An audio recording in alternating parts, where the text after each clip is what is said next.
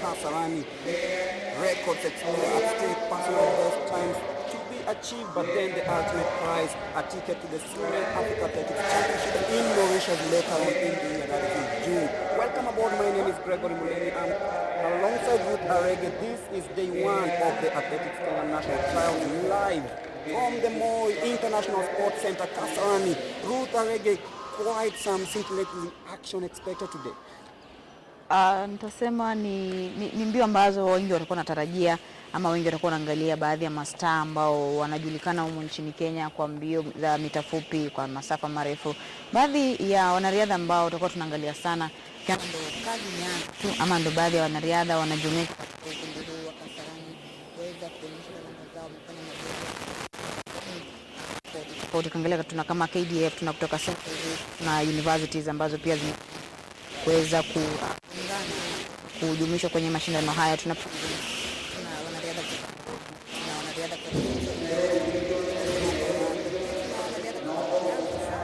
Nyanza pia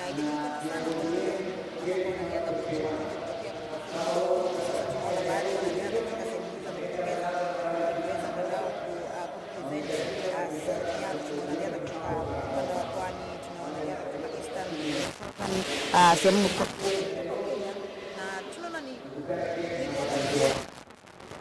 wale wanakidhi ambao watakuwa wanakuja kuchukua nafasi za kina Omanyala katika siku zijazo. Definitely, and the women 100 meters hurdle semi-final number 2, just a few minutes. And in lane number 1 we have Decathlon of police, Elizabeth Joki, number 6 from Central. Missing in lane number 3 is Kawira Maro of Eastern, but then there is the Valentine Mokaya of Nyanza South. There's Viska Karambu in lane number 6 and Anifa Sitati of Western. In heat number 1 we saw Jen Chege of KDF emerging the winner, followed by Rukia Nusra also of KDF. We'll be giving you the timings later on, but then this is heat number 100 hurdle women semi-final number 1. Remember, it's the world, it's the Athletic live from the Kasarani Stadium, and it's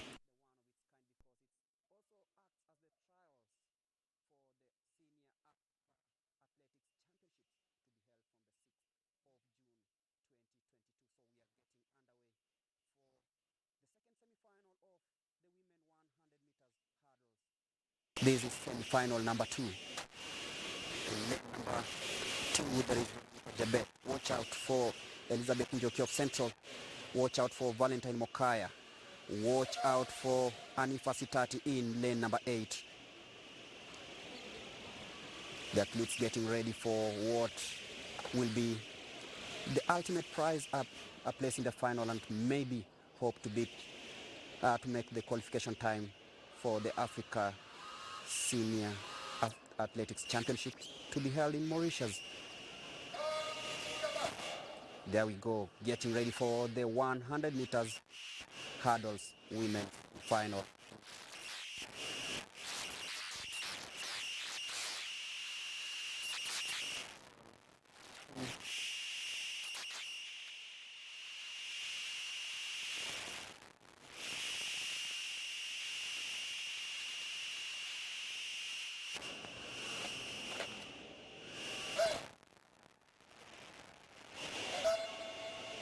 The false start is Veronica Jabet of police. Seem to be tensed in this one, Ruth. I don't know what imaginations their minds looking at how all of them have prepared for this, and this is the third time that called back to the blocks for the 100 meters women semi-final number 2. Remember, final, the ultimate prize is a ticket to the Senior Athletics Championship held in Mauritius. But then this is semi-final of the 100 meters hurdles. And there we go. Watch out in lane number 4. That's very swiftly. Look at that.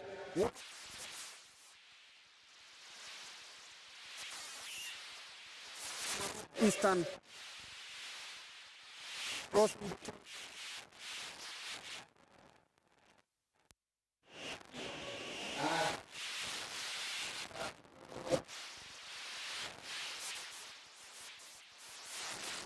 And semi-final. Quite a slow start there, but there's someone in the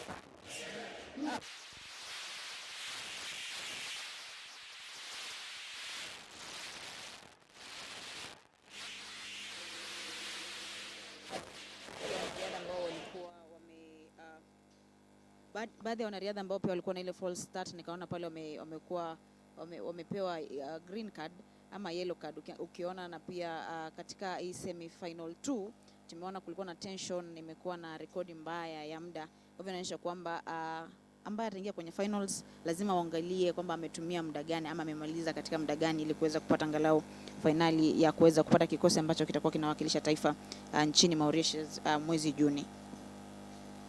Definitely the winner of the second semi-final of the 100 meters hurdles for the women is Elizabeth Njoki of Central. Quite a good race there she had, and we are preparing for the 110 meters semi-final number 1 for the men. We have the likes of Dennis Stowe of Central, Trakash Lempris of the universities, Michael Musioka of KDF, Sami Rugut, quite an impressive runner here from the prisons, Vincent Kilel of South Rift, Francis Kimeu, and Jason Osega of Nyanza South. Something about Nyanza South, they are really producing sprinters of late, and I don't know what's the secret down there. You've gone through these circuits, you've seen these athletes. Recently you were in Mombasa, and you know there is this, I can call it, everyone wants to do the sprints nowadays, talking about the Omanyala factor, but you went to the coast, you went to the Nyanza South, watched these athletes run. What do you think is being done right in the short distances, the sprints, the 400 meters, 200 meters, 110 and 100 meters, and even the hurdles? Niliweza kuzungumza na kocha wa kikosi cha wanariadha wasiozidi umri wa miaka 20 kutoka kaunti ya Mombasa weekend iliyopita, na niliweza kuzungumza naye kuhusiana na kuandaa vijana hao ambao watakuja katika uga huu wa Kasarani kuweza kujiandaa kwa kwenda nchini Colombia, na alisema kwamba katika siku zijazo Kenya itakuwa ni nchi ambayo itakuwa nasifika sana unapozungumzia wanariadha ama wanariadha wa mbio fupi. Na kwa sasa tayari ile Omanyala effect wanavyosema kwamba imeweza kuingia Wakenya wengi ama wanariadha wengi, na kila mmoja anataka kutumia nafasi hiyo angalau kuweza kuonyesha kwamba Kenya haijulikani kwa mbio za masafa marefu pekee, na hivyo basi Kenya pia inajulikana kwa mbio za mita fupi kama Omanyala anavyofanya mama anavyotikisa wanariadha wengine ambao wamekuwepo kwa muda mrefu. Kwa hivyo inaonyesha kwamba Kenya tupo vizuri, na siku zijazo tutakuwa tunapigiwa mfano ama itakuwa ni nchi ambayo itakuwa inapigiwa mfano kwa mbio za mita fupi. Definitely big performances expected today here in the national trials, and you know the ultimate prize is a ticket to the Senior Africa Athletics Championships to be held in Mauritius later on in the year. And you've just talked about the Omanyala factor, many athletes coming up and saying that they also want to appear on the global stage, but then Omanyala hasn't won a medal yet as an athlete. He's broken all the records, broken the African record, broken the national records at least 3 times, and recently posted a personal best, season best rather, in South Africa, beating the likes of Akani Simbine, the likes of Bradley Nkoana in their home turf. And this is one of the athletes that everyone wants to see. He will be in action later on today. What do you expect of Omanyala? Do you think this is his year? Anasema kwamba ameanza vizuri, tulimuona katika mbio za Olimpiki, alifanya vizuri kuweza kuwakilisha taifa, ameweza kwenda nchini Afrika Kusini, ameweza kufanya vizuri, amevunja marekodi. Alikuja hapa Kenya wakati wa Kipkeno Classic ambayo tutakuwa tunajiandaa pia, ambayo itakuwa inafanyika katika uga huu wa Kasarani. Aliweza kuvunja rekodi, kushinda kama kina Decathlon kutoka USA ambao wamekuwepo kwa muda mrefu kwenye mbio hizi. Na hapa ni home ground. Unajua kwamba Kipkeno Classic pia itakuwa hapa. Na pia hizi National Athletics Championships zinafanyika katika uga huu wa Kasarani. Kwa hiyo wanasema kwamba you take home advantage, na zitakuwa zinafanyika hapa nyumbani. Natumai kwamba atakuwa anachukua ile home advantage na angalau kwamba ameshatengeneza jina na amepata ile experience ambayo anafaa kuwa nayo kama mwanariadha, na hivyo basi atakuwa ni mwanariadha ambaye atakuwa anamwangalia sana, na natumai kwamba atakuwa anatumia nafasi hii kuweza kuonyesha ulimwengu mzima kwamba si kwamba anawika kule nje peke yake, lakini pia nyumbani anatamba. Yeah, certainly we'll be watching keenly as events unfold here. Remember, the national championships were brought forward owing to the burial plans of the late former President Mwai Kibaki, who passed away earlier on this week. And we've seen many things happen in Nairobi, and may his soul rest in peace, the third president of the Republic of Kenya, that is Mwai Kibaki.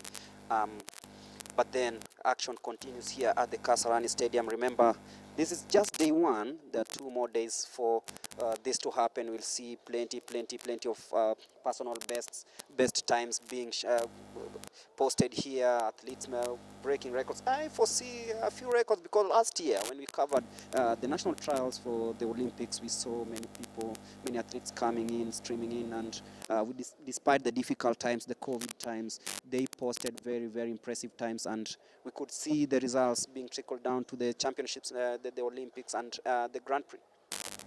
Anasema kwamba pia Kenya inasifika sana kwamba ukiangalia katika nyakati za awali, kuna wakati Kenya pia iliwahi kuhost the World Under 20 Olympics, na tuliweza kufanya vizuri. Tulikuwa nyumbani, tukaweza kuonyesha ulimwengu mzima kwamba tunaweza, na pia kuna fununu ama tetesi zinasema kwamba huenda Kenya pia ikaweza kuhost World Under 20 Championships ambazo zitakuwa zinafanyika hapo mbeleni. Kwa hiyo inaonyesha kwamba Kenya tupo vizuri, tunakuja vizuri, na kwa sekta ya mbio ni kama sasa tushaanza kutamba dunia nzima. Na kwa sasa mbio ambazo zitakuwa zinaingia ni mbio za mita 110 kwa upande wa wanaume, 110 meters hurdles, semi-final 1 kwa upande wa wanaume.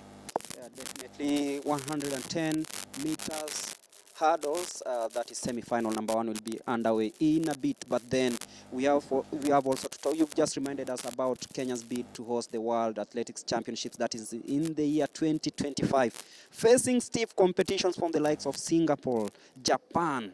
Wow. But then we are Kenya. We've hosted the World Juniors and it's been very successful. Twice we've hosted that. We've hosted the third edition of the Kip Keino Classic coming up next week right here at the Kasarani Stadium, and those are some of the achievements that we can say Kenya is blessed. We've hosted the World Cross Country Championships. Remember the late President Mwai Kibaki in Mombasa gracing the occasion. Kenyan Athletics dropping out at some point. Those are some of the memories that we've had here.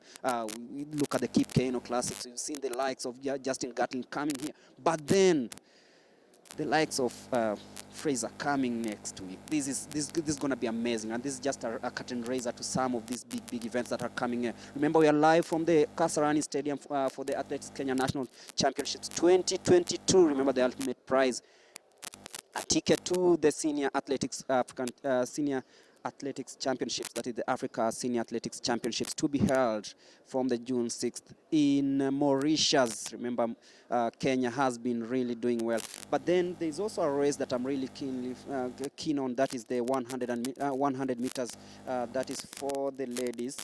The comeback of Eunice Kadogo, the one-time silver medalist in the All Africa Games. She's back.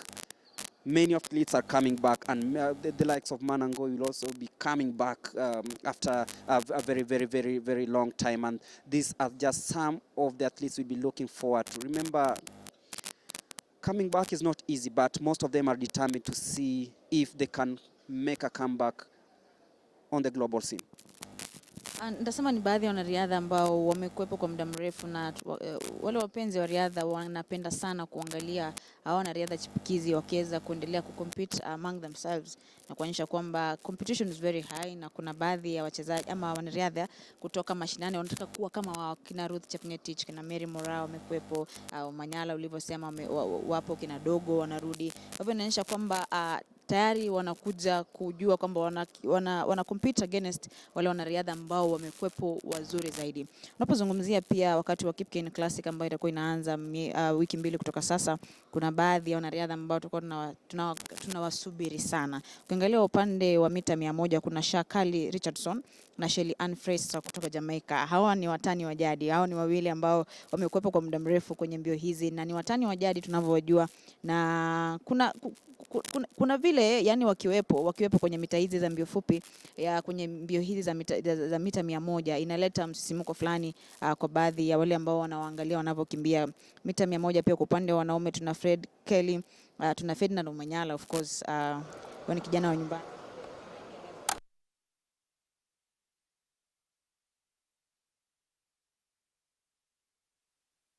Tutakuwa na Christine Mboma ambao pia waliweza kualikwa kwa kujumuika na wanariadha wengine kutoka dunia nzima katika uga huu wa Kasarani. Steeplechase women tuna Peru Cheptai pia atakuwepo, na upande wa kuna events nyingi ambazo zitakuwa zinafanyika. Kuna hammer throw, kuna mita 100 upande wa wanawake na wanaume, kuna steeplechase na mita 200. Kwa hiyo ni shughuli kubwa tu ambayo maandalizi tayari yameanza. Wiki iliyopita iliweza kufunguliwa rasmi katika uga huu wa Kasarani.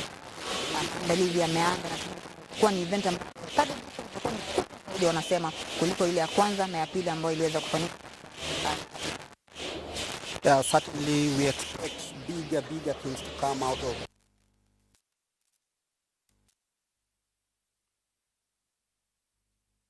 Yeah, and you can see everyone is gearing up in the upcoming race, that is the 110 meters hurdle, that is semi-final number 1 for the men, happening in a while. You know, these things were brought forward and everything has to be done according to a new plan. We had for Thursday, Friday and Saturday here, then due to unavoidable circumstances we are here trying to fix things, but as you know, Kenyans will never fail to do things right. We never fail to do things right. Remember, we are live from the Stadium for day 1 of the Athletics Kenya National Championships, and we'll be here.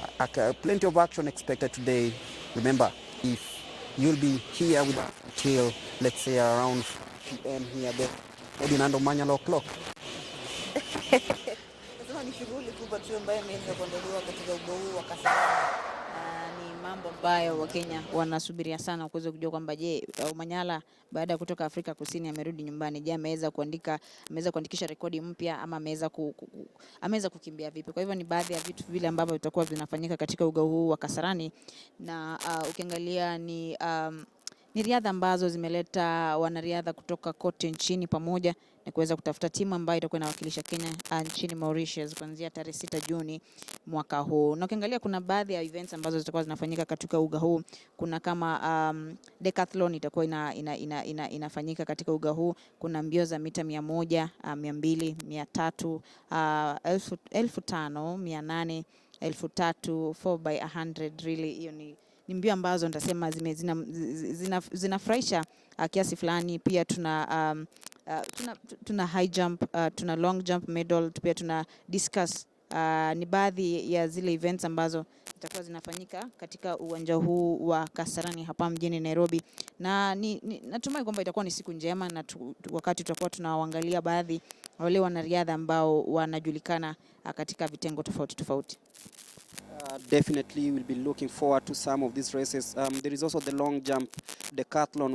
We have the likes of Vincent Tarus of KDF, Bramwell Wangila, Elijah Chesoen, some of these athletes who will be competing in these disciplines. The 10,000 women final, this is one of the races that we'll be looking forward to, with the likes of Ruth Chepngetich, Pauline Kaveke, Nesfin Jepleting of KDF, Millicent Jelimo. We have the likes of Frida Ninda of Nairobi, all seeking to qualify for the Senior Athletics Championships that will be held, Africa Senior Athletics Championships that will be held in Mauritius.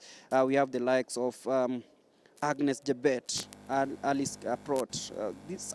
The 10,000 meters women will be one to watch. But then we have to prepare ourselves for the 110 meters, that is semi-final number 1 for the men.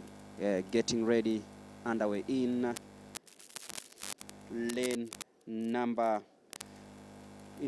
2, we have Dennis To of Central. We have Takash Lempris of the Universities in lane number 3. In lane number 4, we have Michael Musyoka, Sami Rugut, Vincent Kilel in lane number 6, Francis Kimeu of Kati in lane number 7, and Jason Osega of Nyanza. Another false start there. It means that we'll have to wait a little longer for the race to begin. Quite some tension here.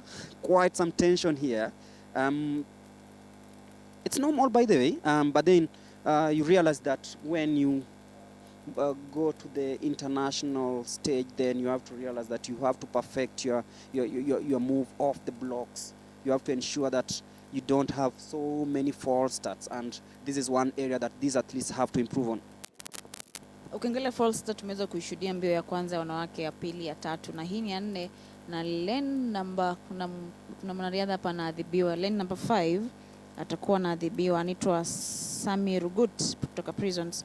Atakuwa anaadhibiwa kutokana na ile false start, ama ni kama kupewa warning vile.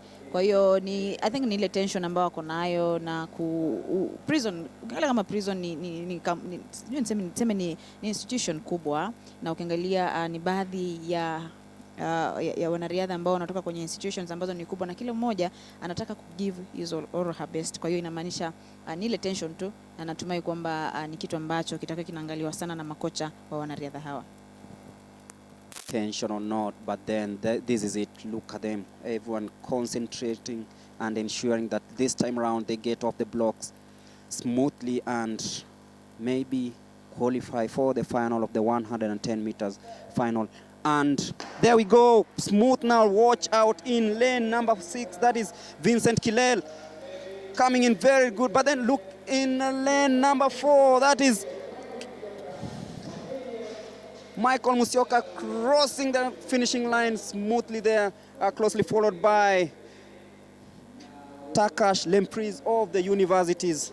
Michael Musyoka just ensuring that he's made it to the final. Ndisema kwamba amekimbia vizuri, na ukiangalia alianza vizuri na amemaliza vizuri, lakini ile false start ni kama haikuweza kumtoa morali, na tumeona kwamba ameweza kumaliza wa kwanza, lakini muda tutakuwa na kujuza muda usio kwa mrefu, muda ambao ameweza kuandikisha baada ya mbio hizo za mita 110 upande wa wanaume. Na ukiangalia kuna zile hurdles ambazo zimeweza kuanguka. Sijui adhabu ni gani, Greg, kwa yule mwanariadha ambaye ameweza kuangusha hurdles zake. Ukiangalia kama lane number 4 kama sijakosea, pia wameweza kuangusha hurdles zao. Maybe adhabu ni gani kwa wanariadha kama hao? There's nothing they can do because it's already, that's a hurdle and is already made it through. But then it also lowers the speed, but because you know, hurdles is not like a clean sprint, and that is where you can decide to drop all the hurdles and still win, and it's in very rare occasions, but then nothing happens. The only penalty that can happen is when you infringe another lane, something like that. But here we see it's also the hurdles are not one of our best races, especially the short sprint hurdles. That is the 100 meters women hurdles and the 110. But then, you know, in the 400 meters hurdles, we had the world champion a few years ago, and we have been doing well in such races, and we are trying to come up in the 110 meters. And that was semi-final number 1, where Michael Musyoka won, closely followed by the Universities guy, that is Takash Lempris. We'll be giving you the timings in a bit, because the timer still is being reset. Yeah, I know you know this thing was brought forward, and everything had to be done in a hurry to ensure that the national championships sail smoothly. Remember, they were brought forward because of whatever happened earlier on this week, where the third president of the Republic of Kenya, Mwai Kibaki, passed away, and things have to be done. Ukiangalia kwa sasa pia alivyosema Greg kwamba rais wa awamu ya 3 tuseme kwamba saizi ni hayati Mwai Kibaki ambaye aliweza kufariki mapema wiki hii, ameweza kuleta vitu, yani shughuli zimeweza kubadilishwa kabisa, na hivyo basi mbio hizi zikaweza kuletwa siku ya leo kuanzia tarehe 26 hadi 28 katika uga huu wa Kasarani. Pale kwenye starting line tuna 100 meters men hurdle semi final 2. Kwenye leni ya kwanza tuna Benego Kioko kutoka Southern, tuna Wiseman Were kutoka KDF, Benedict Nziza kutoka Southern, kuna Kipkorir Rotich kutoka Police, Samuel Boy kutoka Kati, Abraham Kipchumba kutoka Universities, alafu tuna Geoffrey Rono kutoka Nairobi, Kiprono Koskei ambaye haijaandikishwa anatoka sehemu gani, lakini hao ni wanariadha 8 ambao watakuwa nakimbia kila mmoja angalau kuweza kutafuta tiketi ya kuingia kwenye finali.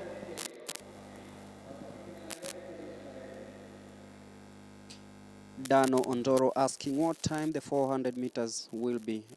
It will be after the hurdles and the 10,000 meters women later on today. Remember to follow all the proceedings on Athletics Kenya AK Facebook page, there's the YouTube, and also all the social media pages of Athletics Kenya. Remember, this is day 1 of Athletics Kenya National Championships, live from the Kasarani Stadium, waiting for the 110 meters hurdles for men, semi-final number 2. Remember, semi-final number 1 done. Yes, I can see the timer is working. Hey, naona timer inafanya kazi, na hivyo basi kwa muda wote kutoka sasa, ikiwa mbio yote itakuwa inakatamatika, tutakuwa tunakujuza zaidi kuhusiana na ule muda ambao wanariadha wameweza kuandikisha kwenye mbio hizi. The 110 meters semi-final number 2. Benego Kioko in lane number 2. Wiseman Were, KDF. Benedict Nziza, Kiprotich Rotich. Samuel Boy, Abraham Kipchumba of the Universities. Geoffrey Rono in lane number 7, and Kiprono Koskei in lane number 8. Another false start again. It means that we'll also have to wait a little bit before the start, and the guilty man here is Benego Kioko of Southern. Tension rising, concentration needed, and of course you have in order to be part of the party. The party being the ticket to the Senior Africa Athletics Championships to be held in June in Mauritius. There's also the Commonwealth coming up, but then first things first. The second semi-final of the 110 meter semi-final number 2. Benego Kioko Southern in lane number 1, number 2. Wiseman Were from KDF, bib number 620 in lane number 2.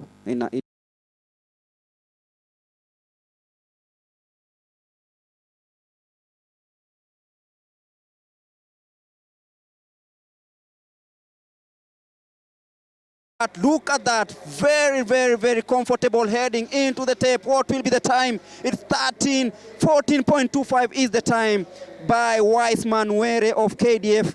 He's really made sure that everyone stayed behind.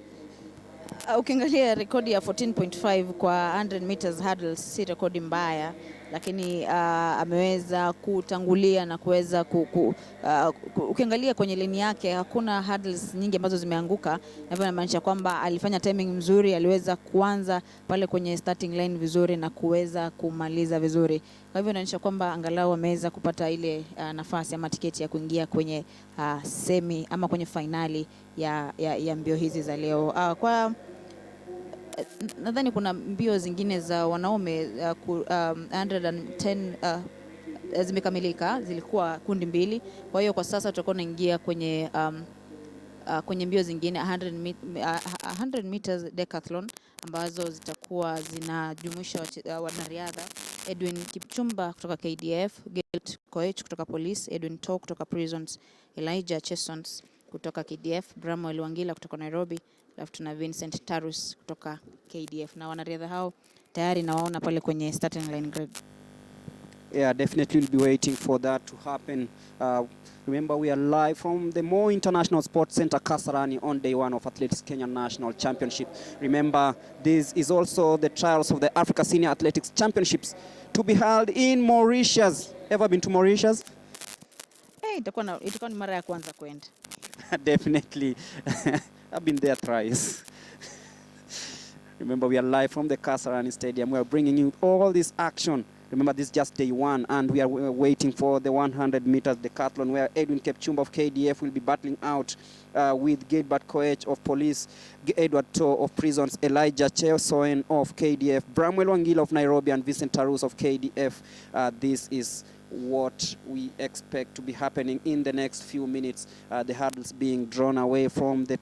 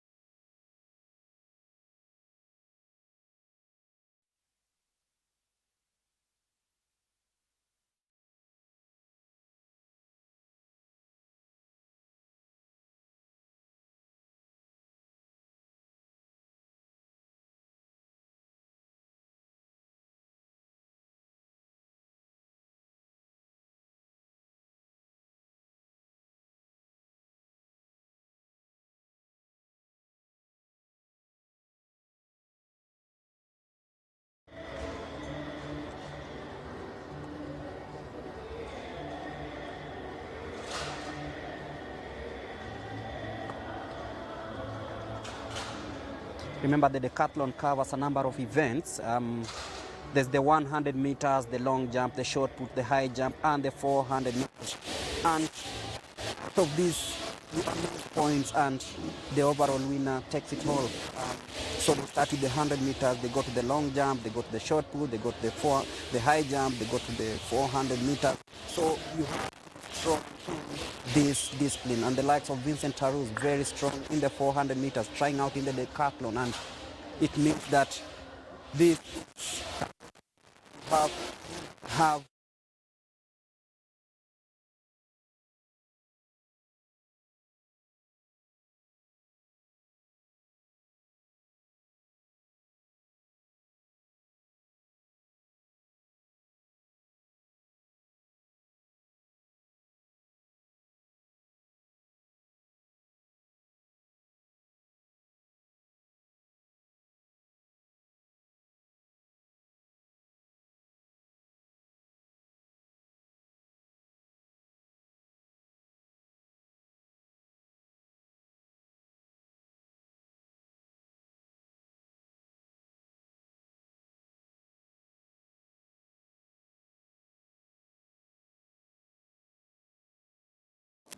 Ukiangalia Greg ameweza kutueleza zaidi kuhusiana na decathlon ambayo pia itakuwa inafanyika katika uga huu wa Kasarani. Ukiangalia wanasema kwamba ambaye ana rekodi nzuri zaidi ya decathlon world record ni mwanariadha kutoka Ufaransa ambaye ni Kevin Mayer, ambaye aliweza kupata pointi 9126 mwaka 2018 kutoka Decathlon Ufaransa. Kwa hiyo Kevin Mayer ndiye ambaye ameweza kuandikisha rekodi nzuri zaidi duniani akiwa amepata alama 9126 mwaka 2018 Decathlon nchini Ufaransa. Vincent Tarus in lane number 9. Quite a few changes there. Bramwell Wangila in lane number 8. There's Edwin Kipchumba in lane number 2 of KDF. It's the 100 meters decathlon, the first of the 4 events. Another false start means that we'll have to see what happens here. That's in lane number 5. That is Elijah Chesoen. What will the judges do here? Given a final warning, meaning that all of them are still on the blocks. They need to concentrate. They need to make sure that they do it right this time round and take off. Preparing for takeoff is, and this is the 100 meters decathlon.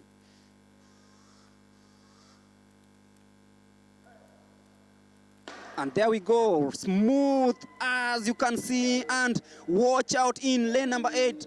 Vincent Tarus not really, but then it is in lane number 4, that is Edwin Toh, walking home in a time of 11.14 seconds. He's made sure that he endures the heat at Kasarani and the humidity to take home this one and amass the first points of the decathlon race. Ukiangalia ni mbio ambazo hazijaweza kufanyika sana katika, ukisema kwamba decathlon inaweza kuhusisha mbio nyingi 100 meters, 200 meters, na kwa sasa tumeweza kuona ameweza kuandikisha rekodi ya sekunde 11. Inaonyesha kwamba bado ana kazi ya ziada ambayo anastahili kufanya ili angalau kuweza kupata pointi ambazo zitakuwa zinafaa zaidi ili kuweza kuingia kwenye semi finali. Na pia ukiangalia Greg, kwa sasa ni wakati wa kina dada na kila mmoja ameweza kuchukua usukani kwenye nafasi yake ili kuweza kujiandaa kwa ajili ya mbio hii ambayo itakuwa inaanza muda wote kutoka sasa. And heat number 2.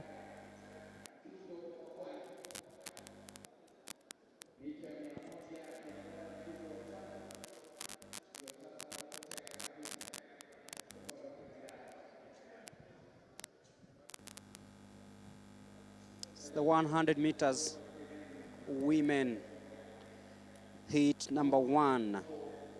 Jacent Nyamuhange of Uganda, that is the national record holder in Uganda, coming to try out in lane number 1. There is Mercy Waruguru of Eastern, Doreen Waka of Central, Maximilia Emali, watch out for Maximilia Emali from Police. There is Rebecca Juma of Western, Quineka Kisembe of KDF, Beatrice Anyango of Prisons, and Monica Zafania of Police. Ladies to watch here, Jacent Nyamuhange of Uganda, the national record holder in Uganda in the discipline, that is 100 meters. There is Maximilia Emali, another medal hopeful and also one for the future here. And then there is Monica Zafania of Police. Maximilia is in lane number 4 in bib number 435, and Jacent Nyamuhange in lane number 1, bib number 370. This is the 100 meters women heat number 1. What do you make of this? Ukiangalia itakuwa very competitive kwamba Jacent Nyamuhange yupo ambaye anawakilisha Uganda, alafu tuna pia wanariadha Maximilia Emali kutoka Police. Pia tuna Police wameweza kuwakilishwa na wanariadha wawili, kuna Monica Zafania na pia kuna mwanariadha kutoka KDF anaitwa Quineka Kisembe ambaye pia atakuwa anawakilisha KDF kwa mita hizi za mbio za 100, mbio hizi za 100 kwa upande wa wanawake. Lakini itakuwa ni very competitive. Ukiangalia wanasema kwamba farasi kwa mbio hizi ni wawili, ni KDF ama Police. KDF or Police, but then there's Uganda. Of course, you don't write them off. But then missing in action is Mercy Waruguru of Eastern in lane number 2. And that is Jacinta Nyamuhange from Uganda in babe number 370 in lane number 1. One of the hopefuls there, that is Jacent Nyamuhange, the Ugandan champion. We have Doreen Waka of Central in lane number 3. We have Maximila Emali in lane number 4, Rebecca Juma in lane number 5, Quinetka Kisembe, Beatrice Anyango, and Monica Zephania, all getting ready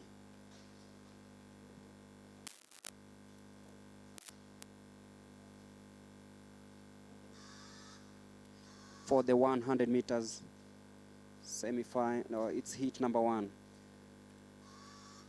Jacinta, Doreen, Maximilia, Rebecca, Quinetka, Beatrice, and Monica, who will cross the tape in first position. And there we go. Watch out for Jacinta in lane number 1. That is Nyamuhange coming on very late. But then look at Maximila Emali coming in strongly and crossing in a time of 11.40 with Jacinta coming in number 2. Ukiangalia ni mbio ambayo imekuwa na kasi zaidi na ameweza kuandikisha muda wa sekunde 11.40 na ukiangalia nasema ni baadhi ya wale wanariadha ambao wamekuepo wamebobea. Tuliweza kumzungumzia kina Jacinta na Nyamuyange, tuliweza kuzungumzia Maximilian Emali na pia Monica Zephania. Na ukiangalia kwenye rekodi ya dunia Greg, ukiangalia kwenye rekodi ya dunia, sijui kwa upande wako anasemaje? I can only say there's always something Emali can do because her personal best is 11.72. Not really bad, because you can see she was very confident in heat number 1. That is the KDF, the police run-up. That is Maximila Emali winning heat number 1. But then she also has to beat there's Eunice Kadogo, who is also coming up. And these are some of the athletes we'll be looking forward to. And she is in heat number 5. Remember, she's the former national champion and she's just making a comeback. But then you look at heat number 2, we have the likes of Sheila Mukungu of North Rift, Fresia Mwangi of Central, Celista Kemunto of the universities. We have Lydia Kageha of Nairobi. Remember, she's also one of the athletes to watch out to. Edna Ogendi of Prisons, Janet Wafula of Central Rift, Ndihuri Jen of the universities. Just waiting for the confirmations of who's arrived for this one. That is heat number 2 of the 100 meters women. That is heat number 2. But in heat number 1, do you feel that maybe Nyamuhange didn't want to press so hard and Emali relaxed? Jacinta finishing second. She's called Jacent Nyamuhange, finishing second behind a very confident Maximila Emali of Police. Ukiangalia ni mwanariadha ambaye ana national record, kwa hivyo we expected a lot from her. Lakini Maximila Emali ambaye kutoka Police, na nilimzungumzia kabla ya mbio hizi kuweza kuanza, ni mwanariadha ambaye atakuwa anafanya vizuri zaidi ili kuweza angalau kuinua jina ama institution ya Police kwa ujumla. Na ukiangalia ana rekodi nzuri huyu Emali. Ameweza kwenye mbio za awali aliweza kuandikisha rekodi ya sekunde 11.70. Kwa hivyo inaonyesha kwamba ameweza pia kubadilisha ile rekodi yake, ama imeweza kuwa bora zaidi baada ya kuandikisha sekunde 11 dakika na sekunde 11 na microseconds 40. Kwa hivyo inaonyesha kwamba ameweza kupunguza zile sekunde ambayo aliweza kukimbia hapo awali, na anasema kwamba speed yake imeweza kubadilika. Kwa hiyo kwenye mita 100 hit 2 kwa upande wa wanawake pia tunaye Sheila Mkungu kutoka North Rift, alafu tuna Freshia Mwangi kutoka Central, tuna Celista Kemunto kutoka Universities, tuna Linda Kagea kutoka Nairobi, tuna Edna Ogendi kutoka Prisons, tuna Janet Nafula kutoka Central Rift, alafu tuna Ndihuri Jen kutoka Universities.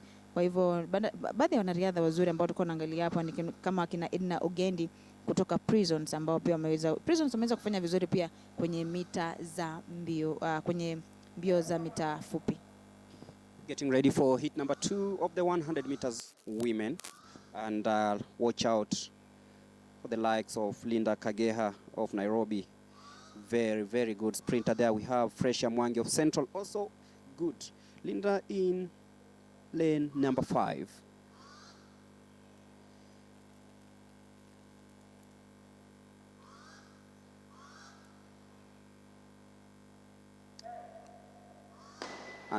Another false start means that someone is going to be cautioned. Someone is going to be cautioned. And it will be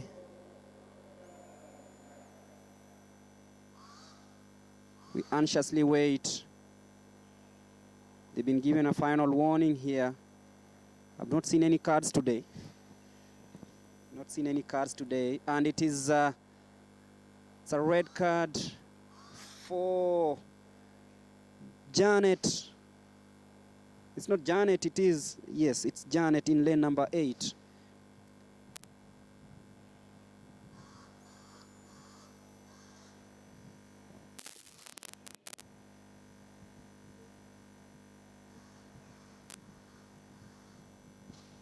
She's gonna go to the showers very, very early. It's really cold in Nairobi, but then rules are rules, they say.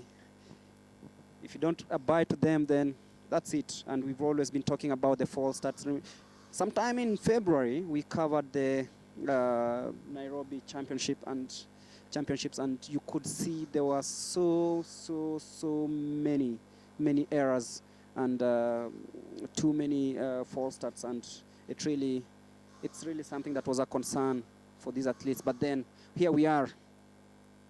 It's now a field of 8. It's gonna be tough for these athletes. They have to concentrate and ensure that each of them goes home at least with a spot in the next round. Watch out for the likes of Linda Kageha, Janet Ndirihu Jane in lane number 9. Sheila Mukungo of North Rift in lane number 2. In lane number 1, rather. And there we go, smoothly now. Watch out at these athletes. Look at Linda Kageha battling out with Edina Ongendi. Linda coming in very, very smoothly. And she takes it home. Linda Kageha very, very, very confident in that race. Linda Kageha ameweza kushinda mbio hizo.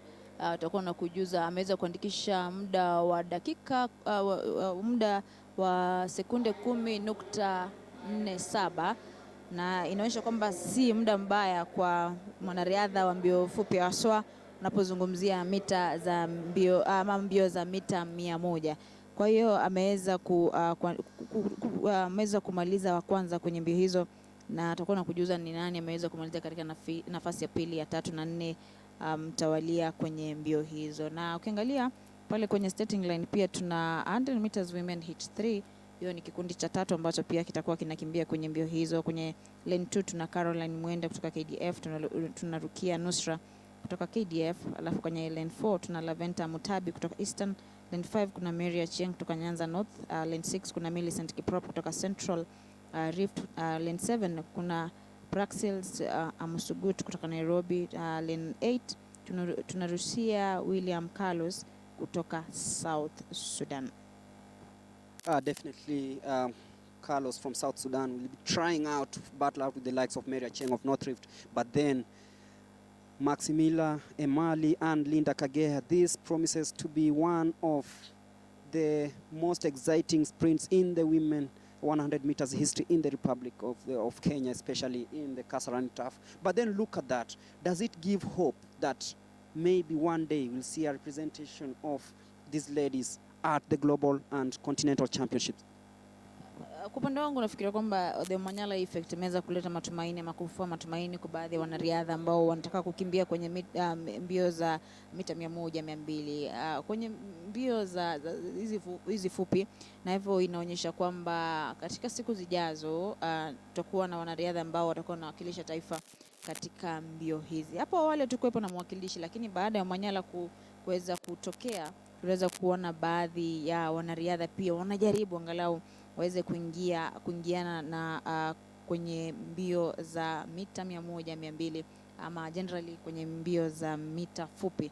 Na hivyo basi wiki iliyopita nilikuwepo mjini Mombasa wakati tulikuwa tunaangalia wale wanariadha ambao wameweza kuandaliwa kwa ajili ya mbio za kwenda nchini Colombia mwaka huu, wanariadha wasiozidi umri wa miaka 20, na kocha wa kikosi hicho Joseph aliweza kuniambia kwamba katika siku zijazo Kenya itakuwa ni nchi ambayo itakuwa inapigwa mfano, haswa unapozungumzia mita 100 kwa upande wa wanawake na wanaume.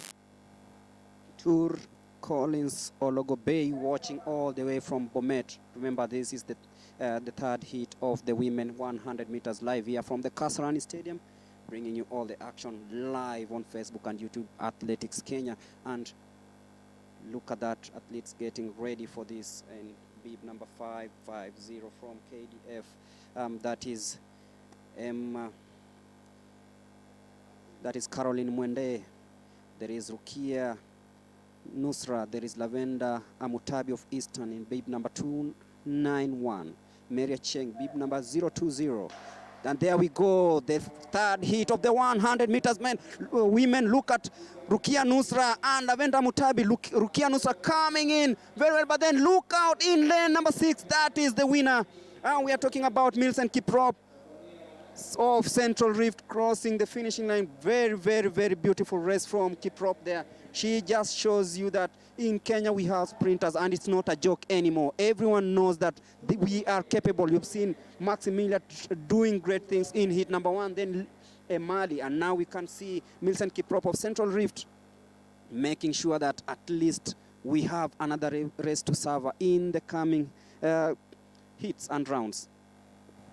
Ukiangalia ameweza kuandikisha muda wa sekunde 10.51.59. Inaonyesha kwamba si rekodi mbaya kwa upande wa wanawake ambaye upande wa wanawake kwa mwanariadha ambaye anaandikisha muda kama huo, na sikutarajia kwamba angekuwa kwanza kwenye mbio hizi. Nilikuwa nimempa kipaumbele Caroline Mwende kutoka KDF na Laventa Amutabi kutoka KDF pia, lakini inaonyesha kwamba baadhi ya wanariadha chipukizi ambao wanajitokeza ili angalau kuweza kujaribu kama wanaweza, na ni kweli kwamba ikiwa wanajitokeza na wajiamini zaidi ni wanariadha ambao wanaweza kuwa juu zaidi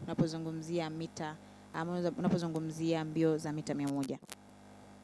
Hit number 4, there is Flora Navuja of Eastern, Paradise Okoth of Nyanza North, Esther Mbagari of Prisons, Diana Kihisa, watch out for Diana in lane number 5. We have Cynthia Ombeo in lane number 6, that's from Nyanza South.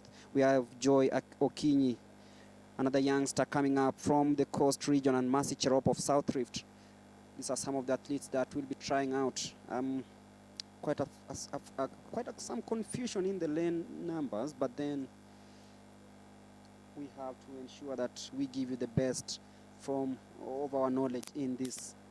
That is the 100 meters women heat number 4. I can see there is lane number 1, number 2, number 3, up to lane number 8. So Flora Navuja in lane number 1, Paradise Akoth in lane number 2, Esther Mbagari in lane number 3, Diana Kihisa of Western in lane number 4, Cynthia Ombe of Nyanza South in lane number 6, bib number 089, Joy Akinyi of Coast, watch out for Joy. And then there's Mercy Cherop, the 100 meters women heat number 4.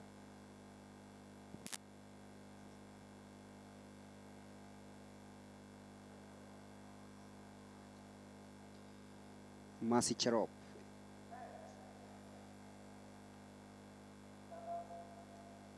There you go again. They've been told to Leah. That means calm down, calm down. You'll always have this race. Calm down. I think a few jitters there, some tension and nervousness. It's normal because this is a sprint race where you know that you're running against seconds. Anasema kuna a lot of tension kwa baadhi ya wanariadha katika uga huu wa Kasarani, na kila mmoja anataka kuwa bora zaidi, lakini mwisho wa siku lazima kuwe na wa kwanza, wa pili, wa tatu, wa nne na wa tano. Na yule mwamuzi amesema kwamba waweze kurejea tena ili kuweza kujiandaa vizuri kabla ya kuanza mbio hiyo.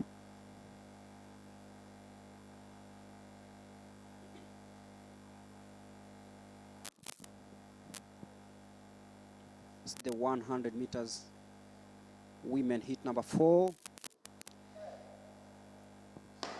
And there we go, swiftly look at Joy Akinyi getting off the block smoothly, but then watch out for Diana Kihisa of Western coming in very, very strongly in lane number 5. Who will take it home? It's lane number 4. That is Esther. Wow. Esther Mbagari of Prisons. Quite a surprise there. Ukiangalia Prisons wanasema kwamba kwa wale farasi wawili nitakuwa namuongezea Prisons, manake nilisema kuna police, kuna KDF na kuna Prisons ambaye nitakuwa namuongeza kwa wale farasi wawili ambao wawili ambao nilikuwa nimesema awali, kwa hivyo watakuwa ni farasi watatu. Sikumtarajia kwamba angeweza kushinda kwenye mbio hizi, lakini tumemwona alivyofika kama mita 50 hivi aliongeza mbio na kuweza kuchukua nafasi yake Paradise Okoth ambaye pia alikuwa anaongoza. Kwa hivyo inaonyesha kwamba ni kuweza kuweka tu bidii baada ya kugundua kwamba anaweza kuongeza nguvu zaidi ya kuweza kuandikisha ama kuweza kumaliza wa kwanza kwenye nafasi kwenye mbio hizo. Aliweza kuongeza mbio na kuweza kuwa mshindi kwenye mbio hizo za 100 upande wa wanawake. Hiyo ni kikundi cha 4, lakini cha 5 nakiona pale kwenye starting lane, na sijui Greg kwa upande wako ni kina nani na nani ambao wapo kwenye hit 5? Just before I go to hit 5, there's Joy Akinyi, a contender for the World Juniors. She's very, very impressive from the coast region. She's done really, really well. I hope she qualifies for the semis. But in hit number 5, I'm looking at the comeback of Eunice Kadogo of Police.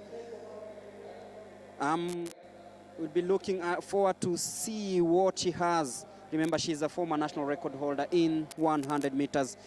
There is Christine Kalume of Coast, Jacqueline Mikayo of Southern, Grace Kidake of Eastern, Susan Nyambura of Southern, Sharon Mora of Nyanza South. Any relationship with Sharon Mora? And there is Quinta Simba of Coast. Sijui nitajitetea vipi, lakini majina yanafanana. Kwa hiyo Sharon Moran anatoka Nyanza South.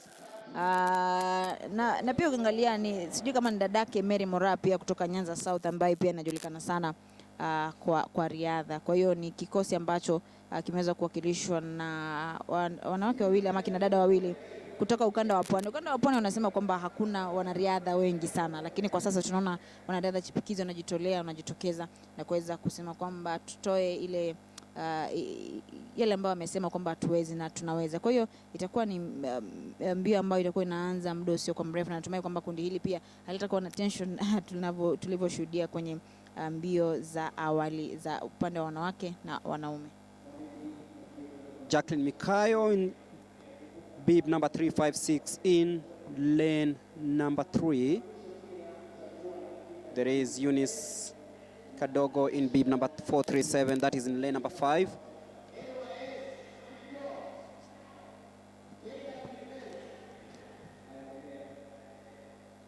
The stadium announcer asking where NYS and KWS athletes are. Yeah, that's interesting, but we await for hit number 5 of the 100 meters women.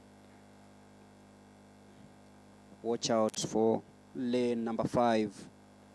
Lane number 3. Will Kadogo make it big? Will Mora shine in lane number 7? Or is it Quinta Simba from Coast in lane number 8? It's the 100 meters women hit number 5. And there goes smoothly this time round. Watch out at Kadogo coming out very, very smoothly there. That is the former national champion. This seems to be easy for her. And there you go. She crosses the finishing line just ahead of Susan Nyambura of Southern. That is Eunice Kadogo. We really, really talked about her. She's shown that she still has what it takes. The silver medalist from the All Africa Games, Eunice Kadogo, making herself known. She's shown the likes of Imali that I'm still here. I'm the Kadogo that everyone talks about. Wanasema kadogo kabaya. Kwa hiyo ameweza kuonyesha kwamba kadogo wakati mwingine pia kanaweza kuwa kabaya. Ameweza kuandikisha sekunde 11 kwenye mbio hizi, na hivyo inaonyesha kwamba si ukilinganisha na zile rekodi ambazo wanariadha wa awali wameweza kuandikisha, yake nitasema imekuwa chini zaidi ukilinganisha na rekodi ya upande wa wanawake. Ukiangalia mita 100 hit 1, hit 2, hit 3 ni rekodi ambayo, na hit 5 ni rekodi ambayo nitasema ipo juu zaidi ukilinganisha na wale wanariadha wengine ambao wameweza kukimbia kwenye mbio hizi. Na pia tuna Susan Nyambura, Sharon Mora, Quinta Simba, Christine Kalume, Jacqueline Mikayo ambao pia wameweza kukimbia kwenye mbio hizo, lakini tutakuwa na kujuza nani ameshikilia nafasi ya pili, ya 3 na 4 hadi na 8 mtawalia. Alphas Kosgei watching live from Eldoret. Remember, this is the Athletics Kenya National Championships 2022 with the ultimate prize being a ticket to the senior Africa Senior Athletics Championships to be held in Mauritius. And it's all happening here at the Kasarani Stadium as we wait for the boys and the men to sprint in the 100 meters men. And we have a very, very, very, very rich field here. In hit number 1, who's there? Ukiangalia hit 100 meters men tuna Pius Adome kutoka Uganda. Kwa hiyo ukiangalia anatoka Uganda inamaanisha kwamba ana rekodi ya taifa kutoka nchi ya Uganda. Tuna Dennis Masika, msikia akiuliza kwamba Inwais wako hapa, ndio hawa sasa. Steven Sako Western, Yasir Aslam namjua kutoka kaunti ya Mombasa. Na huyu Greg ni mwanariadha ambaye tulikuwa tunamwangalia sana kwenye line 4, Yasir Aslam kutoka Mombasa. Alafu tuna Martin Juma Prisons, alafu Alex Chalo kutoka Southern, tuna Edward Omondi kutoka Nyanza North. Ni majina ambayo yanafanana, natumai kwamba si mtu mmoja na ni watu wawili tofauti. Kwa hivyo tuna Edward Omondi katika lane 7 na 8, na wote hawa wanatoka kwenye kaunti ya Nyanza North na Eastern mtawalia. Kwa hiyo hiyo ni 100 meters men hit 1, lakini tutakuwa tunamwangalia Yasir Aslam kutoka Coast. Yeah, Yasir Aslam from the Coast. But then this Ugandan Pius Adome, who is one of the athletes to watch. He's been very impressive in the circuits. He's really had good races here before. Stephen Sako of Western. Something about Western, these athletes, they've decided, okay, let's take this one. If they can't take the long ones, we take the short distances.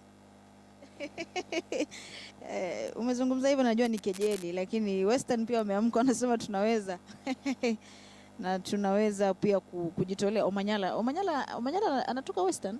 Kwa hiyo inaonyesha kwamba wameweza kuiga mfano wa Omanyala na kuweza kujaribu angalau kuona kama wanaweza, lakini nimeona wanaweza. Kwa hiyo itakuwa ni a very competitive race. Ukiangalia ni baadhi ya wanariadha ambao wapo vizuri, wamekuepo hapa kwa muda mrefu na wanajua what it takes kuweza kushinda mbio hizi za mita 100. Yeah, certainly be hoping that most of these guys aiming to make it to the next round post very impressive times here at the Kasarani Stadium. We talked about in lane number 1, there is Pius Adome of Uganda, Dennis Masika of NYS. The stadium announcer asked where the NYS were. There we go, in lane number 2, there is Masika. We'll be hoping to see that he puts in a very impressive performance. There is Yasir Aslam of Coast, Alex Kialo, the two Edward Omondis, one from Nyanza North and one from Eastern, in lane number 7 and lane number 8 respectively. But this is the hit 1 of the 100 meters men. Adome, Masika, Sakwa, Aslam, Juma, Kialo, Omondi. There we go, smoothly from the blocks is Pius Adome. Look at how he's taking it. But then look out also in lane number 6. But then Pius Adome coming in strongly and finishing it. I told you this guy will be a star. Ukiangalia ameweza kuandikisha muda wa, tutakuwa na kujuza ni muda gani ambao ameweza kuandikisha kwenye mbio hizo, lakini ameweza kuonyesha kwamba Uganda si wachache. Kwa hiyo atakuja Kenya aweze kuonyesha kwamba we can go international as well, si kwamba tunaandikisha rekodi za nyumbani tu. Kwa hiyo Greg, ukiangalia ni mbio ambayo nitasema haijakuwa na kasi sana inavyolinganishwa na upande wa wanawake. Imekuwa ni mbio ambayo haijakuwa na kasi sana ukiweza kulinganisha na mbio zingine za wanaume ambazo zimeweza ambazo tunajua za mita 100. Yeah, definitely, and we're hoping for better times in the subsequent heats.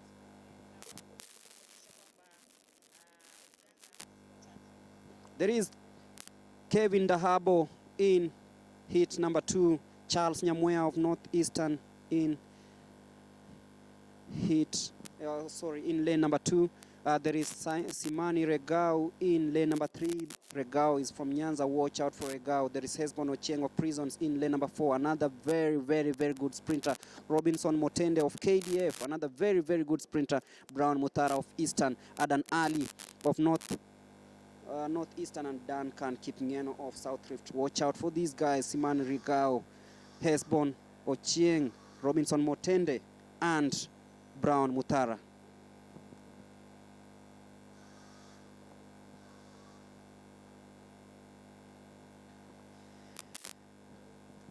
I'm looking forward to see what Regau can do here, and Hesbon Ochieng, a very, very, very good sprinter here.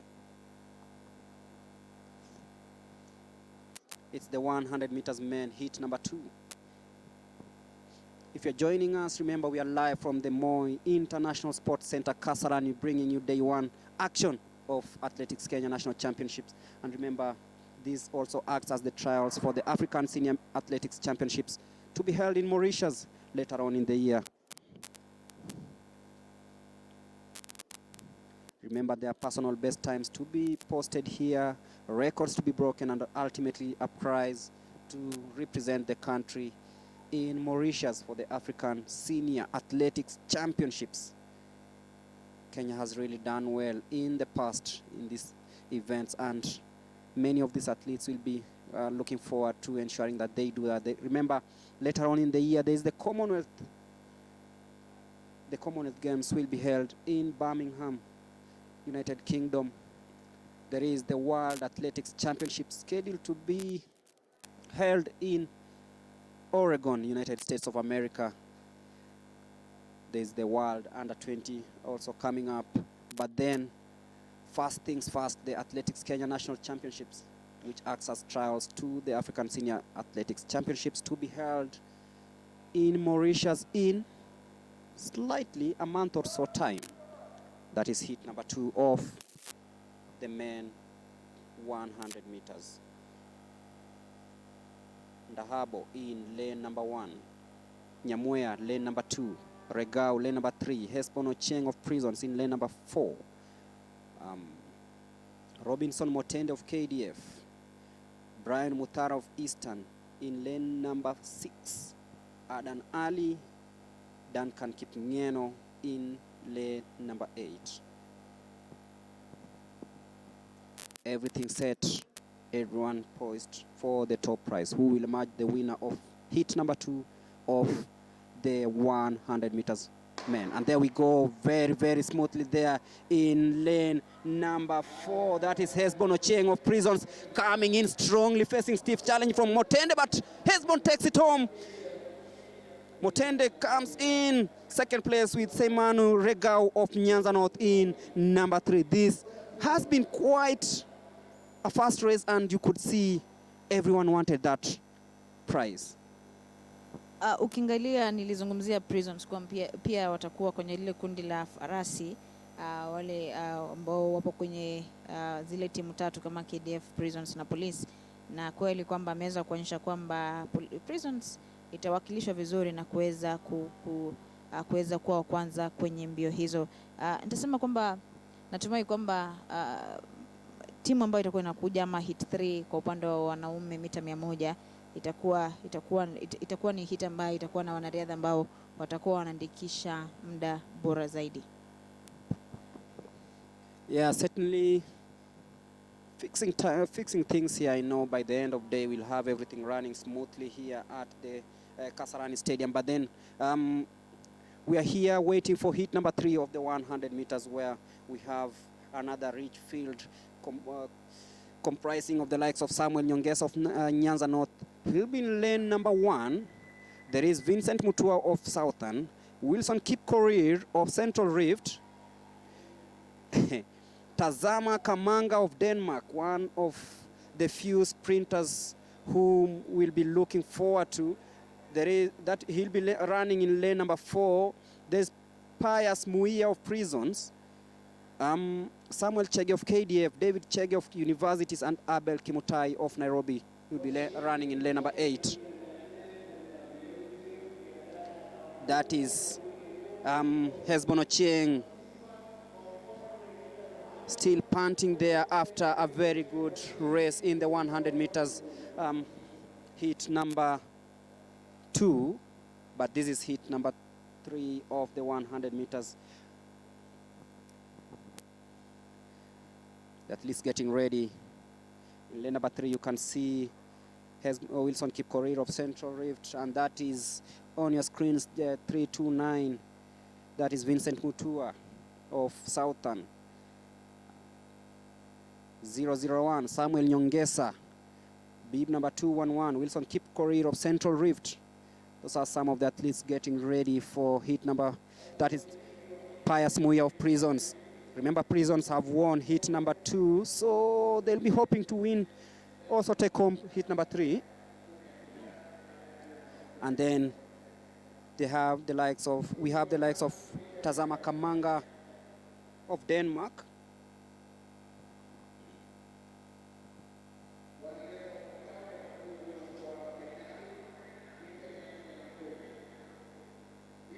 Most of these athletes are also shaping up for the upcoming Golden League circuits.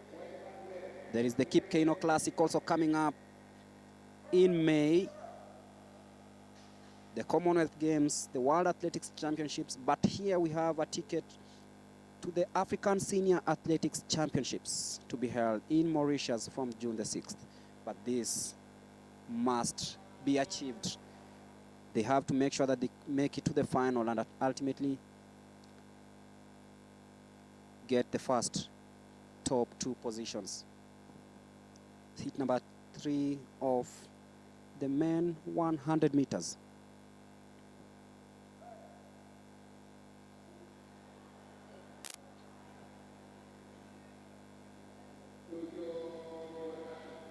Another false start this time round, Wilson Kipkorir of Central Rift.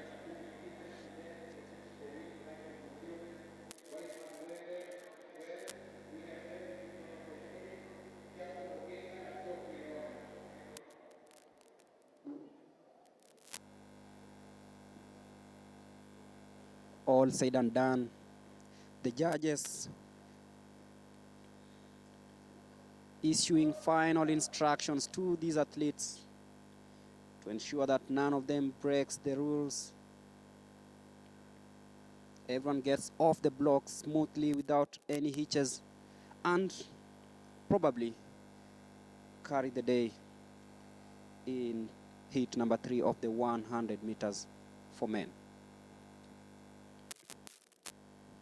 All set, ready for takeoff. The third heat of the men 100 meters. Another false start this time round. That will be Vincent Mutua. I'm afraid Vincent Mutua might be taking an early shower here. Vincent Mutua might be taking an early shower here. He got off the blocks before the gun, and this smells trouble. Vincent Mutua, if I'm not wrong, but we are waiting for the judges to make the final decision on this one.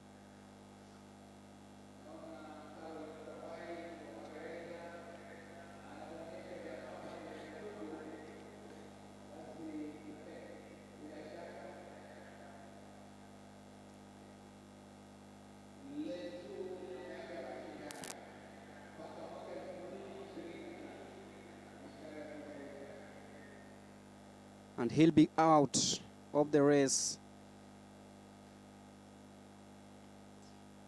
Very, very unfortunate for the young man. It's very, very unfortunate. And not every athlete likes this. Not every athlete likes this because everyone wants to compete. But then when things don't go your way, you just have to pave way for the rest. And we are ready for heat number 3 of the 100 meters men minus lane number 2. Samuel Nyongesa, Wilson Kipkorir, Tazama Kamanga of Denmark, Pius Muya of Prisons, Samuel Chege of KDF, David Chege of Universities, and Abel Kimutai of Nairobi.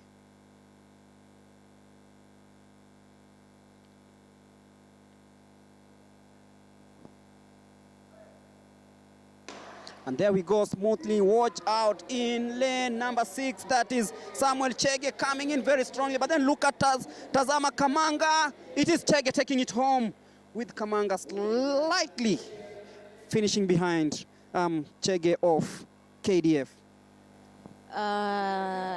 Ndasema kwamba imekuwa ni mbio ambayo imekuwa na tension. False start ya kwanza, false start ya pili, na lazima wote wangejitahidi kwamba kila mmoja aweze kuanza kulingana na waamuzi wa riadha hii. Na kuangalia ni hit 3 na Wilson Kipkorir pia tunaweza kumzungumzia hapo awali, tumeona ameweza kumaliza katika nafasi ya pili. Samuel Chege kutoka KDF, Kenya Defence Forces, ameweza kumaliza katika nafasi ya kwanza. Na Tazana Kamanga kutoka Denmark, sijui imekuaje, lakini natumai kwamba atakuwa anarudi na nguvu mpya zaidi ili kuweza kuwakilisha taifa lake vizuri hapa nchini Kenya. Kwa hiyo ambaye atakuwa anaingia ama mbio ambayo itakuwa inafuata ni 100 meters men hit 4. Kwenye lane 2 tuna David Chege kutoka Nairobi. Nafasi ama lane 3 tuna Duke Ogoti kutoka Police. Lane 4 tuna Samuel Imeti kutoka KDF. Lane 5 tuna Moses Wasike kutoka Nairobi. Lane 6 tuna Nyatieko Eric kutoka Nyanza South. Lane 7 tuna Charles Nyamoya kutoka South Rift. Alafu lane 8 tuna Victor Baraka kutoka Coast. Kwa hiyo ni 100 meters men hit 4. Baada ya hit 1, hit 2, hit 3 kuweza kumalizika muda mchache ambao umepita. Kwa hiyo kwa sasa tutakuwa tunajiandaa kwa hit 4, 100 meters men. The 100 meters men hit number 4. Another hit that has some good names. David Chege of Nairobi, Duke Ogoti of Police, Samuel Imet of KDF, Moses Wasike, Nairobi, Nyatieko Eric, Nyanza South, Charles Nyamoya, South Rift, and Victor Baraka of Coast. Baraka, another very good athlete, if he gets it right. But here we are, the hit for hit number 4 of the 100 meters men.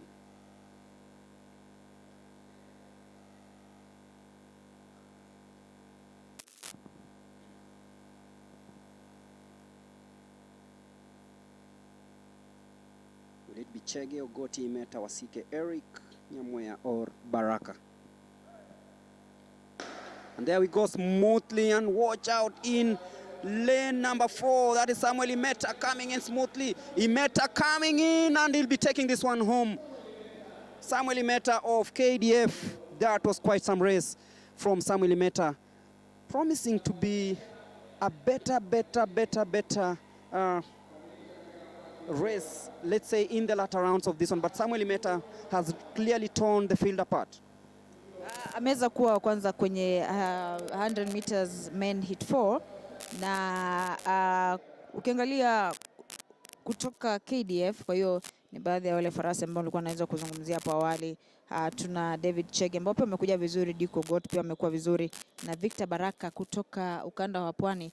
Kwa hiyo inaonyesha kwamba itakuwa ni a very competitive race. Ukiangalia 100 meters men finals, sijui atakuwa ni kina nani, lakini kwa sasa pia tuweze kujiandaa kwenye 100 meters men hit 5 hadi kuna hits ziko 6. Kwa hiyo kwenye hit 5 tuna Mohamed Ibrahim kutoka Northeastern kunradhi, katika nafasi ama katika lane 2. Lane 3 tuna Isaac Motai kutoka South Rift. Lane 4 tuna Evans Longor kutoka Central Rift. Lane 5 tuna Richard Okutu kutoka Police. Lane 6 tuna Shadrack Wasila kutoka North Rift. Lane 7 tuna Kennedy Mutuma kutoka Eastern. Alafu lane 8 tuna Tyson Juma kutoka Universities. Kwa hiyo itakuwa ni hit ya 5, ama itakuwa ni kundi la 5 la mita 100 upande wa wanaume. Na natumai kwamba yale makosa ambayo hit 1, hit 2, hit 3, hit 4 wamekuwa akifanya ya false start, natumai kwamba hayatakuwa yanashuhudia kwenye hit hii ama hit 5 kwa upande wa mita 100 upande wa wanaume. Kumbuka pia tupo live kupitia Athletics Kenya Facebook page. ukurasa wa kijamii wa Athletics Kenya wa Facebook, na pia unaweza kufuatilia pia kwenye YouTube na mitandao yote ya kijamii tu @Athletics Kenya. Na pia ukiwa hapo utakuwa unaona live events ambazo zinafanyika katika uga huu wa Kasarani hapa mjini Nairobi. Hali ya anga si mbaya, si nzuri, hakuna jua, hakuna joto, kuna kijibaridi kidogo, kuna kijua kidogo. Kwa hiyo ni hali ya anga ambayo ni kawaida tu, ama ipo sawa kwa mwanariadha yoyote kuweza kuwa sawa anapokimbia. Na hivyo basi muda mchache kutoka sasa tutakuwa tuna ama mbio hiyo ya mita 100 upande wa wanaume hit 5 itakuwa inaanzishwa muda wote kutoka sasa. Naona mashabiki tayari wameshajimwaya katika uga huu wa Kasarani. Naona bendera ya Police FC, si Police FC kunradhi, timu ya Police FC bali ni Police Service imeweza pia kufika uga huu kuweza kushabikia wanariadha wao kutoka upande wa polisi. Muda wote kutoka sasa ni mita 100 upande wa wanaume. Watch out for Tyson Juma in lane number 8. Another good sprinter. But in lane number 4 we have Longor of Central Rift. And also Isaac Mutai of South Rift in lane number 3. The heat is rich of talented sprinters. And there we go, smoothly there. Oh, Isaac Mutai didn't get off the blocks well, but then look out. Wesilwa in lane number 5, taking it home.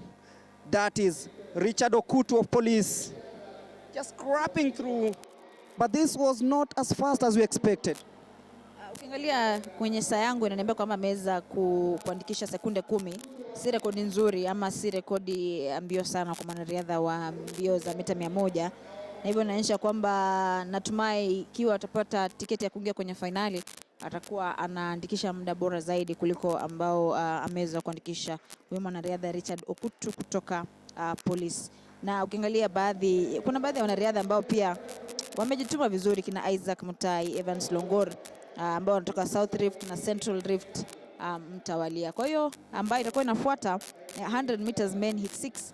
Kwenye lane 2 tuna Jason Ogega kutoka Nyanza South, lane 3 tuna Daniel Semeyo kutoka North Rift, number 4 tuna Ferdinand Omanyala kutoka Police. Kwa hiyo itakuwa ni mechi ni mbio ambayo tutakuwa tunaiangalia kwa sana ikiwa Ferdinand Omanyala atakuwa anafanya mambo yake tunapomzoea. 85 tuna Steven Watoro kutoka Western, lane 6 tuna Eric Busena kutoka Central, lane 7 tuna Richard Mokaya kutoka Coast, alafu lane 8 tuna Patrick Oucha kutoka Refugee. Kwa hiyo hapa sasa ndio ule wakati umewadia wa kuweza kumwangalia Ferdinand Omanyala kutoka Police. Still early days in the 100 meters, but then the excitement, you can feel it, the Kasarani Stadium buzzing, everyone cheering, and you know it's time to see the star of Kenya. It's time to see the guy who's made Kenya known in the sprints. The African record holder, Ferdinand Omanyala, in lane number 4, in the men hit number 6 of the 100 meters. Also watch out for Daniel Semeyo of North Rift. A very, very, very talented sprinter. Very, very fast also. There is Jason Ogega of South Nyanza in lane number 2. Stephen Watoro, Western, lane number 5. Bib number 117. 679, Eric Busena of Central. In lane number 6, Richmond Mokai of Coast in lane number 7. And then Patrick Oucha in lane number 8. This is it. Who will push Omanyala? Remember, he posted the world lead time, his season best rather, of 9.98 seconds in South Africa 2 weeks ago. He's the African record holder, Ferdinand Omanyala, in lane number 4, Bib number 440. There you see him, and closely, that is Busena of Central.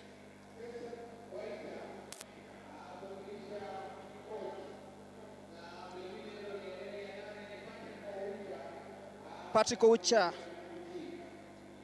in lane number 8. This promises fireworks. And there we go. Heat number 6 of the men 100 meters, who will push Omanyala all the way in this heat. Daniel Simiyu, North Rift, very, very talented, a rich field of athletes. All these sprinters want to go to the Africa Senior Athletics Championships. It's concentration galore. Who will feel the vibe? Everyone is looking forward to another Omanyala show. And a false start there means that we'll wait a little bit longer for takeoff. And that is Eric Buseno of Central. Did he just see Omanyala and decide, okay, I want to go fast before he gets off the blocks? That is, but we are waiting for takeoff. The men heat number 6 of the 100 meters. Demanding silence, concentration, and agility. Who has it? Can someone beat Omanyala here? Let's wait and see. The African record holder, the Kenyan champion, has broken all the records in a year. And here he is trying to find a ticket to the Africa Senior Athletics Championships to be held in Mauritius. There we go. And there we go, smoothly there. And you can see Omanyala coming in with Daniel Simiyu following closely. But look at Simiyu trying to chase Omanyala, but he crosses home. That was quite some race. That is the Omanyala we wanted to see. That is what Omanyala can do. But then Daniel Simiyu coming in and ensuring that he at least pushes Omanyala to the tape. Ukiangalia ni Omanyala ni mwanariadha tajika ambaye alikuwa anatarajiwa kuweza kushinda mbio. Kwa hiyo ilikuwa ni sure bet. Na ukiangalia ameweza kuandikisha rekodi ya 9 ameweza kuandikisha rekodi ya 9.70, si rekodi mbaya. Na ukiangalia kwenye rekodi za awali pia inasemekana kwamba ama aliweza kuweka rekodi ya kwamba aliweza kuweka rekodi hapa Afrika kwamba ni mwanariadha wa 8 ambaye ana mbio zaidi hapa Afrika kwa mbio za mita 100. Na pia aliweza kuandikisha rekodi ya 9.77. Kwa hivyo inaonyesha kwamba rekodi ambayo ameweza kuivunja ya Afrika na sasa hazijaachana sana. Kwa hiyo inaonyesha kwamba yupo vizuri na aliweza kuandikisha rekodi hii hapa katika uga huu wa Kasarani hapa mjini Nairobi. Tunamuona pale ameweza kuvalia nguo ya polisi. Inaonyesha kwamba ana furaha kweli kweli kwamba ameweza angalau kuweza kupata ile rekodi ama kuweza kuandikisha rekodi kama ile ambayo iliweza kuandikisha tarehe 18 Septemba mwaka 2021 katika uga huu wa Kasarani kwa mita 100. Na pia nasema kwamba pia ndiye mwanariadha ambaye ana kasi zaidi, mwanariadha wa 8 hapa Afrika ambaye ana kasi zaidi ikilinganishwa na wanariadha wengine. Kwa hiyo imekuwa ni a very competitive race na tuliweza kutarajia Omanyala kuweza kushinda mbio hii, na natumai kwamba huyo tayari amepata tiketi ya kuingia kwenye finali. Kwa hivyo finali itakuwa ni tamu tena zaidi kuliko hii ambayo imeweza kufanyika kwa sasa. I talked about Daniel Simiyu because he's one of the upcoming sprinters who've really made sure that at least they try out different types of races. But then I remember Omanyala will be doing a double this time round, the 100 meters and the 200 meters. And this will be very, very interesting because you can see he's already ensured that he's made a name in the 100 meters, both globally, continentally, and locally. But right now he also wants to go a step further and do something in the 200 meters. We've seen Bolt do that. We've seen the likes of Simbine do that. And that is the 10,000 meters women final. Another race that we'll be looking forward to. The likes of Ruth Chepngetich in this race. And there is no second chance here. It's all, if the winner takes it all in this one, the 10,000 meters women final. And you can see the athletes have decided to take matters into their own hands, take the pace slowly and ensure that everyone is close together, at least for the first few rounds. We never see so much of a difference between the athletes. And it's a rich field of 24 athletes here. I want just to point out a few names. There's Ruth Chepngetich of Prisons, there's Pauline Kaveke of Southern, Nesfin Jepleting of KDF, there is Joyce Chepkemoi also making a comeback. There is Irene Kimais of KDF. There is Brenda Tuwei of Nairobi, Agnes Jebet of Central Rift. Some of these athletes whom we've seen in the Diamond League circuits, but they are here to look out, to look for that ticket to the Senior African Athletics Championships to be held in Mauritius. And there they go, the 3/4 overlap finished, and you can see clearly there's a very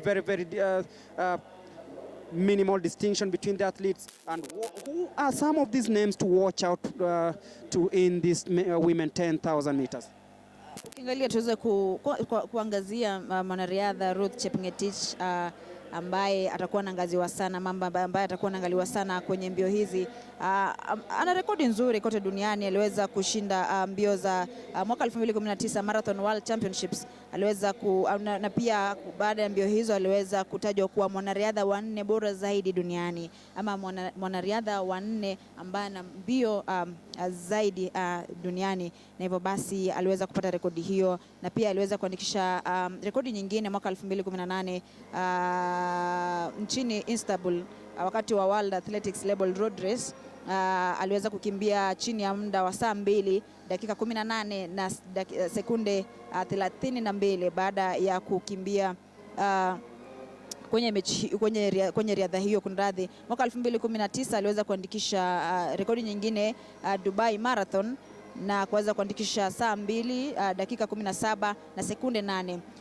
Aliweza kukimbia pia, wanasema kwamba pia aliweza kukimbia kwenye mbio, ama aliweza kukimbia kwenye mbio za London Marathon mwaka 2021 tarehe 4 Oktoba mwaka 2021, na pia mwaka 2022 tunaweza kutarajia mengi kutoka kwake Ruth Chepngetich, tunaweza kutarajia mengi kutoka kwake, na kuna mbio ambazo pia anajiandaa kuweza kukimbia ambazo tutakuwa tunakujuza hapo mbele. Kwa hiyo ni baadhi ya wanariadha ambao tunawaangalia sana, ni baadhi ya wanariadha ambao wanajiandaa kwa mbio za ama kuweza kujiandaa kwenda nchini Mauritius mwezi Juni mwaka huu, na kuweza angalau kuweza kuwakilisha taifa. Na najua kwamba Kenya ipo vizuri kwa mbio za masafa marefu, na hiyo ni sure bet ni kwamba Kenya tutaenda pale kuweza kuchukua angalau kuweza kuchukua mataji ya masafa marefu. Kuna baadhi ya wanariadha pia ambao tutakuwa tunawaangalia sana kwenye mbio hizi za mita 10,000. Agnes Jebet kutoka Central Rift, tuna Alice Apropt kutoka Prisons, tuna Bansi Mudhoni kutoka Eastern, tuna Brenda Tuwei kutoka Nairobi, Christine Kioko kutoka Kati, Diana Chesang kutoka North Rift, Emily Chebet kutoka South Rift, Immaculate Chepkirui kutoka Kati, Evelyn Maraba kutoka Central, Irene Kimaisi kutoka KDF, Gladys Cherono kutoka South Rift, Helen Nzembi kutoka Southern, Immaculate Nkirota kutoka NYS, Frida Ndinda kutoka Nairobi, Joyce Chepkemoi kutoka KDF, Lona Nyabochoa kutoka Nyanza South, Margaret Chelimo kutoka Police, Maslin Kiro kutoka NYS, Millicent Jelimo kutoka Central Rift, alafu tuna Nesfin Cheplatting kutoka KDF, Pauline Kaveke kutoka Southern, Ruth Chepngetich kutoka Prisons ambaye aliweza kujiunga pia na kundi hili la Prisons hivi majuzi, muda sio mrefu, na hivyo basi kwa sasa atakuwa anaitumikia wakati hayupo uwanjani kukimbia, anaitumikia Prisons. Na pia tuna Sandra Fellas Chebet kutoka Police na Troshemila Kipsiror kutoka North Rift. Kwa hivyo ni baadhi ya wanariadha 24 ambao watakuwa wanawakilisha sehemu tofauti kutoka ukanda huu wa Kenya ili kuweza kutafuta tiketi ya kwenda nchini Mauritius mwezi Juni mwaka huu. Kwa hivyo kwa sasa ni mbio za mita 10,000. Yes, and those are insights from Ruth talking about the 10K meters that is already underway, and the top 2 definitely will be representing the country in the Africa Senior Athletics Championships to be held in Mauritius in June. And you can already see signs of what is to come. The likes of Ruth Chepngetich clearly taking matters into their own hands and ensuring that they try and separate this rich field of athletes and at least be safe.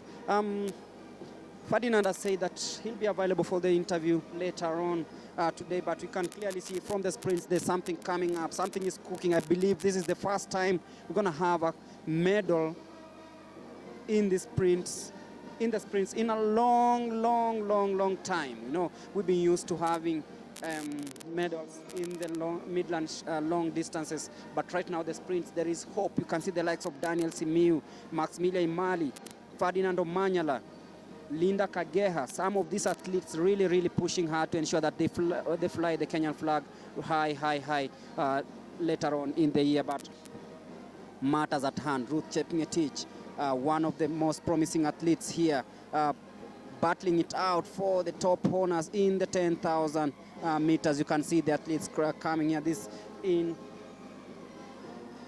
Remember, we are live from the Moi International Sports Center in Kasarani, day one of the Athletics Kenya National Championships, which also acts as the trials for the Africa Senior Athletics Championships to be held in Mauritius. My name is Greg Mulemi. I'm alongside Ruth Arege Toto, they call her, bringing you all the action live.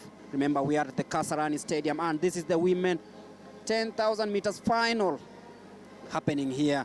Remember, we'll have more races coming up after the 10,000 meters. The 400 meters women hurdles final, rather semi-final, number one, and the men's semi-final. There's the long jump, the 400 meters for the men and the women coming soon after with the 5,000 meters decathlon.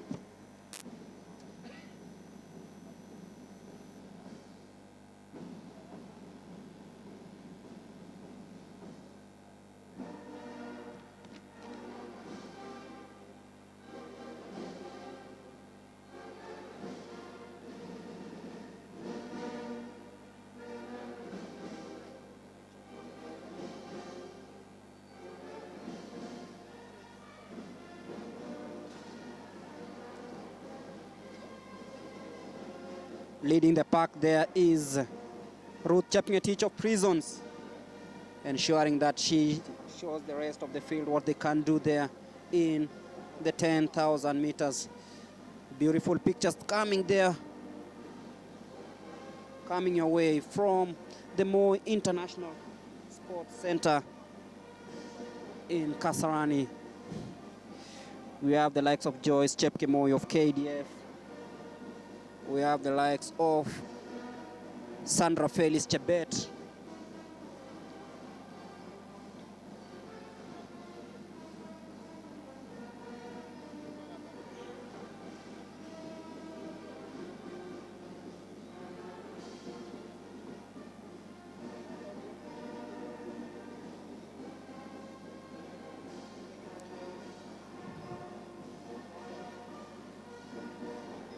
Ruth Chepngetich, very brilliant athlete there.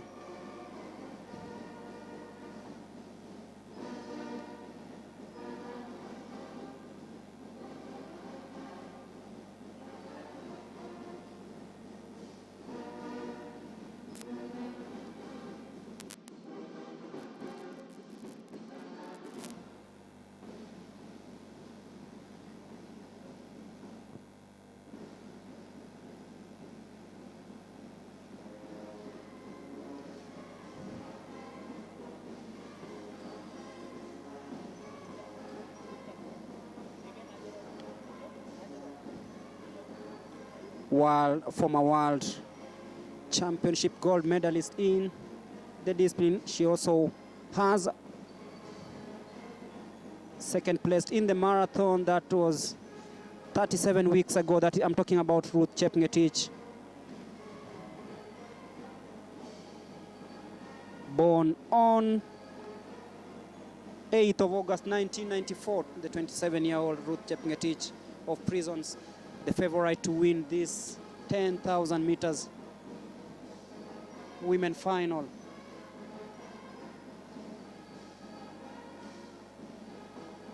You can see clearly the field has been separated into four, or not even four. There are patches.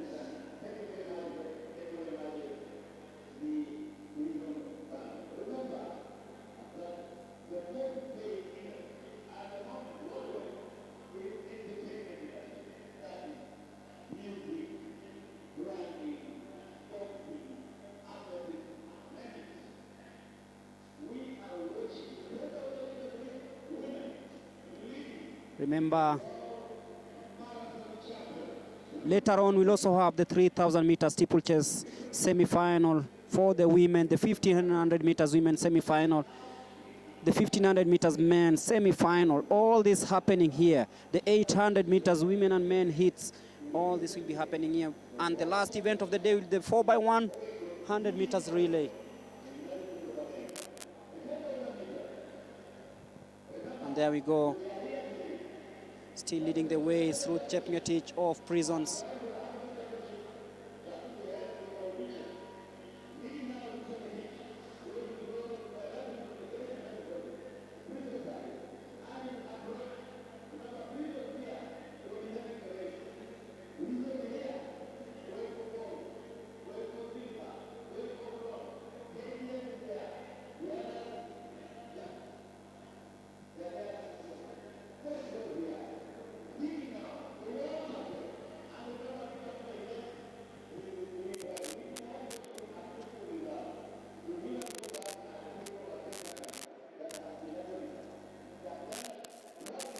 Remember the ultimate prize. Here is a ticket to represent the country in the Africa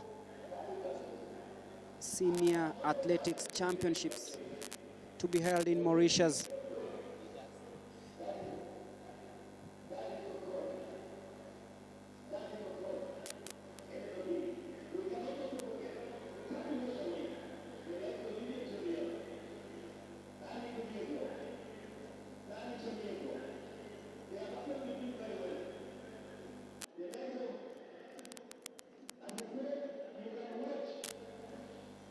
Remember, this will be the 22nd edition of the Africa's Athletics Championships, and Mauritius has been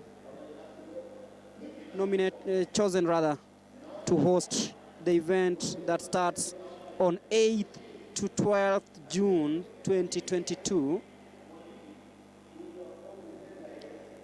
The championships begins on 8th and ends on 12th of June. So these athletes will be working hard to ensure that they book tickets to the African Senior Athletics Championships.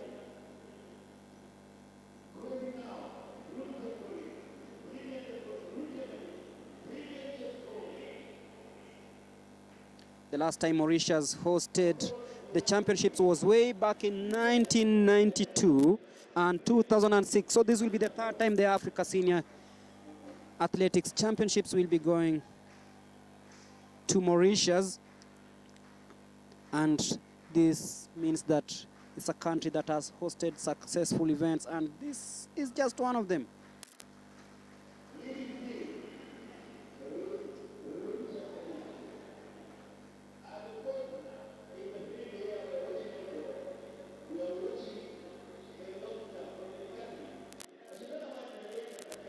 Ruth, we're talking about the Africa Senior Championships, but then this 10,000 meters up to this lap, what exceptional thing have you noticed from these runners?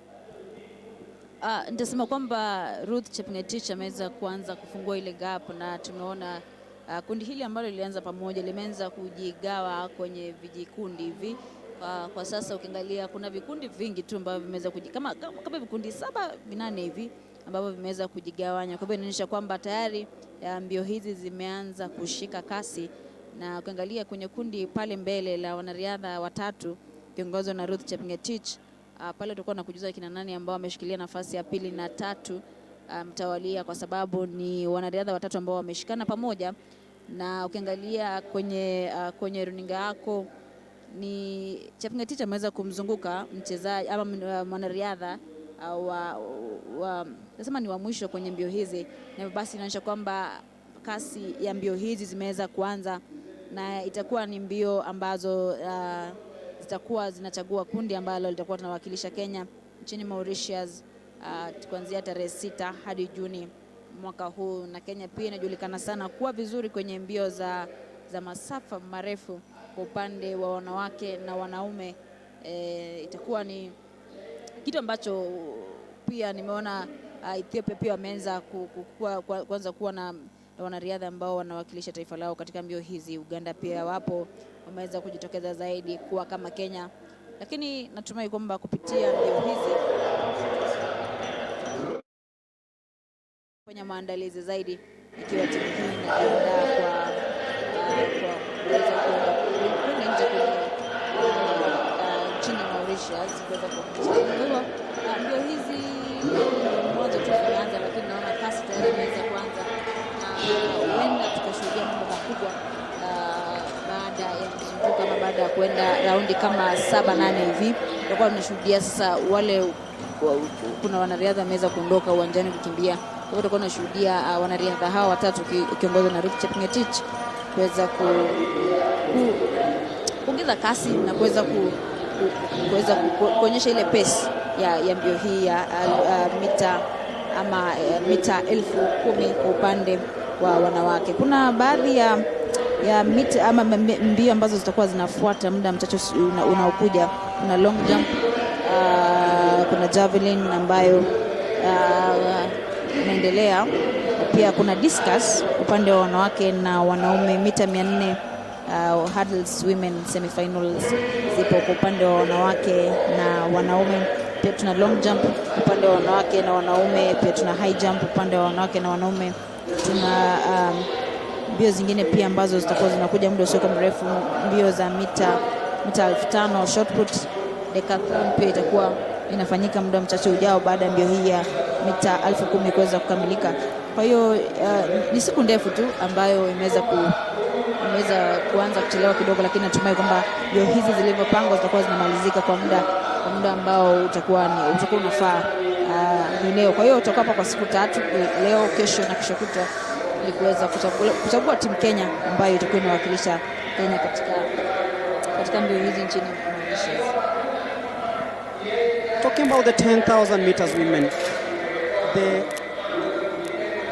race has for some time been dominated by the Ethiopians, and do you feel that maybe it is time for Chepngetich and Co to come up and try, let's say, do something quite different? Because in the 10,000 meters, as they say in Kiswahili, kidogo huwa tumelemewa tukifika katika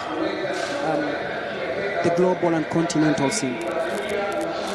Mimi nitamfananisha kama Rudisha hakuwa mwanariadha ambaye anakimbia mbio za mita 800, lakini alipoambiwa kwamba alijaribu, na kwa sasa ndiye ambaye ana rekodi nzuri zaidi ya mwanariadha ambaye upande wa wanaume ambaye ana rekodi nzuri ya mita 800.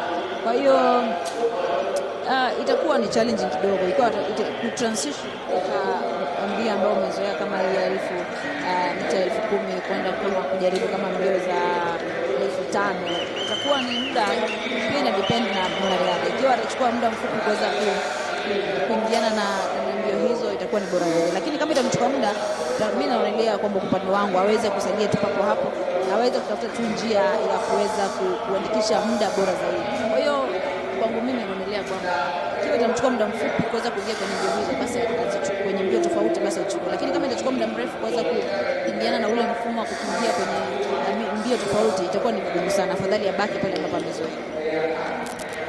Millicent Jelim also trying hard to fit in the qualification bracket there in Central Rift, and you can see both US Chepkemoi of KDF also trying really hard, but with Chepngetich clearly showing why she's regarded as one of the world best, broken several records in her career, but this one is a ticket she wants to represent the country in the Africa Senior Athletics Championships to be held in Mauritius. Remember, Mauritius will be hosting these championships for the 3rd time, having hosted in 2006 and earlier on in 1992.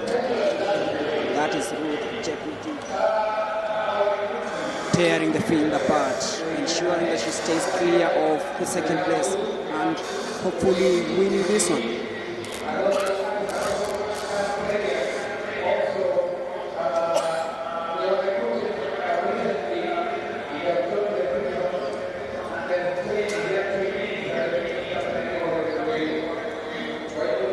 Chepkemoi also coming in strongly, and you can feel that most of these athletes have really tried their best to ensure that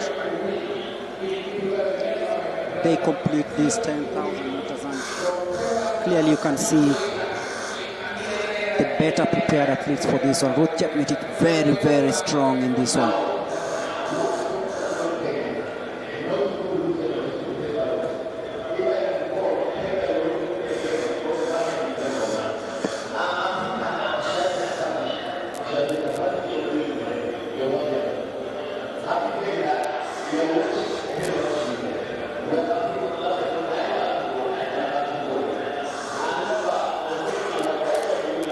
Afterwards, we have the 400 meters hurdles, semi-final for the women and the men.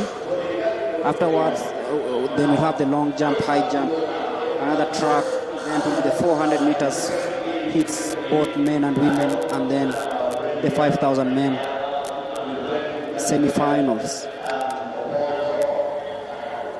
I'm looking through some of the things that have been happening lately. The 3,000 meter steeplechase quite becoming a challenge lately because of one El Bakali of Morocco. He took away Kenya's gold medal at the Olympics. I say Kenya's gold medal because since 1968 in Mexico, we hadn't surrendered the gold rather. But this time around, things don't seem working, especially last year when we had Kenyans perform poorly in the steeplechase. But we have the 3,000 meter steeplechase men semi-final later on in the day. These athletes will be hoping to actually reverse that bad year that was in the Olympics. We have the likes of Keegan, who's really spoken about recapturing Kenya's pride in the steeplechase. Some of the races that will be happening today, the 3,000 meters steeplechase. We have the women semi-finals where we have the likes of Diana Cheptek, but then in the men 3,000 meters, which will be happening later on in the day, we have the likes of, I'll be giving you the start list. Yes. Main semi-final number one, we have the likes of Kimakal, Wesley Langat, Cornelius Kosgei, Hazard Kibet, Alfred Cheruyot, Abraham Waweru, Abraham Kibiward, Justus Kipkorir, Leonard Kibet, Aaron Bet, Geoffrey Rotich, Asbel Kiplimo, Benjamin Keegan of KDF, Godfrey Rono of Nairobi, Hilary Yego and Emmanuel Wafula. This 3,000 meter steeplechase semi-final for the men. Do you feel that Bakad will finally surrender, or it will take a little bit of time for the Kenyans to recapture their lost glory? Nasema kwamba mbio za kuruka maji na viunzi, Kenya pia imejulikana sana kuwa na wanariadha wazuri ambao wanafanya vizuri katika mbio hizi za kuruka maji na viunzi. Na ukiangalia kikosi ambacho Greg ameweza kukisoma ni kikosi kizuri, na ni kikosi ambacho kitakuwa kwa upande wangu na imani kwamba wanaweza wakaleta medali ikiwa watajiandaa vizuri na watajituma zaidi watakapokwenda nchini Mauritius. Na pia kwa sasa wakati wanapokuwa wakichagua kikosi ambacho kitakuwa kinawakilisha Kenya. Kwa hiyo tunajulikana sana vizuri kwa mbio hizo, na itakuwa ni a very competitive race. Ukiangalia kuna baadhi ya wanariadha ambao wanajulikana sana kufanya vizuri kwenye mbio hizo, Greg. Yes, definitely, and that's what we'll be looking forward to later on in the day. But right now, we focused in the women 10,000 meters final that is being dominated by Ruth Chepngetich. We have the likes of Jelimo there, all of them showing signs of what they're capable of doing. But then clearly you can see we have a very rich field in the 10,000 meters. As we watch these athletes, most of them are tired. What do you think might have maybe led to these athletes who most of them were longing to getting that ticket to the Africa Senior Athletics Championships. What do you think happens, especially when you are in such a situation whereby you meet the stars and you also want that ticket and suddenly you are left behind? Ukiangalia kama kwenye list ya wanariadha hawa 24 ambao wameweza kujumuishwa kwenye mashindano haya ya kitaifa, wiki tatu hivi ambazo zimepita, Prisons, Police na KDF na walikuwepo na mashindano hapa katika uga huu wa Kasarani. Wiki tatu hivi zimepita na huenda uchovu ukachangia kwa wanariadha hawa kuwa wanaonekana kwamba wameanza kuchoka mapema kabla mbio hizi hazijafika katikati. Kwa hiyo nasema uchovu utakuwa umechangia, lakini pia kila mmoja anatafuta tiketi ya kwenda kuwakilisha taifa. Kwa hivyo kila mtu lazima ajitume. Naona hali ya anga shwari, jua kimeanza kuwaka kidogo. Asubuhi kulikuwa na kijibaridi, lakini mambo si mabaya kwa sasa. Kwa hiyo nasema kwamba upande mwingine hali ya anga itakuwa imechangia kwa wale ambao hawajazoea kufanya mazoezi ama kukimbia kwenye hali ya anga kama hii ya Nairobi, mahali ambapo kuna kijibaridi. Na pia wiki iliyopita wameanza kufanya mazoezi ama walikuwa na competitions katika uga huu wa Kasarani, na pia kwa upande mwingine kule kwa Ulinzi Barracks, upande wa barabara ya Ngong, na huenda ikachangia wanariadha hao kuwa na ule uchovu. Lakini pia hapo unapokimbia na mastaa bwana, lazima ujitume, lazima uonyeshe kwamba unaweza. Kwa hiyo I think kuna ile pressure ya kudeliver, na pia unapokimbia na mastaa lazima ujitume zaidi ili angalau uweze kuwa bora kuliko. Kwa hiyo yote 9-10 ni kwamba ambaye atashinda ndiye ambaye atapata ile tiketi ya kwenda Mauritius. Yes, and we can see there Chepngetich really way ahead of the second athlete, and you can see it's a distance of around 110 meters. This is staggering. Nasema ameweza kumwacha na mita fulani hivi, na ukiangalia katika nafasi ya tatu pia ameweza kuachwa na mita kama more than 100 meters ambaye ameshikilia nafasi ya tatu na pili. Ingawa nafasi ya pili ameweza kuachwa nyuma mbali. Kwa hivyo inaonyesha kwamba kasi ya mbio imeweza kushika vizuri, na Ruth Chepngetich anaonyesha kwamba ni mwanariadha ambaye anafaa kushinda mbio hizi, manake hapa ndio amekuwa kitamba, na lazima aonyeshe kwamba bado ana nguvu ya kuweza kukimbia kwenye mbio hizi. Mwanariadha mwenye miaka 27 inaonyesha kwamba mwanariadha mdogo, na kwa hiyo ana muda zaidi, na ikiwa ataenda Mauritius, najua lazima atachukua medali na kuweza kuiletea Kenya fahari kubwa. Remember, we are live from the Kasarani Stadium, where we are bringing you the Athletics Kenya National Championships. Pardon me for that. It's not the Nyayo National Stadium, but the Kasarani Stadium right here in Nairobi, along the Thika Super Highway. And remember, this is the venue that will host the Kid Keno Classic, the venue that hosted the last 2 editions of the Kid Keno Classic. The World Juniors were held right here at the Kasarani Stadium, so it's a prestigious facility that has seen all the stars come, and you can see why it is loved. Very beautiful pictures there showing what Kasarani is made of, and the 10,000 meters women final is one of the events that is happening right here, right now, just before the 400 meters hurdles that will be happening there after the semi-final for the women, and then the men semi-final. But then Ruth Chepngetich showing the rest of the field what she's made of, tearing the field apart to ensure that she's almost certainly ensuring that she gets that ticket to represent the country in the Senior Athletics Championships, the African Senior Athletics Championships, to be held in Mauritius. Remember, Joyce Jepkemoi also coming in very strongly in second place, and to see what she can do in the remaining laps in the 10,000 meters. Mercy Smith says she's watching live from Doha, Qatar. Good job being done by the crew here at the Kasarani Stadium. Remember, it's day 1 of the National Athletics Championships, and you can see Ruth Chepngetich on the barrel, taking on the last lap, and you can see she's really ensured that she takes this home, and she'll be winning this comfortably. Ruth Chepngetich, Joyce Chepkemoi also in the picture. The last lap of the 10,000 meters women final here at the Kasarani Stadium. There she goes, Ruth Chepngetich, really looking strong, the former world half marathon champion, coming in strongly.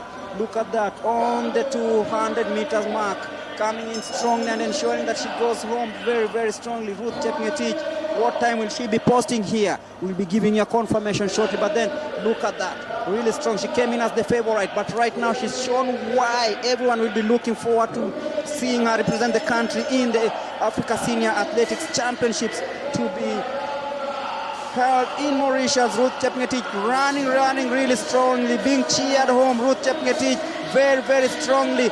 Look at her into the last 30 meters of this 10,000 meters. What does she say? She raises her hands in jubilation, winning the 10,000 meters very comfortably.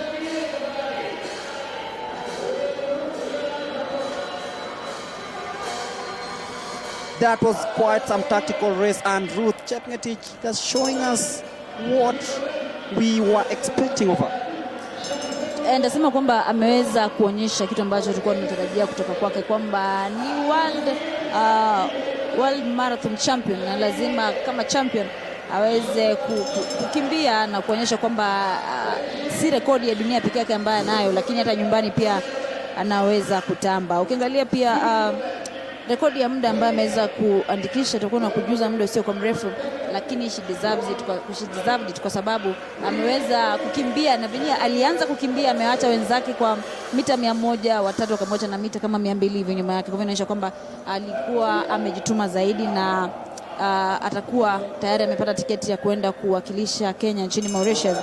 Na pia ambaye atakuwa tunamwangalia sana ni Joyce Chepkemoi, ambaye pia ameweza kukimbia kwenye mbio hizi, na Millicent Chelimo na Sandra Felix ambao ni wanariadha ambao walikuwa wanaangaliwa sana, tofauti na Ruth Chepngetich, baadhi ya wanariadha ambao pia wamefanya vizuri kwenye mbio hizi za mita 10,000. Kwa hiyo Greg, nitasema kwamba direct ticket Ruth Chepngetich amepata. Direct ticket it is. Mauritius, here we come. That's what she says. That is Ruth Chepngetich. And you can see she's already beaten others who are still stretching to see if they finish this race. But Kenya Prisons really doing well on day one of these athletics championships. Sema kwamba Kenya Prisons walijipanga vizuri, manake walikuwepo hapa kwenye uga huu kama wiki mbili zimepita kwa ajili ya maandalizi ya mbio hizi, na tumeona kwamba baada ya kufanya mbio hizi kwenye uga huu walipata timu bora ambayo itakuwa inawakilisha Kenya kwenye national competitions. Kwa hiyo tumeona, na kwa sasa angalau Prisons wana cha kujivunia kwamba whatever walijaribu kuweza yale maandalizi ambayo waliweza kufanya hapo awali, they've not gone in vain. Kwa hiyo ni kongole kwa Prisons, na natumai kwamba leo ama kwa muonekano tu ni kama Prisons huenda wakashinda mataji mengi siku ya leo. Yeah, we hope the prison department is following us on Facebook, YouTube, on Athletics Kenya. And this is day one of Athletics Kenya National Championships being held here at the Moi International Sports Center, Kasarani. This is the 10,000 meters women final. And so many tired faces here. I don't know. After watching Omanyala, everyone is sleeping.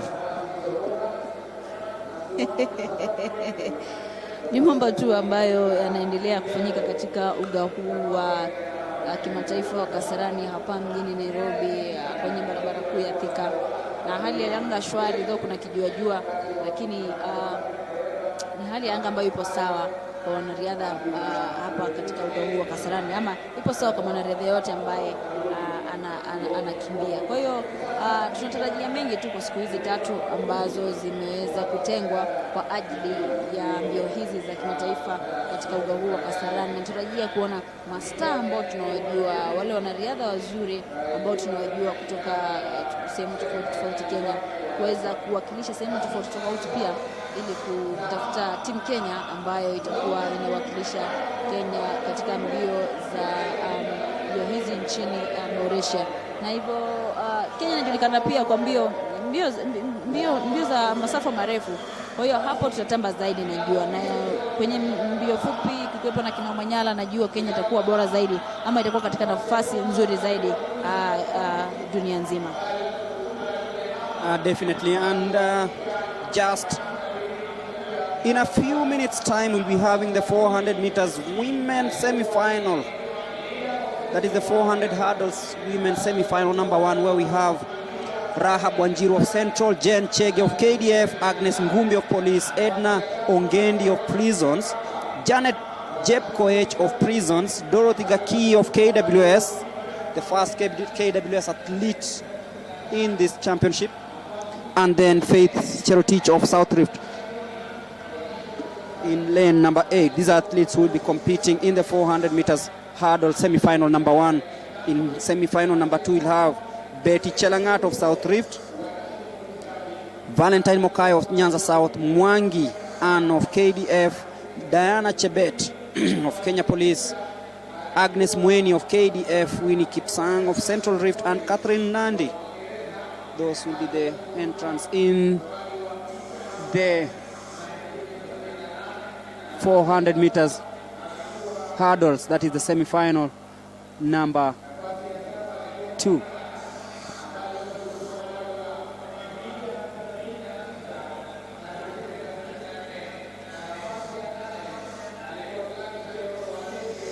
Remember, if you can make your way down to the Kasarani Stadium, rush, come and watch every piece of action. The likes of Ferdinand Omanyala will be racing.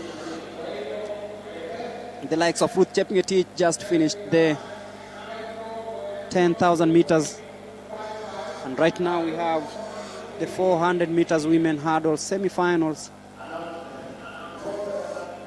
It will be happening here at the Kasarani Stadium.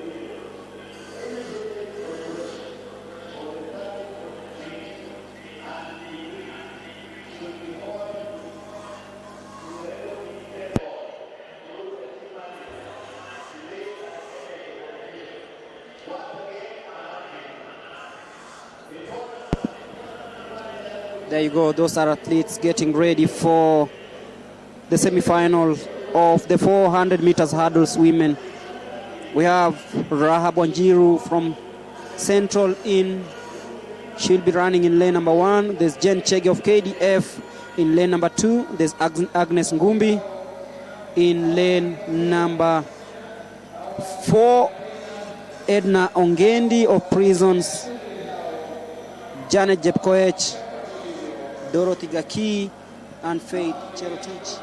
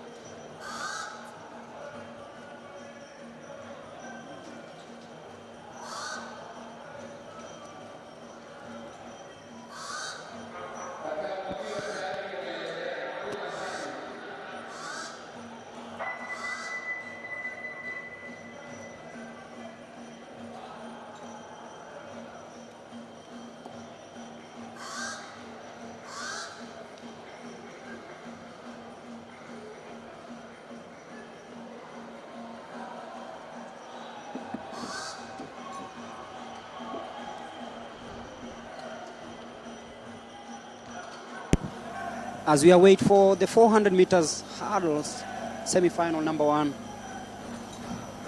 Just going through some of the records.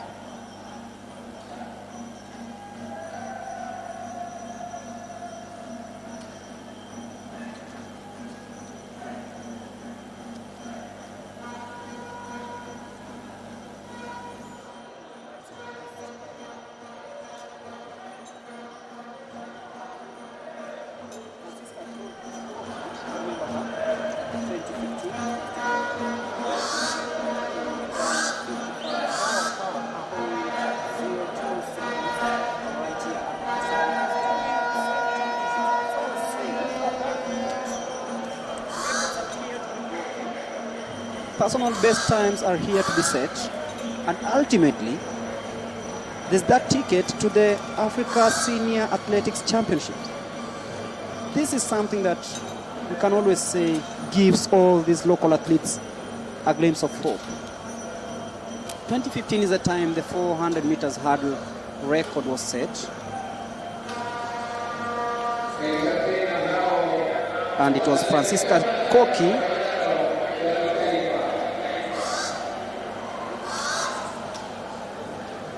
who actually ensured that took all the bragging rights for this one, and shortly we'll be seeing who can match that.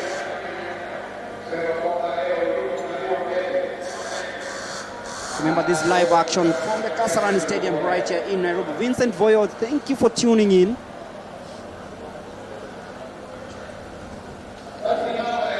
He calls himself Sauti ya Dhahabu. I don't know what part of gold is in Voyo's voice, Ruth, but then we're talking about records here.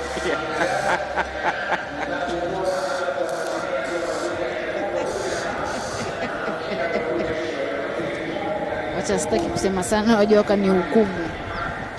Kwa hiyo ukiangalia pale uwanjani Greg, kama unataka nihukumiwe. Anyway, ukiangalia pale uwanjani naona wanariadha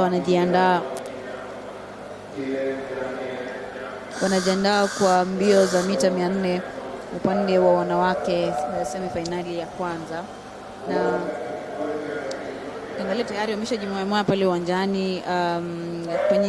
Kwenye nafasi ama lane 2 ni Rahab Wanjiru kutoka Central, Jen Chege wa KDF katika lane 3, Agnes Ngumbi kutoka Police lane 4, lane 5 Edna Ogendi kutoka Prisons, lane 6 Janet Jepkoech kutoka Prisons, lane 7 tuna Dorothy Gaki kutoka KWS, alafu lane 8 tuna Faith Cherotich kutoka South Rift. Kwa hiyo ni mita 400 upande wa wanawake kwenye semi-final ya kwanza, mzunguko mmoja uwanja mzima. Kwa hiyo ni mzunguko mmoja kuruka, tutakuwa naruka hivyo viunzi, na ni mzunguko mmoja uwanja mzima. Kwa hiyo itakuwa uwanja mzima mzunguko mmoja utakuwa unajumuisha mita 400 upande wa wanawake. There you go, heading into the last 200 meters. You can see in lane number 6, that is Janet Jepkoech of Prisons coming in strongly, but then watch out for Dorothy Gaki of KWS also coming in strongly in lane number 7. But who will take it home in the last 200 meters? Watch out for Agnes Ngumbi of Police coming in very, very strongly. KDF also coming in strongly. Jen Chege coming in very, very strongly. Jen Chege leading all the way in the 400 meter semi-final number 1. Jen Chege of KDF. Will she take this home? Yes, she's very strong. What time will she post here? Jen Chege, and Jen Chege posts a time of 59.66, just ahead of Agnes Ngumbi of Police. It's clearly been a battle between the KDF and the Police. Ni kweli kwamba ni farasi ni watatu, KDF, Police na Prisons, na ukiangalia ameweza kuandikisha rekodi ya sekunde 55, na inaonyesha kwamba si rekodi mbaya. Imekuwa ni a very competitive race, lakini pia ukiangalia tuna hit kama Greg, sijui tuna hit ngapi hapa, ambazo tuna hit 2. Kwa hiyo ni makundi mawili. Kuna kundi la kwanza ambalo limeweza kumaliza. Tuweza kuangalia kama kundi la pili tutakuwa na mwanariadha ambaye atakuwa anaandikisha muda bora zaidi kuliko ambao umeweza kuandikishwa kwenye hit 1. Jen Chege of KDF taking home hit number 1 of the semi-final of the 400 meters hurdles for the women, and Agnes Ngumbi of Police coming in second position. Remember, Jen Chege posted a time of 59.66 seconds.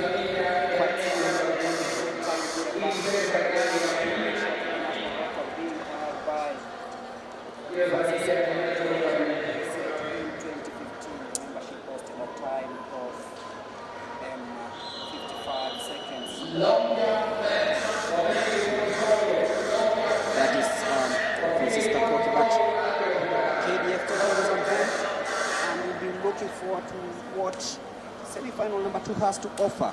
Betty Chelangat of South Rift, Valentine Mukaya of Nyanza South, Anne Mwangi, KDF, Diana Chebet of Police, Agnes Mweni of KDF, Willie Kipsang of Central Rift, and Catherine Nandi.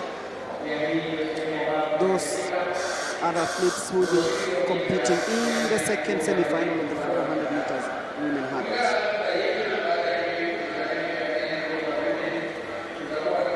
Getting the last pieces of instruction from the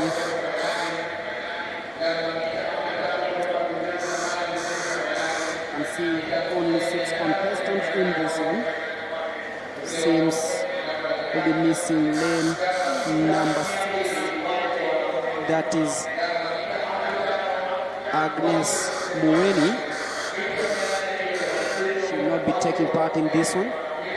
So we'll have Betty Chelangat, Valentine Mokaya, and Mwangi, Diana Chebet, Willie Kipsang, and Catherine Nandi.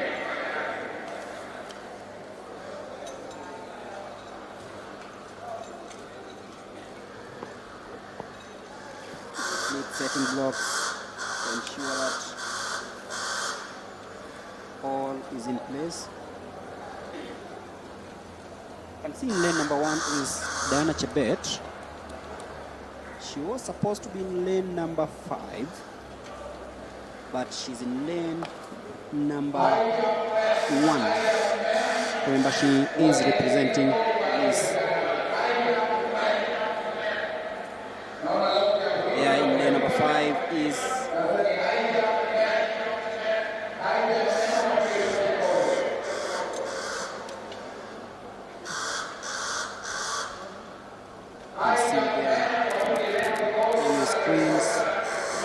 athletes trying here to ensure that the blocks are set well.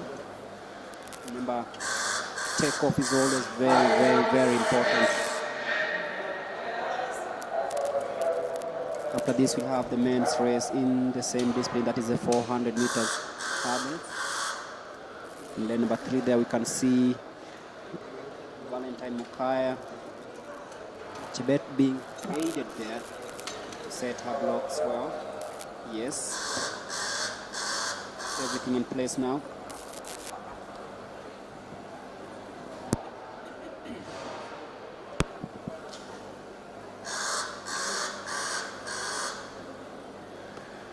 And then number 3 is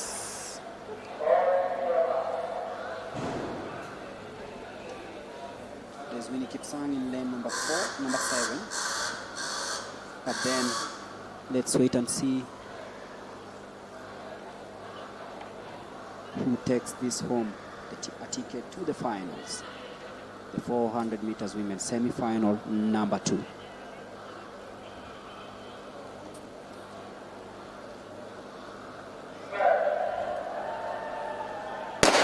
And there you go, smoothly they take off in the women 400 meters hurdle semi-final number 2. Right here at the Kasarani Stadium, you can see in lane number 4, that is Anne Mwangi of KDF coming in very strongly. Look at her, really ensuring that she stays ahead of the rest. That is a very strong race from the KDF's Anne Mwangi. Look at that, very strong, making sure that she steers away from the rest of the field on the 200-meter bend. Look at her. Very strong.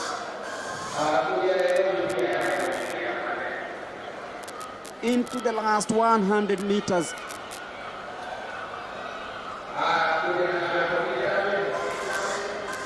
And it will be KDF's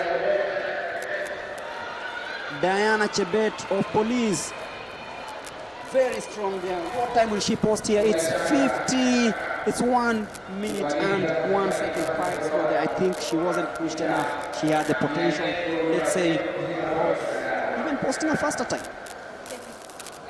Ndasema kwamba ameandikisha muda mwingi zaidi ikilinganishwa na Jen Chege ambaye alikuwa kwenye semi final 1 ambaye aliandikisha sekunde 55.9 na yeye kwa sasa ameweza kuandikisha muda wa saa 1 na sekunde 1, kuonyesha kwamba hakuwa na dakika 1 kumradhi Kwa hiyo hakuwa na wale ndasema wanariadha ambao walikuwa na kasi zaidi kumliko, ndiposa akaweza kukimbia mbio hii kwa hakutumia nguvu zaidi. Kwa hiyo hakutumia nguvu sana. Kwa hiyo inaonyesha kwamba hakuwa na wale wanariadha ambao wangempush zaidi kuweza kukimbia mbio hizi kwa muda wa chini ikilinganishwa na semi-finali ya kwanza ambayo Chege aliweza kuandikisha sekunde 59.9. Kwa hiyo Greg, ukiangalia ni timu mbili na ni makundi mawili tofauti waweza kuandikisha muda tofauti. Kwa hiyo natumai kwamba hawa wawili watakuwa wanapata nafasi ya kuingia kwenye finali ya mbio hizi za mita 400 upande wa wanawake.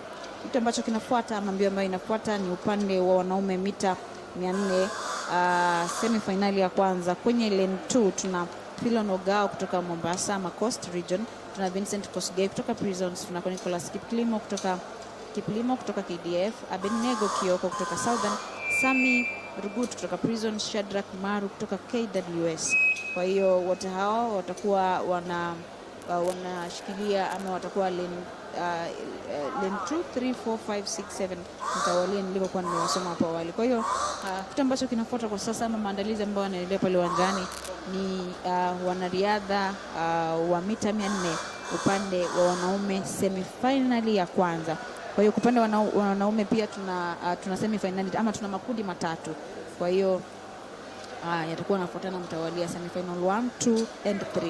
Na wanaona ambao wanaingia pale uwanjani ni wanariadha hao ambao watakuwa wanajimoa uwanjani kuweza kukimbia kwenye mbio hizi. Natumai kwamba pia upande wa wanaume watakuwa wanaandikisha muda ambao upo chini kidogo kilinganishwa na kikosi hiki cha kinadada ambacho kimeweza kukimbia muda mchache ambao umepita.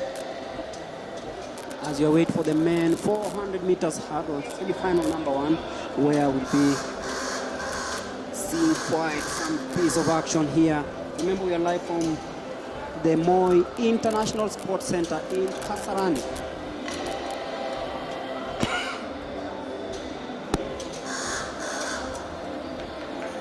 In semi-final number 1, we have Philon Ogao of Coast, Vincent Kosgei of Prison, Nicholas Kiplimo of KDF, Abednego Kioko of Southern, Sami Rugut of Prisons, and Shadrack Maru of KWS.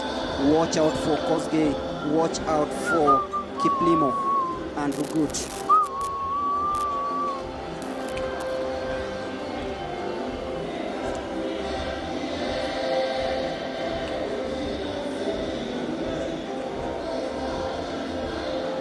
Boniface Musheru still holds the national record in the 400 meters hurdle posted at the Rio 2016 Olympics.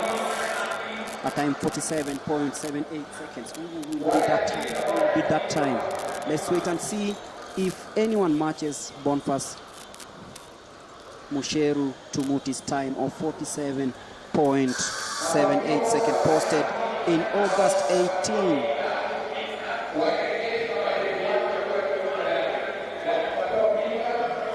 2016. That was in Rio. Ukiangalia ni wanariadha hawa wa mita 400 ambao wanajiandaa ili kuweza kukimbia kwenye mbio hii, na kila mmoja anaendelea kupasha misuli ikiwa ni kujiandaa kwenye mbio hii ambayo itakuwa inaanza muda mchache kutoka sasa. Unakumbusha pia tupo katika uga wa Kasarani, kimataifa wa Kasarani hapa mjini Nairobi, barabara ya Thika, na nakumbusha tu pia kwamba tupo live kupitia ukurasa wa kijamii wa Facebook wa Athletics Kenya.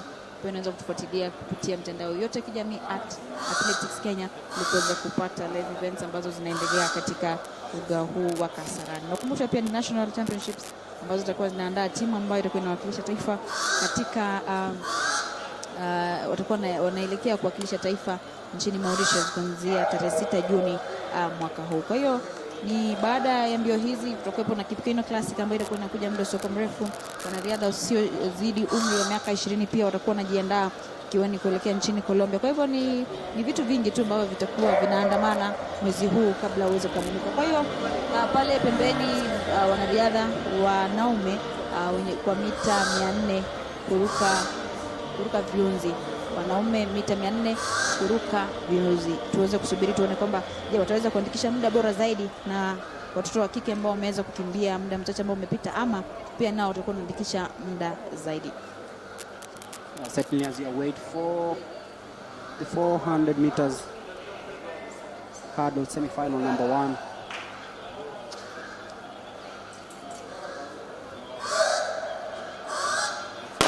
And there we go, the 400 meter semi-final number 1. Watch out in lane number 5, Abenego Kioko of Southern. Look at that coming in strong, but then Sami Rugut of Prisons, very, very good on the bend, heading into the last 200 meters. No clear winner here, but then Rugut coming in strongly in lane number 6. Rugut of Prisons.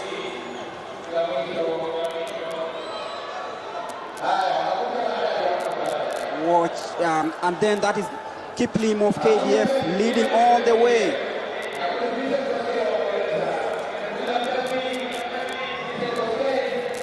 But then who will take this home? It is in lane number 4.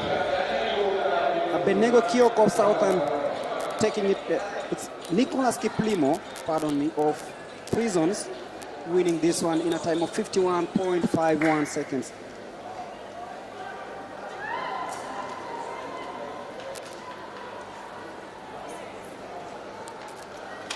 Nilikuwa na wasiwasi kwamba huenda angeandikisha muda mwingi zaidi kulinganishwa na kitengo cha kinadada, lakini ameweza kuandikisha muda wa dakika 51 na sekunde 51. Kwa hivyo inaonyesha kwamba yupo vizuri, na tutakuwa tunasubiria semi-finali ya pili na ya tatu tuweze kuangalia ni kikundi kipi ambacho kimeweza kuandikisha muda bora zaidi katika mbio hii ya mita 400 upande wa wanaume. Certainly, and this is what we expected here. Dominance from the discipline forces, and you can see clearly KDF and Prisons today have been have been on top of their game, rather, ensuring that they take most of these races, win most of these races, and you can see they seem better prepared. As you wait for the second semi-final of the 400 meters men.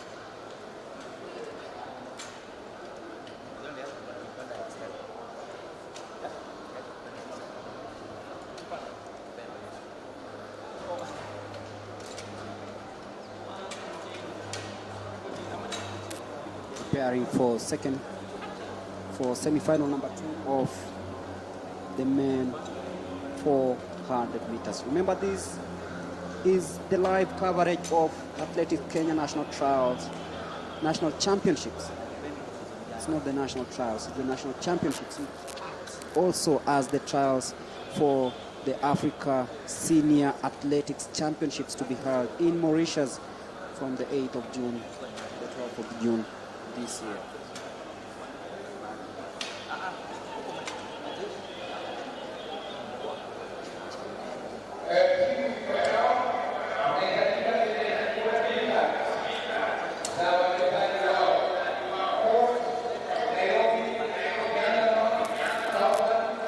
You see lane number 6 is missing, that is Elias Limo of Western, but then Frederico Diambo in lane number 2, K-A-T-T-I, Benedict Nzinza of Southern, Newton Kipngetich of Police, Edward Ngunjiri of KDF in lane number 5 and Abraham Kipchumba of the universities in lane number 7.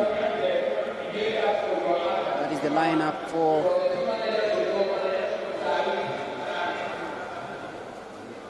actually Stephen Mutama is present from Western, so it's a full lineup in the second semi-final. It's Elias Limo of Western in the second semi-final of the 400 meters hurdles. So in lane number 8 is Dennis Oduor of Nyanza North, Henry Togom of Central in lane number 7, Elias Limo of Western in lane number 6. Lane number 5 is Geoffrey Mutai of Prisons. In lane number 4 is Wiseman Were of KDF. Kip Korir Rotich of Police in lane number 3 and Patrick Ngugi in lane number 2. There we go.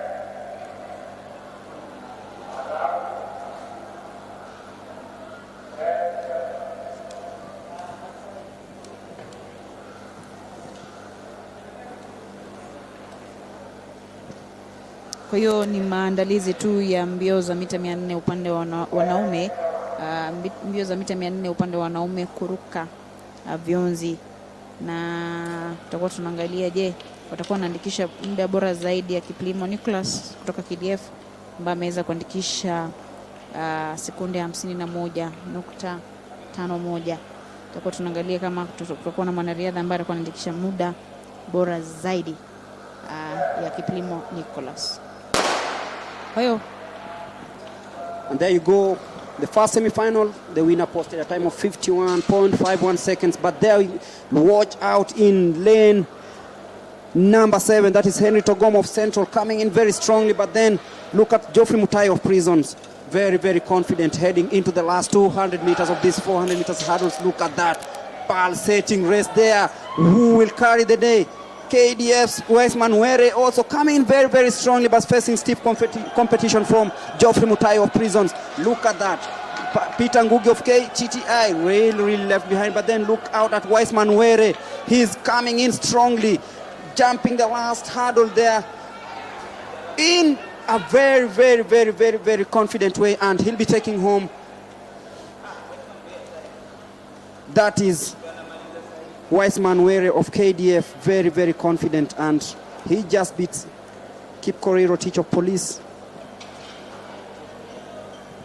Ukiangalia KDF wanaendelea kutamba kwenye mbio hizi za mita 400 upande wa wanawake. Upande wa wanaume Kiplimo Nicholas aliweza kushinda kwenye semifinali ya kwanza. Wiseman pia ameweza kuandikisha muda wa sekunde 51 na nukta moja. Kwa hivyo inaonyesha kwamba ameandikisha muda bora zaidi kuliko Kiplimo Nicholas kwenye semifinali ya kwanza. Kwa hiyo KDF kama watachukua siku ya leo wanaendelea kutamba, na huenda tukapata wanariadha wengi ambao watakuwa wanaingia kwenye finali kutoka kwa kundi hili la KDF, na ni kama kutokana na yale mazoezi ambayo walifanya katika uga huu na zile competitions ambazo walikuwa nazo kwenye uga huu liweza kuzaa matunda, na tunaona kwamba wanaendelea kutamba na huenda wakawashangaza wengi kwa kuwa na wanariadha wengi ambao watakuwa wanaelekea nchini Mauritius. Quite a fast time posted there by Were, that is 51.01 seconds. It's faster than the first hit, and we await for hit number 3 of the 400 meters semi-finals, and we'll have the likes of Frederick Odhiambo of KATTI, Benedict Nzinza of Southern, Newton Kipngetich of Police, Edward Ngunjiri of KDF, Stephen Mutama of Western, and Abraham Kipchumba of the universities, jogging towards the starting points. Our athletes will be taking part in semi-final number 3.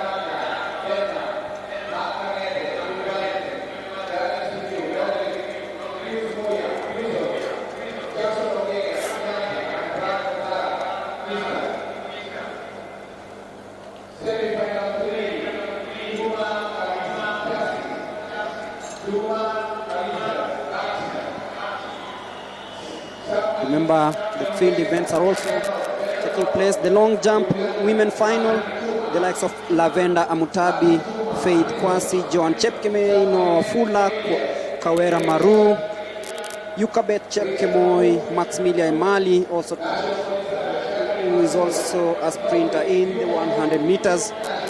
Lilian Wangeshi, Linda Kageha, Martha Nyabuto again, Lilian Wangeshi and Monica Zephania. But then we have the 400 meters hurdle semi-final number 3.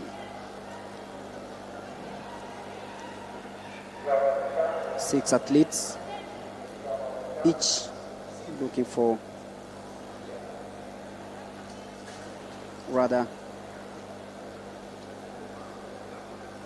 represent the country in the Africa Senior Athletics Championships to be held in Mauritius. In lane number 2 is actually in lane number 1 is Frederick Odhiambo of KATTI. In lane number 2 we have Benedict Nzinza of Southern. In lane number 3 we have Newton Kipngetich of Police. In lane number 4 we have Edward Ngunjiri. We have Stephen Mutama and Abraham Kipchumba.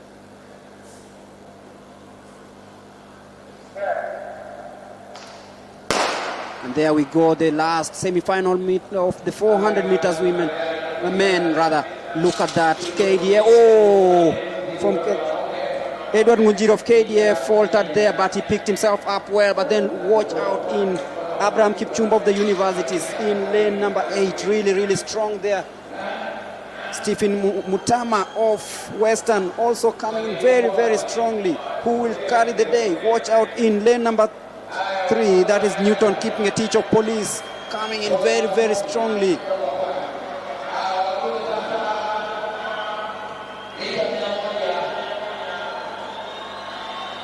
Watch out in lane number 1, Frederick Odhiambo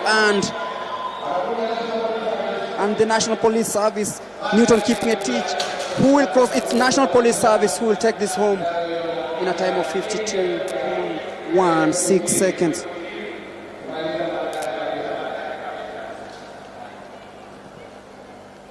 There you go, the last semi-final of the 400 meters hurdles. Remember, after this, the long jump is already on. The high jump, but we'll have the 400 meters women heat number 1.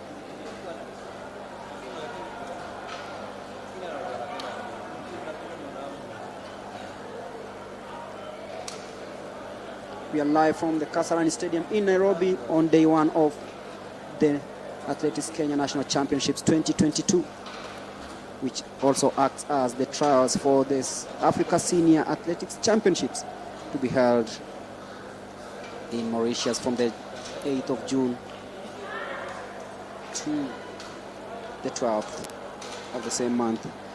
And there you go, athletes preparing for the 400 meters heats. And in heat number 1, watch out for Rahab Wanjiru from Central. But then there is, in lane number 1, Shida Leni of Uganda, also coming to try out. She's jogging there.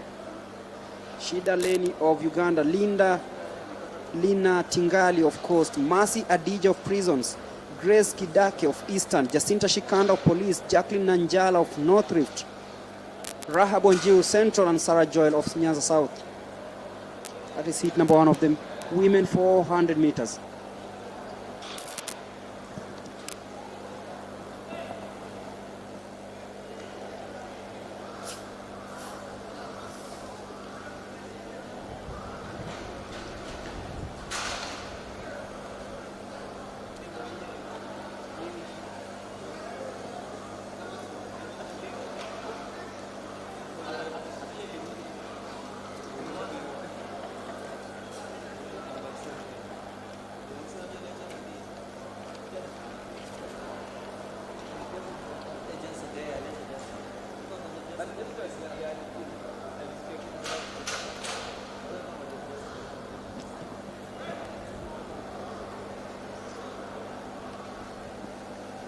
Kwa hiyo kwa sasa ni mita 400 upande wa wanawake na kuna makundi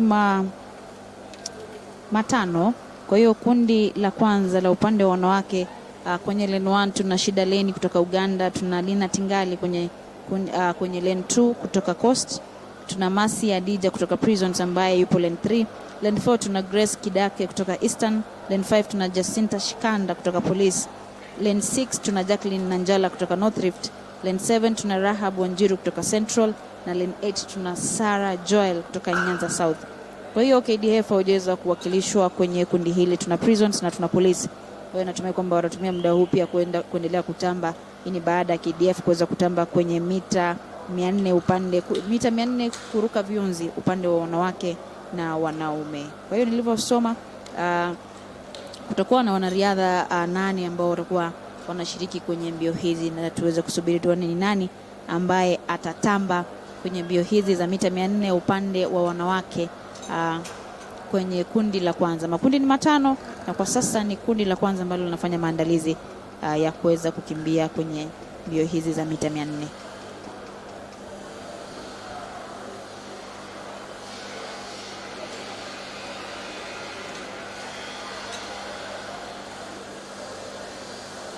Ulivyojulisha tu hapo awali ni kwamba makundi haya ama mbio hizi ni maandalizi tu ya kupata wanariadha ambao watawakilisha Kenya nchini Mauritius kuanzia tarehe 6 Juni mwaka huu. Watakuwa wanaelekea nchini Mauritius kuweza kuwakilisha taifa katika vitengo tofauti vya riadha, na hivyo basi nifanya maandalizi ya kuweza kuchagua timu Kenya ambayo itakuwa inawakilisha Kenya katika mbio hizi ambazo zitaandaliwa nchini Mauritius mwaka huu.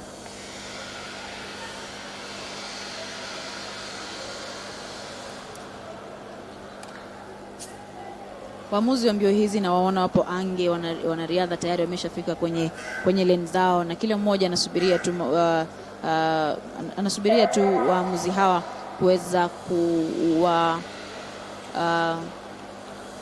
kuweza kuwapatia njia ambayo inafaa kabla ya mechi hii mbio hizi kuweza kuanza katika uga huu wa kimataifa wa Kasarani mjini Nairobi, barabara kuu ya Thika.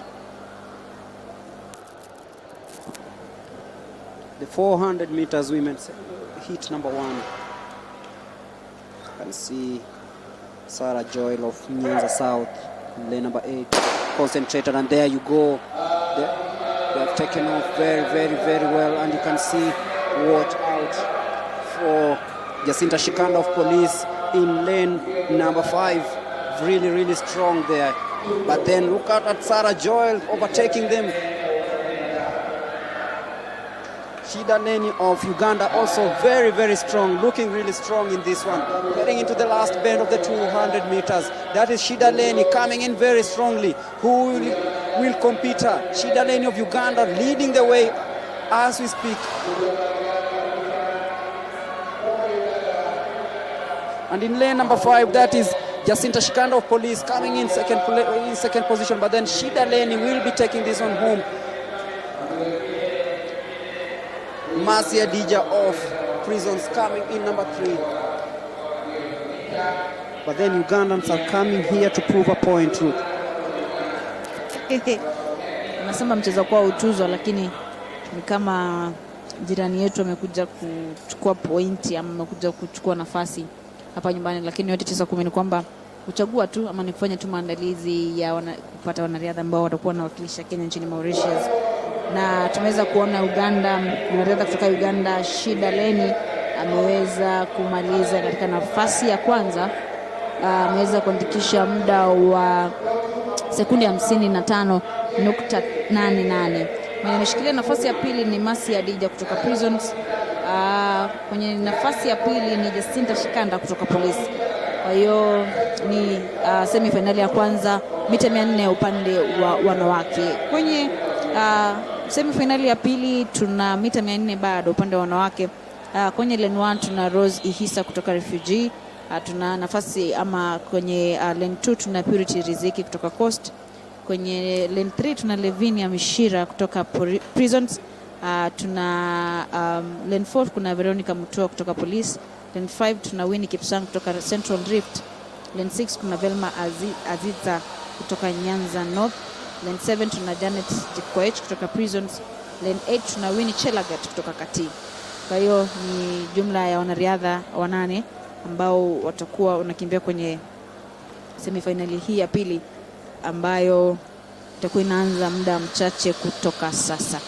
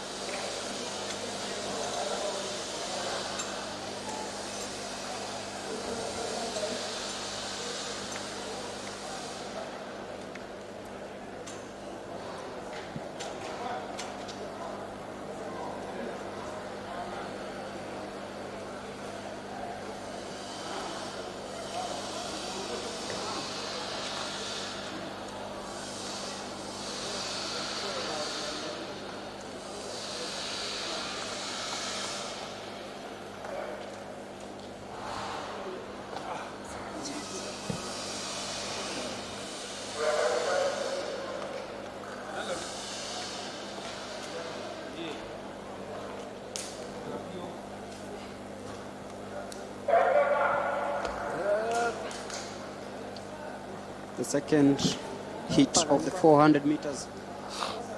Rose Ihisa, Purity Riziki, Nevian Mushira, Veronica Mutua, Winnie Kipsang, Velma Aziza, Janet Jikoech and Winnie Chelagat of KTTI. And there we go. The 400 meters. Watch out in lane number 5. That is Winnie Kipsang of Central Rift coming in strongly.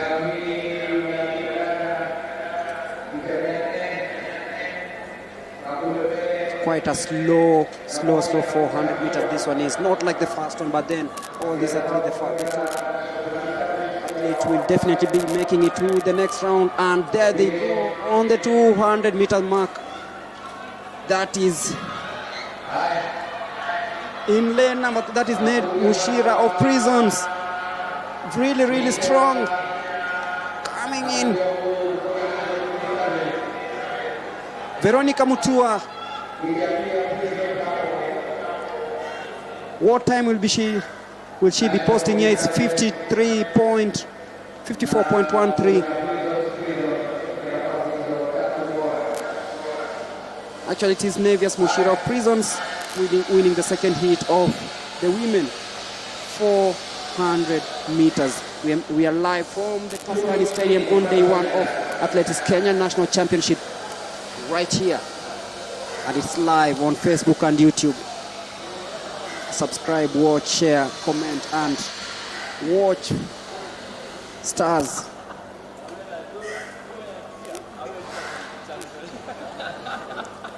Race to ensure that they at least get that ticket to the Africa Athletics Championship. And that is heat number 3 of the 400 meters women.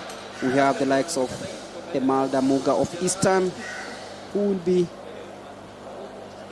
running in lane number 1. Susan Odhiambo of the universities, Irene Shungu, Maureen Thomas, Mweni Kalimi, Gladys Mumbe, Abigail Chepkemoy, and Evelyn McKenna. Ni kundi la tatu hilo ambalo tayari limefika pale kwenye starting line na kuweza kukimbia kwenye raundi ya 3 ya mbio za mita 400 upande wa wanawake. Na tumeona kwenye raundi ya kwanza muda ambao uliandikishwa ulikuwa mzuri zaidi ikilinganishwa na kundi hili la pili ambalo limeandikisha muda wa sekunde 54.13. Kwa hivyo natumai kwamba kundi hili pia litakuwa na wanariadha ambao watakuwa wanaandikisha muda bora zaidi. Na Greg alivyosoma hapo awali ni kwamba Melda Muga kutoka Eastern atakuwa lane 1, lane 2 Odhiambo Susan Universities kutoka Universities, lane 3 ni Irene Shungu kutoka Coast, lane 4 ni Maureen Thomas kutoka Nairobi, lane 5 ni Mweni Kalimi kunradhi kutoka KDF, lane 6 ni Gladys Mumbe kutoka Southern, lane 7 ni Abigail Chepkemoi kutoka North Rift, lane 8 ni Evelyn McKenna kutoka Eastern. Kwa hiyo pale tayari wamefika uwanjani, wamefika kwenye starting line zao, na muda wote kutoka sasa mbio hiyo itakuwa inang'oa nanga.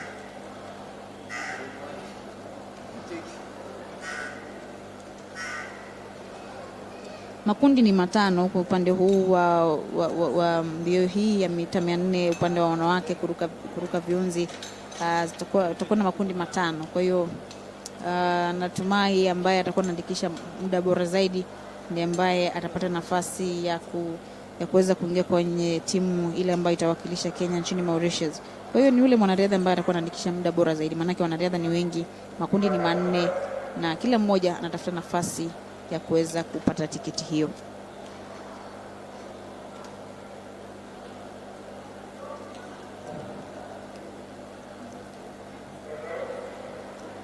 Kwa hivyo wale waamuzi wa riadha hii, wanariadha wa mbio hii, wasimamizi wa mbio hizi wanajaribu kupanga kila mwanariadha waone kwamba yupo sawa, na usije tena kuwa na ile false start ambayo tumeshuhudia kwenye mbio za mita fupi wakati wa awali.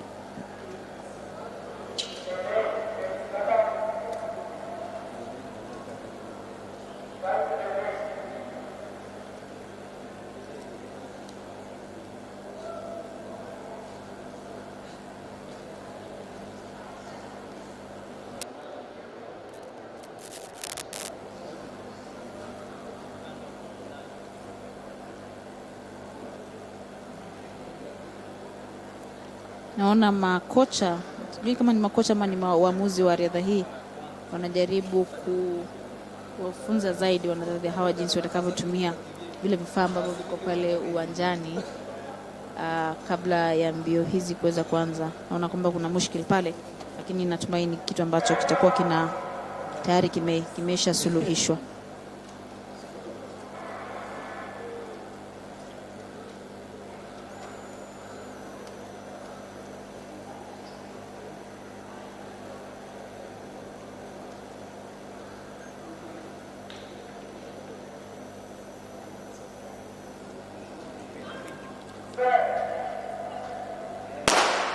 Na hivyo basi mbio hizo za mita 400 upande wa wanawake zimeweza kung'oa nanga rasmi, na tutakuwa tunaangalia ni nani ambaye atakuwa anaandikisha muda bora zaidi kuliko mwingine, ama ni nani ambaye ana kasi zaidi. Ukiangalia pale kuna KDF,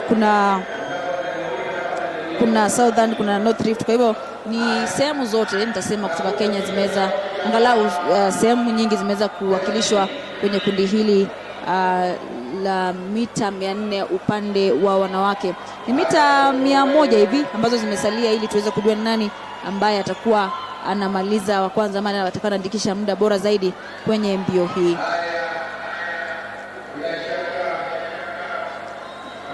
Irene Shungu kutoka Coast yana kwamba atakuwa anaandikisha muda bora zaidi kuliko wengine, na amemaliza wa kwanza akiwa na muda wa dakika sekunde 54 sawia na Mishira ambaye alikuwa ameandikisha pia muda huo, lakini muda huo si bora zaidi kuliko mwanariadha kutoka Uganda Shida Leni ambaye aliandikisha muda bora zaidi kwenye mbio hizi za mita 400. Na kwenye hit 3 muda huu si mzuri sana, lakini tutakuwa tunashuhudia, tuangalie hit 4 na hit 5 ni nani ambaye atajitokeza bora zaidi ili kuweza kuandikisha muda ambao utakuwa unafaa kuwekwa kwa mbio hizi za wanawake za mita 400.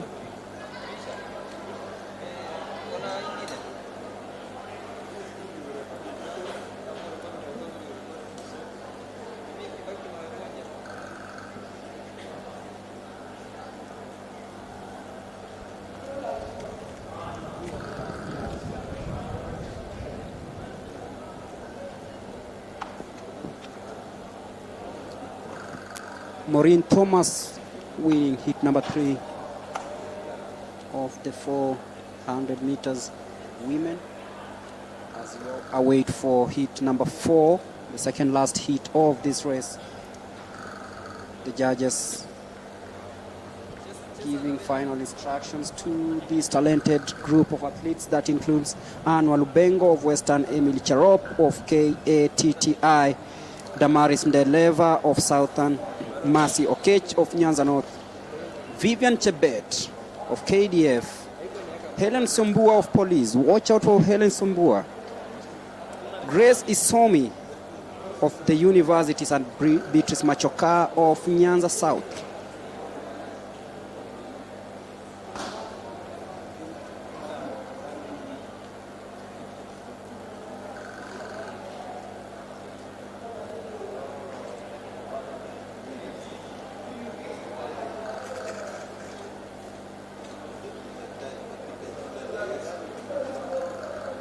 Remember, Helen Sombua competed in the 2019 World Athletics Championships, but failed to make it to the semi-final. She's here once again, trying to ensure that she gets something out of this and represent the country in the Africa Athletics Championships. Remember, she has a silver medal from the world, the All Africa Games, ranked 118th in the world. She'll be hoping to improve that this season.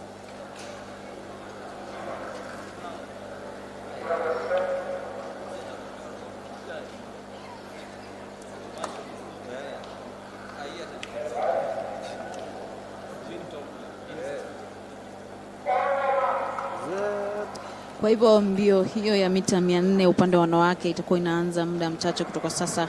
Hilo ni kundi la 4 mbio hizi za mita 400 upande wa wanawake.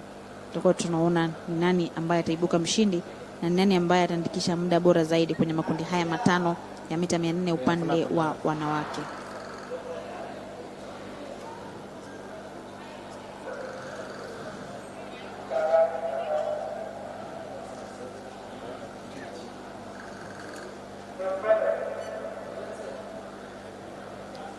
Ni wanariadha wanaendelea kupasha msuli, kutoa ile tension ambayo ipo kwenye mwili. Najua kila mmoja na pressure kuweza kuandikisha muda bora zaidi ama kumaliza katika nafasi ya kwanza, lakini muda wote kutoka sasa mwamuzi wa mbio hizi atakuwa anazianza rasmi.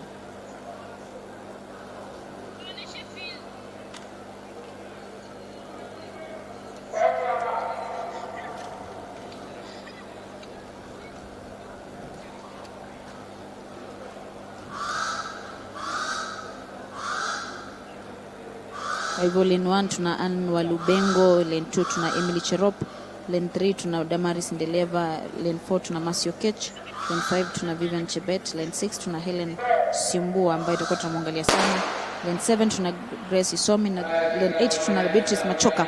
Na mbio hizo tayari mbio hiyo imeweza kuanza rasmi, na tayari mita 100 zimesha kwenda. Imesalia tunaelekea kwenye mita 200, na pale kasi ya mbio hizi zinaendelea kupanda kasi zaidi, na tutakuwa tunaangalia akielekea kwenye mita 300, tutakuwa tunaangalia ni nani ambaye ameweza kuweza kuongoza kwenye lane 7 tuna Grace Isomi kutoka universities, na atakuwa anaelekea kwenda kumaliza mbio hiyo. Kwenye lane 6 umekuwa na Helen Sombua ambaye tulikuwa tunamwangalia sana, kunradhi, kutoka Police, ambaye ameweza kuandikisha muda wa sekunde 53.59. Helen Sombua kutoka Police ameweza kuandikisha muda wa chini zaidi kulinganishwa na wanariadha wengine ambao waliweza kuongoza hapo awali kwenye hit 1 na hit 2 na hit 3. Ameweza kuandikisha muda bora zaidi, na hivyo basi Helen Sombua kutoka Police ameweza kuibuka mshindi, ameweza kumaliza wa kwanza kwenye mbio hii, na hivyo basi itakuwa ni kuingia kwenye ile hit 5 ya 400 meters women 400 meters women hit 5 ni raundi ya mwisho ama ni kundi la mwisho la mbio hizi, na tutakuwa tunaona nani ama tutakuwa tunashuhudia, tusubiri tu tuone nani ambaye atakuwa anaibuka mshindi wa mbio hizi. Na ukiangalia kwenye kundi hilo tuna wanariadha nani ambao watakuwa wanakilisha institution tofauti. Tuna Miriam Tanui kutoka Nyanza North, tuna Judith Chepkoech kutoka Central Rift, tuna Sylvia Chesebe kutoka Prisons ambaye atakuwa yupo kwenye lane 4. Lane 5 tuna Joan Cherono kutoka Nairobi. Lane 6 tuna Ruth Jebitok kutoka KDF. Lane 7 tuna Judith Jeruto kutoka North Rift. Lane 8 tuna Sandra Chepkoech kutoka South Rift.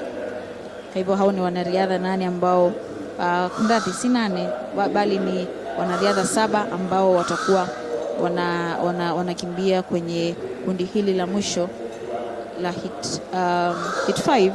Hii ni baada ya kuweza kumaliza hit ambazo zilikuwa zimebaki 4. Kwa hiyo ni hit ya mwisho ambayo itakuwa inawakilishwa kwa upande huu wa mita 400 upande wa wanawake.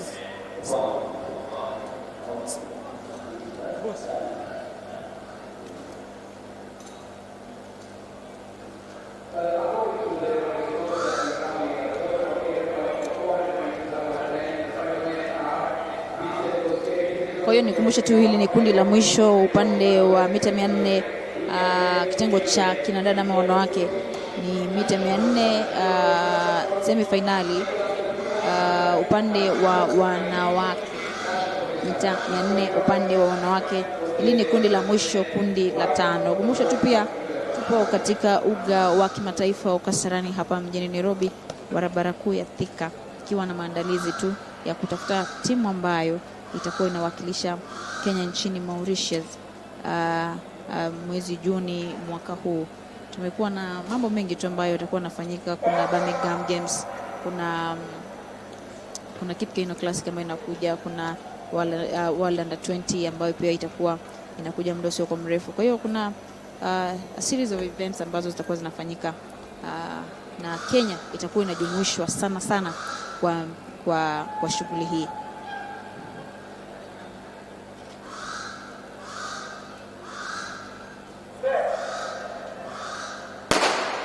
Kwa hiyo mbio hiyo imeanza rasmi na kwa sasa tunaelekea kumaliza mbio, kumaliza mita 100. Tunaelekea kufika kwenye baada ya kumaliza mita 100 zinaelekea kwenye mita 200 na tutakuwa tunaona ni nani ambaye tutakuwa tunasubiria kuona ni nani ambaye atakuwa anaibuka mshindi kwenye mbio hii. Mita 200 tayari ni kama zimeshakwisha. Tunaelekea kwenye mita 300 na tutakuwa tunaangalia ni nani ambaye atakuwa anajitokeza ama atakuwa mshindi wa mbio hizi. Mita 300 zinaelekea kukamilika. Kwa hiyo mita 100 sasa zimeweza kusalia na tutakuwa tunasubiria kuona kwamba ataandikisha muda gani. Kwenye mbio hiyo. Na mbio hiyo imeweza kukamilika na Joan Cherono kutoka Nairobi imeweza kuandikisha sekunde 55.16. Joan Cherono kutoka Nairobi ameweza kuandikisha muda wa 55 muda wa sekunde 55.16. Greg. Yeah, that is hit number 5. And I can see one athlete limping there. Seems everything is not nice there. Remember, the heat can also take on you, but the winner being Joan Cherono of Nairobi. That is hit number 5 of the 400 meters women. Remember, we are live from the Moi International Sports Center, Kasarani. And the men are also getting ready for the hits of the 400 meters. Another Ugandan also in the mix, Haron Adoli from Uganda. He'll be running in lane number 4. But then there is Ali Osman of Northeastern. That is in heat number 1 for the men 400 meters. Ali Osman in beat number 154 in lane number 1. Chepkochoi Onesmus from Central Rift. Benson Lekishon of Central. Watch out for Lekishon, another very, very, very good sprinter. especially in this 400 meters. Haron Adoli of Uganda, Emmanuel Mutua of Police, Nash Kevin, Shadrach Oichoi of Nyanza North, and Joel Kip Ngetich. These are athletes that will be competing in the men 400 meters. That is heat number 1.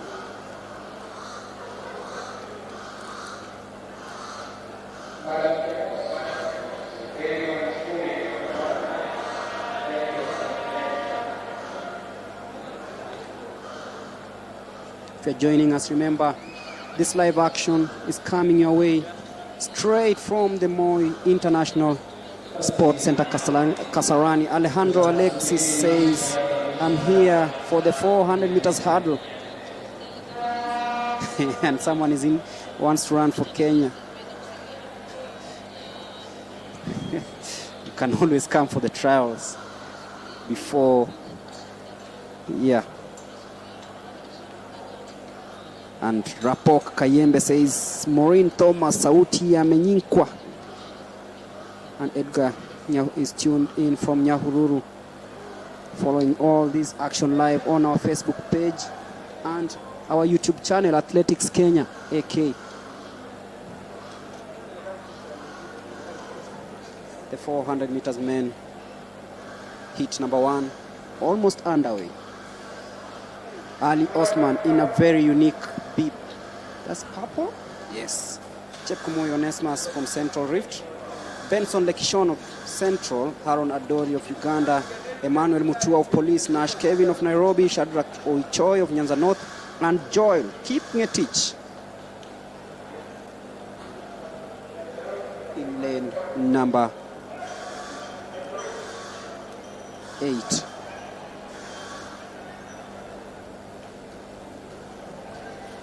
It's field of 9. Let's see. Adoli in lane number 4. Mutua in lane number 5. Nash Kevin in lane number 6. Lekishon in lane number 3. Lekishon representing Central.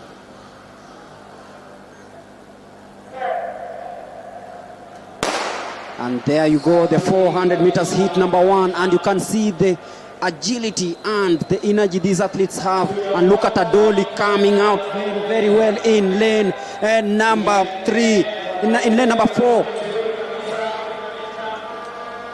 Haron Adoli of Uganda leading currently, heading into the 200 meter mark.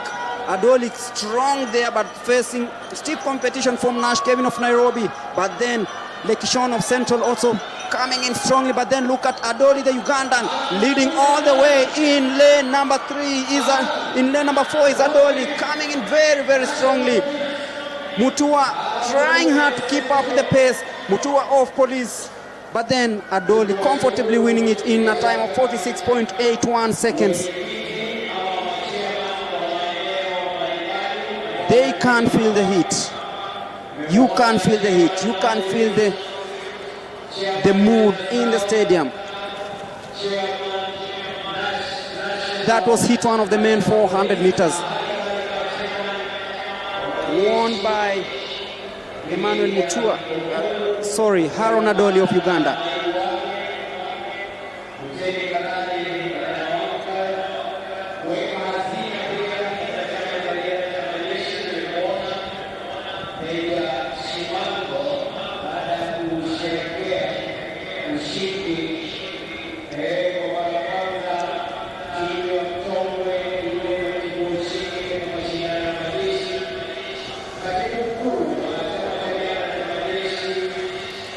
Number 2, getting ready.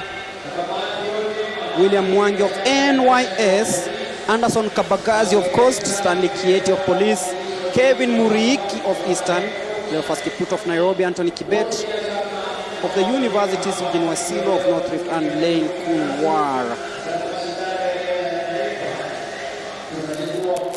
Another rich field of athletes ready to compete in the men's 400 meters. Mwangi, Kibagazi, Kieti, Muriki, Kiputo, Kibet, Wasilo and Wa.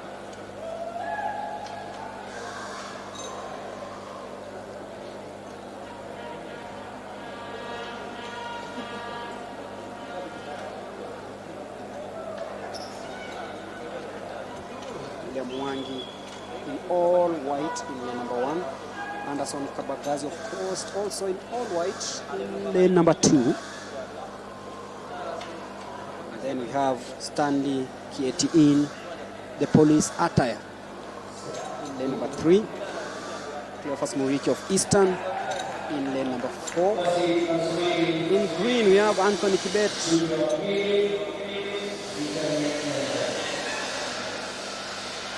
Actually, Cleophas Kiputo of Nairobi is in green, and in the yellow we have Anthony Kibet of Universities and Eugene Wasilwa of Northeast.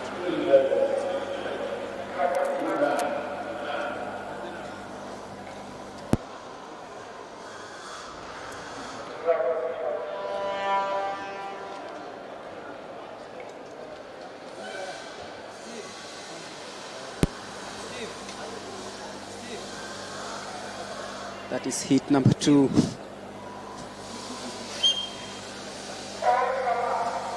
Of the 400 meters, we are waiting to see who carries the day here.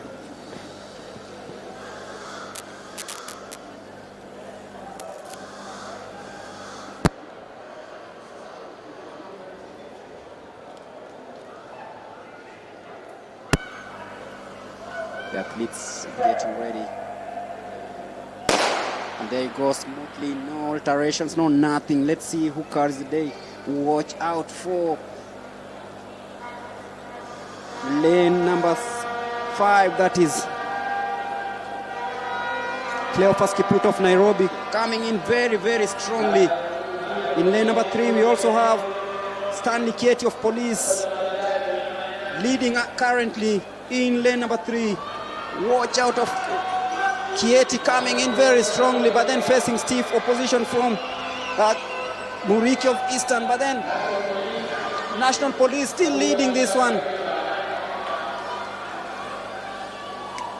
Anthony Kibet also coming in strongly, but then Stanley Kieti of Police will take this home in a time of 47.33 seconds. Tusema ni muda ambao wameweza kuandikishwa juu zaidi ikilinganishwa na Haron Adoli kutoka Uganda ambaye alishinda hit 1 baada ya kuandikisha sekunde 46.81 na yeye ameweza kuandikisha muda wa sekunde 47.33. Kwa hiyo natumai itakuwa ni very stiff competition ukiangalia kwenye makundi haya ya upande wa wanaume mita 400, na kuna makundi kama 6 hivi ambayo yatakuwa nakimbia. Kwa hiyo tutakuwa tusubiri tu tuweze kuangalia ni nani ambaye ama ni kundi lipi ambalo litakuwa litaandikisha muda bora zaidi kwenye makundi haya 6 upande wa wanaume mita 400. Certainly, and the next lot getting ready for heat number 3, Northeastern also represented in lane number 1 with Abdullahi Ibrahim. Gilbert Nyama of Nyanza South is in lane number 2. Collins Omai of Eastern in lane number 3. Nathaniel Kipngetich of Prisons in lane number 4. Isaiah Sayelela of Universities. Geoffrey Rona of Nairobi. Robert Ngetich of Central Rift. And Sebastian Sinoti of Southern.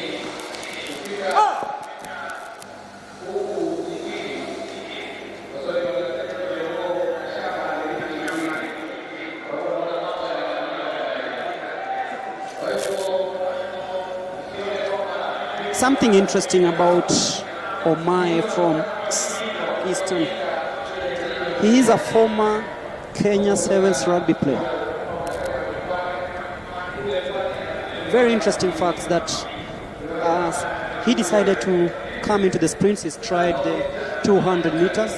Right now I can see him trying the hurdles, and this tells you something about the sprints and rugby. Ukiangalia mchezo wa raga unapoangalia pia unataka mchezaji ambaye ana mbio zaidi na pia ana tackles ambaye anaweza kutackle wachezaji wengine. Kwa hiyo yeye kuja kukimbia kwa riadha na kuacha raga si kitu kigeni, maanake pia Omanyala alikuwa mwana sport na alikuwa mchezaji wa raga, lakini akatransition akaingia kwenye riadha. Kwa hiyo mbio na raga nasema ni vitu viwili ambavyo vinaambatana, kwa sababu lazima pia mwanariadha ama mchezaji awe na speed zaidi ambayo itakuwa inamsaidia kuandikisha muda bora zaidi. Kwa hiyo yeye kuingia kwenye riadha kutoka kwa raga si kitu ambacho nasema ni kigeni sana. Kwa hiyo tumeona wachezaji wengi wakitoka kwa mchezo tofauti na kuingia kwenye mbio.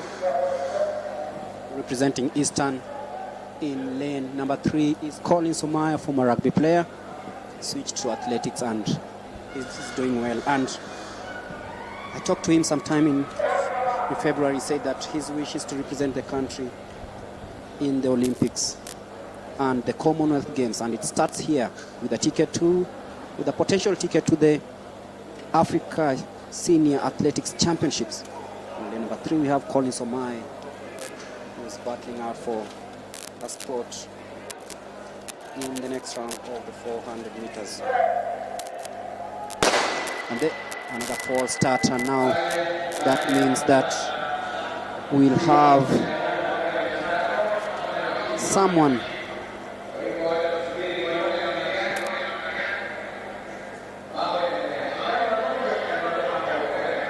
it's under review to find out who actually is going to be given a card. I wonder what card this will be. Is it a red or a green one? You can see the judges walking by fast enough.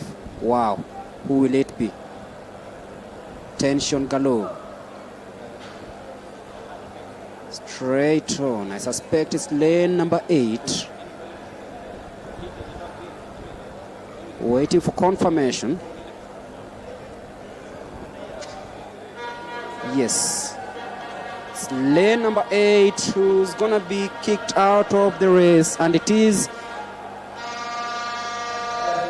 Sebastian Sinoti of Southern who will be bidding by to the 400 meters. So devastating for the young man. He can't compete after a false start, and we're down to 7. Abdullah Ibrahim, Gilbert Nyamao, Collins Omanyala, Nathaniel Kipngetich, Isaiah Sayelel, Geoffrey Rono, and Robert Ngetich of Central Rift. In that order, lane 1 to 7. It's the men's 400 meters hit number 3, and there we go. This time smoothly. You can watch out for this guy, Nathaniel Kipngetich of Prisons, really taking off well. Watch out in lane number 4. That is Kipngetich of Prisons. But then Collins Omanyala closing in. Very, very beautiful race there by these two lads here, Kipngetich and Isaiah Sayelel, also coming in very strongly for the universities. And you can see coming into the 200-meter bend, Collins Omanyala and Nathaniel Kipngetich. This quite some race. Watch out for these two. But then Collins Omanyala takes the lead for the first time in this race. In the 400 meters, heat number 3, burning out. But who will take this home? Collins Omanyala confidently ahead of Nathaniel Kipngetich and taking this home in a time of 47.44 seconds. Ukiangalia tuweze kuangalia hit 1 na hit 2. Nisema kwamba muda ambao wanaandikisha umeachana, tuna sekunde moja. Hit 1 46, hit 2 47, pia hit 3 imeandikishwa sekunde 47. Kwa hiyo ni mbio ambayo nitasema pia imekuwa na kasi sana, manake ukiangalia mwanariadha ambaye alikuwepo kwenye lane ya mwisho, lane 6, ambaye ndakujuza ni nani muda usiokuwa mrefu, alikosa nguvu alipomaliza mita 300. Alipofika kumaliza mita 400 ikawa ni vigumu sana. Kwa hiyo itakuwa ni rekodi ambayo si mbaya ikilinganishwa na ambaye aliandikisha rekodi nzuri, Haron Adoli kutoka Uganda. Kwa hiyo kwa sasa tutakuwa tunaangalia kundi la 3 upande wa mita 400 upande wa wanaume. Tight race. They are very, very, very close between Omanyala and Kipngetich. But then once we only had one winner, that is Collins Omanyala, taking hit number 3 of the 400 meters men. And they literally jogged home. It seems that they knew whatever was happening and wanted to see this done, ultimately qualifying for the next round of the 400 meters. And here we have heat number 4, where we have 8 entries. Samuel Cheng of Coast, Tom Lemut of Nyanza North, Kennedy Kimeo. Watch out for Kennedy Kimeo, another brilliant athlete. All the way from the Kenya Defence Forces, we have Dominic Nyabuto of Nyanza South, Kelvin Kipkorir of North Rift, Kelvin Kiprotich of Prisons, Kelvin Muriuki of KATTI, and we have Alan Kipyegon of Westerns. This is heat number 4 of the 400 meters men, happening here at the Moi International Sports Center, Kasarani. If you're joining us, welcome aboard and enjoy the spectacle. Everything coming to you live on Facebook and YouTube right here. And you're live from the Kasarani Stadium once again on this day. It is day 1 of the Athletics Kenyan National Championship 2022.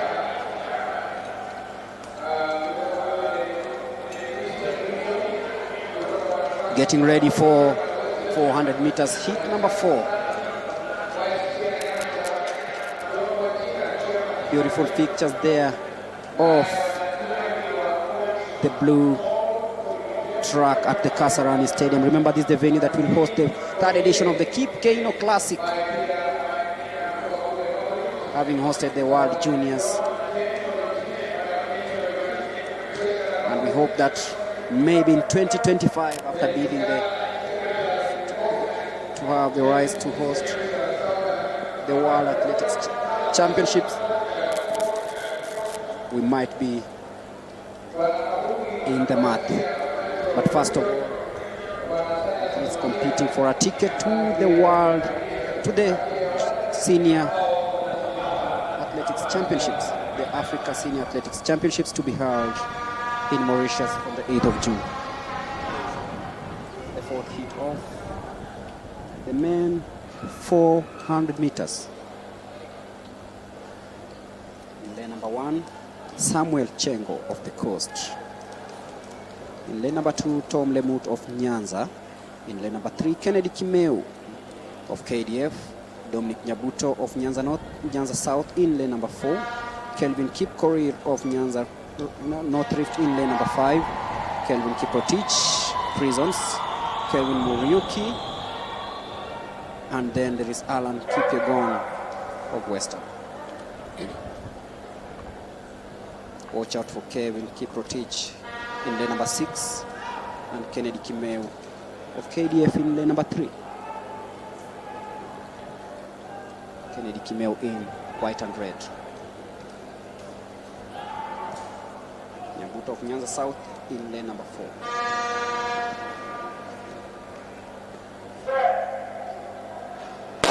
And there you go, that is the 4th heat of the men 400 meters. Nice one from Kelvin Kipkorir of North Rift, but then look, watch out in lane number 6, that is Kevin Kiprotich of Prisons. Really strong there, heading into the 200 meter mark. Who will carry the day? Watch out in lane number 3, that is Kennedy Kimeu of KDF, coming in very strongly in the bend. But then watch out of Dominic Nyabuto of Nyanza South, also coming in very strongly. But then KDF taking the lead for the first time, heading into the 100 meters. That is Kennedy Kimeu of KDF, really trying to shrug off this challenge from Kelvin Kipkorir and Kelvin Kiprotich of Prisons. And Prisons take number 2 after a very strong finish by Kennedy Kimeu of KDF. Ukiangalia KDF pia ameweza kuandikisha tena matokeo mazuri. Ukiangalia kwenye hit 4, Kennedy Kimeu kuweza kuandikisha muda wa sekunde 54.99. Inaonyesha kwamba si muda mbaya, na ni kujaribu tu natumai kirudi nyumbani na makocha wake watakuwa na msaidia zaidi angalau aweze kumaliza chini ya muda wa sekunde 55.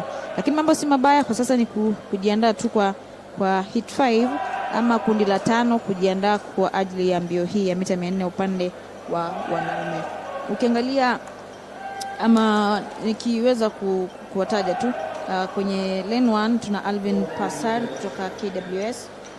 Lane 2 tuna Alan Kipiego kutoka North Rift. Lane 3 tuna Sunday Komakech kutoka Refugee. Tuna lane 4 Kelvin Tauta kutoka KDF. Lane 5 tuna David Sanaye kutoka Prisons. Lane 6 tuna Joseph Sanare kutoka South Rift. Lane 7 tuna Mary Sulo kutoka NYS. Lane 8 kuna Cosmas Kiplagat kutoka KATTI. Kwa hiyo hao ni wanariadha hawa ambao kila mmoja anaenda pale kuchukua nafasi yake.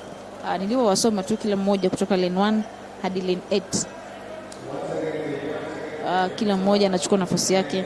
Angalau tuna ni nani ambaye ataandikisha muda bora zaidi kilinganishwa na makundi haya manne ambayo yameweza kukimbia, na tumeona kwenye makundi haya muda bora ambao umeweza kuandikishwa ulikuwa ni wa Haro na Doli kutoka Uganda ambaye aliandikisha muda wa sekunde 46.81 kwenye hit 1 ambayo ilianza kwenye mbio hizi za mita 400 upande wa wanaume. Lakini kwa sasa unavyoona kwenye runinga yako ni maandalizi tu ya kabla ya kuanza mbio hizi za mita 400 upande wa wanaume. Wanawake walishafanya kazi yao ya ziada hapo awali kwenye mita 400 na tuliweza kushuhudia wanariadha ambao walifanya ama ambao waliweza kushinda mbio hizi. Kwenye upande wa wanawake tulikuwa na Jen Chege Kipklimo, kundadhi kulikuwa na Jen Chege ambaye aliweza kuandikisha muda bora zaidi kwa upande wa wanawake baada ya kuandikisha muda wa sekunde 59.9 kwenye mbio ya mita 400 upande wa wanawake.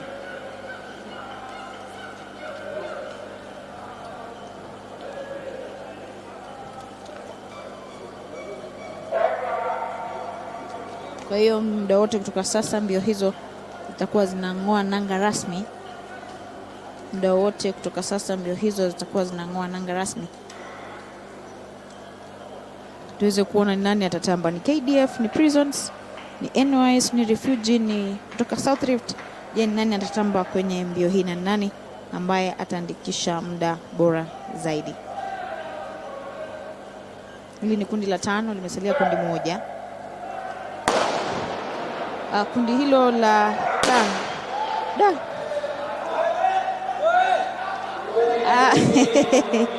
kuna hali ya mshike hapa, kama kulikuwa na false start mahali na wanariadha hawajaweza kulikuwa na false start hapa ambayo ilianza mapema sana kabla ya mwamuzi wa mbio hizi kuweza kuanza mbio hiyo rasmi. Tutakuwa na kujuza ni nani ambaye atakuwa anapewa adhabu. Namuona referee anaenda consult na mwamuzi wa mbio hii kuweza kuangalia, ama anaenda kuangalia pale, sijui niseme ni VAR kuweza kuangalia VAR, kuweza kuona kisengere nyuma ni nani ambaye amekuwa na ile false start. Na basi ambaye amekuwa na false start atakuwa anapigwa adhabu. Sijui atapigwa adhabu gani, kadi nyekundu ama kadi ya njano. Kwenye hit 4 tuliweza kuona mwanariadha Samuel Chengo kutoka Coast akiweza kupata adhabu. Alikuwa kwenye kunradhi, si Samuel Chengo, alikuwa kwenye line 8 Alan Kipiegon kutoka Western ambaye alipata kadi nyekundu, na wakati huu sijui ni nani atakuwa anapata kadi nyekundu. Tulikuwa tunaangalia, naona mwamuzi wa mbio hii anaelekea pembezoni kuweza kuna mtu anapewa adhabu hapa. Lane 5 ni David Sanaye kutoka Prisons ambaye aliamka mapema kabla ya mwamuzi kuweza kupeana ishara ya kuondoka. Kwa hiyo mwanariadha kutoka Prisons David Sanaye ameweza kupewa adhabu, na hivyo basi atakuwa anaondoka. Unfortunately atakuwa anaondoka, na kwa sasa tutakuwa na wanariadha 7 ambao watakuwa wanakimbia kwenye mbio hizo za mita 400 upande wa wanaume kwenye hit 5. Greg, false start there by this Prison in lane number 5. That was Cyanek, but then watch out for the likes of Alan Kipiego of North Rift. It's hit number 5 of the 400 meters, and wow, another false start. And I can see from lane number 1 saying that there's a problem with the blocks. I'm not sure about that. Maybe we'll see what's gonna happen in a bit.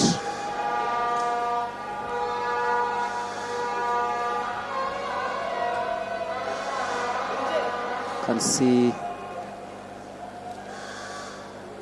everything trying to be fixed, and we are ready for the 5th heat of the 400 meters men.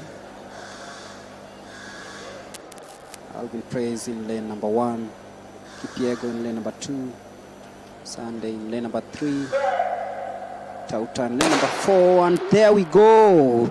This time no hitches, no nothing. Watch out in lane number 3, that is Sunday Komakech, coming in very, very strongly, but then watch out for Kipyego in lane number 2. I don't think KWS have a say here because Alvin has really dragged behind, but then watch out for Joseph Sanare in lane number 6, really strong there. But Kipyego of North Rift coming in very strongly in lane number 2, facing stiff opposition from Alan Kipyego of North Rift, who will carry the day in lane number 4. It will be Kevin Tauta of KDF winning this one in a time of 47 seconds, 0.34. That is heat number 5, and we'll have the last heat of the 400 meters where we'll have Semi Tiardeng, Ahmed Aden Abdullahi, Nicholas Kioko, William Ryan, Alex Ampau, Lofomondi, and Gabriel Lamoy of Nairobi. Everything happening really fast here at the Kasarani Stadium on day 1 of Athletics Kenya National Championships, live and direct from the Mo International Sports Center, Kasarani. We've done 5 heats of the men 400 meters, and now we are into the last one.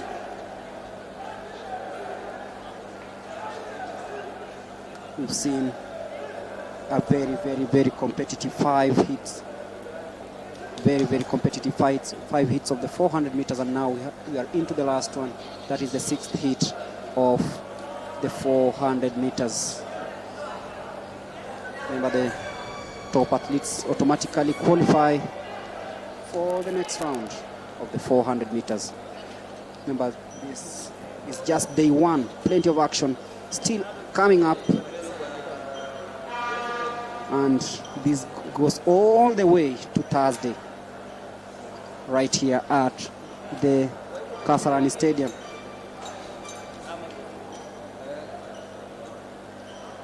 After this, we'll have the 5,000 meters men's semi-final number 1, where we have the likes of Amos Kirui, Edward Zakayo making a comeback, Emmanuel Ngeno, Felix Kibet, Jonathan Kipkoech, Vincent Leting, Edwin Kipsaisa,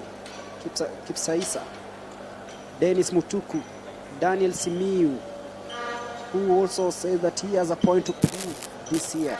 Now, who will carry the day? That will be semi-final number 1. In semi-final number 2, we have the likes of Vincent Kipkurui, Kibet Ndiema.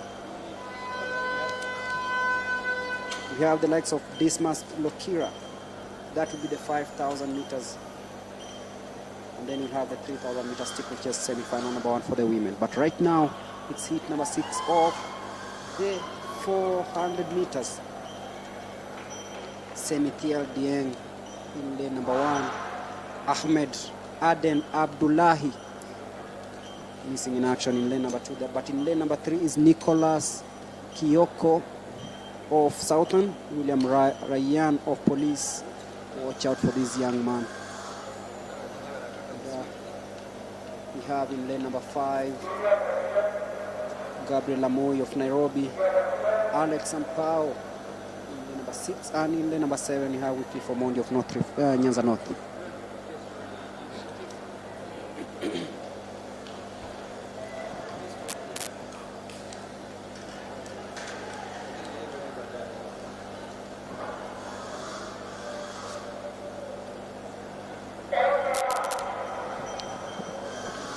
for action in heat number 6 of the 400 meters.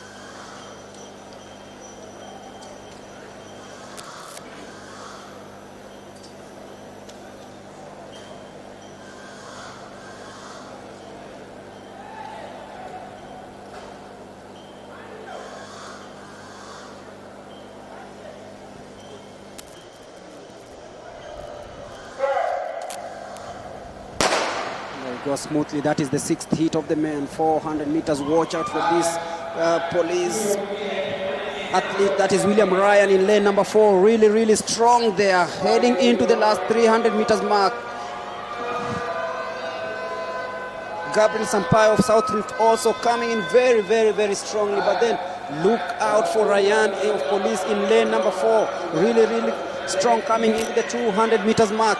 But then there is William Ryan, Nicholas Kioko of Southern, Gabriel Lamoy also coming in very strongly. But then in lane number 1, Semil Thial Dieng really trying hard to hold on to the lead, but can't hold on that much because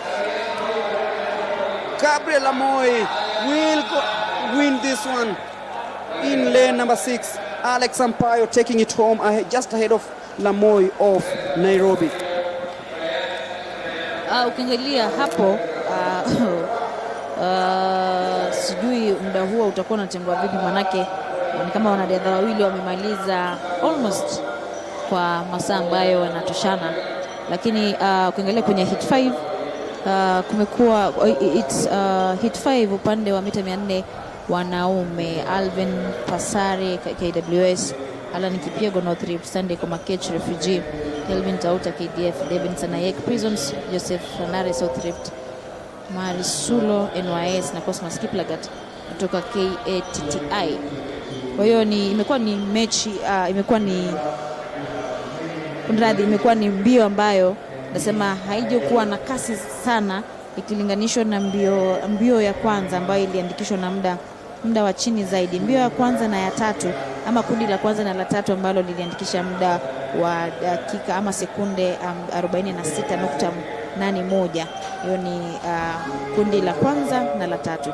Kwa hiyo kundi la kwanza na la tatu liliweza kuandikisha muda ambao ulikuwa chini zaidi ikilinganishwa na makundi haya manne ambayo yameweza kuandikisha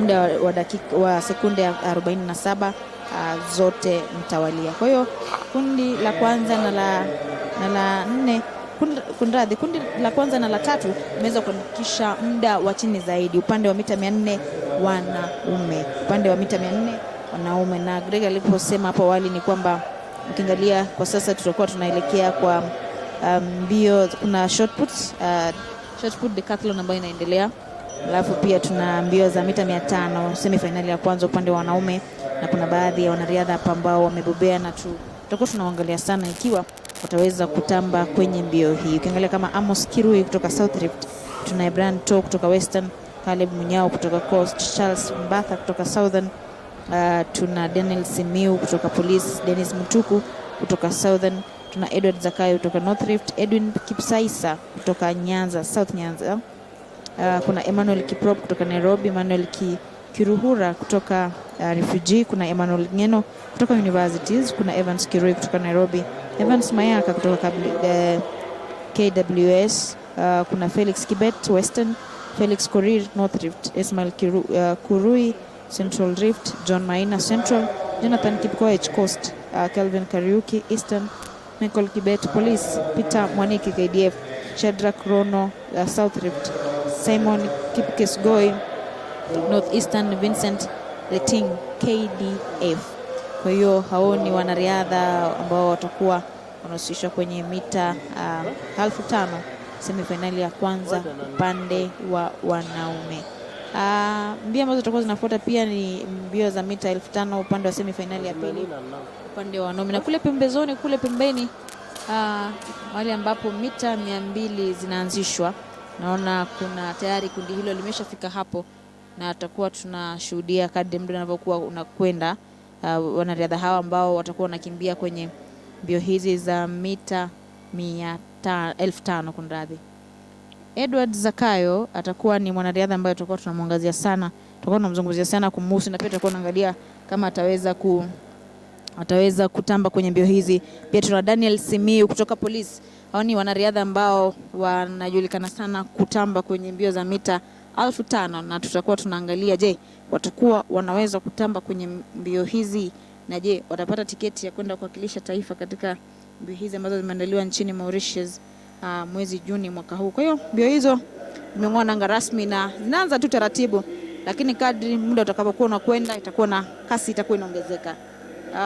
Ameshakimbia mita 200, kwa hiyo wana kazi ya ziada ambayo lazima wamalize.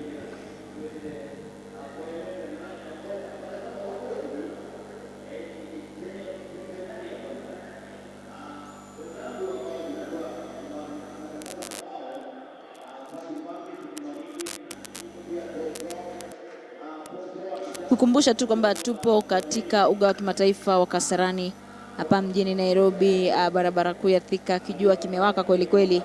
Hapo asubuhi kulikuwa na kijibaridi, lakini sasa jua linawaka kweli kweli. Natumai kwamba wanariadha hawa watakuwa wanapewa angalau maji ya kukata kiu, manake jua hili ambalo linawaka kwa sasa mjini Nairobi linataka angalau maji baridi ya kuweza kuwapatia nguvu zaidi wanapokuwa wakikimbia.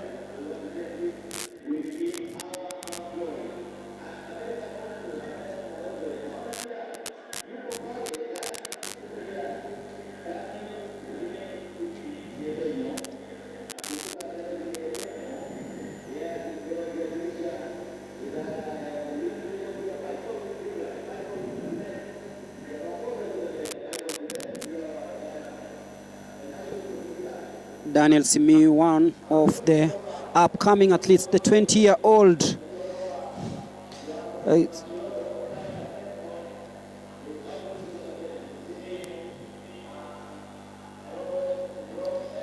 A prospect in this race.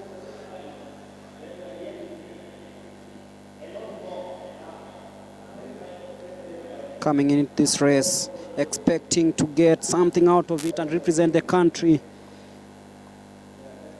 in the 5,000 meters at the global event. Look at that, the still closely packed that field is, and you can see all of them trying really hard. You can see Edward Zakayo in the mix, Daniel Simiyu in the mix. Daniel Simiyu, a man brought up in Baragoi, Samburu County.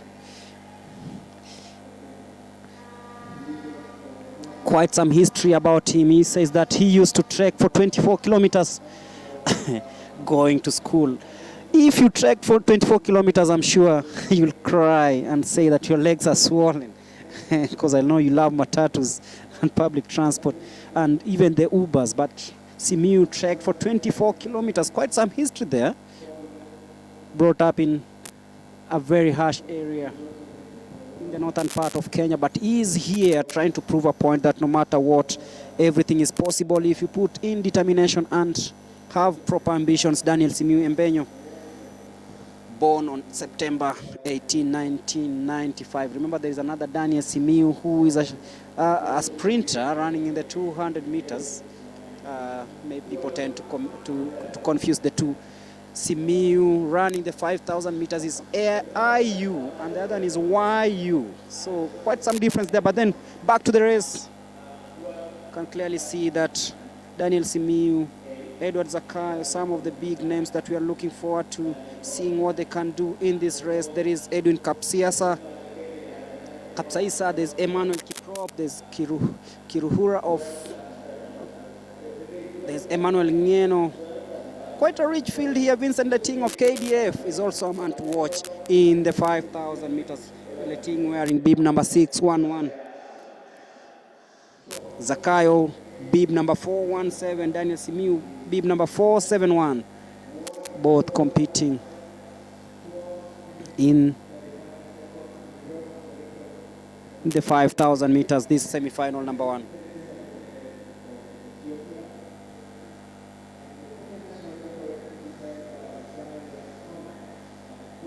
Remember, 12 minutes 39 seconds is the record, the national record, held by someone who quit running decades ago, Daniel Komen,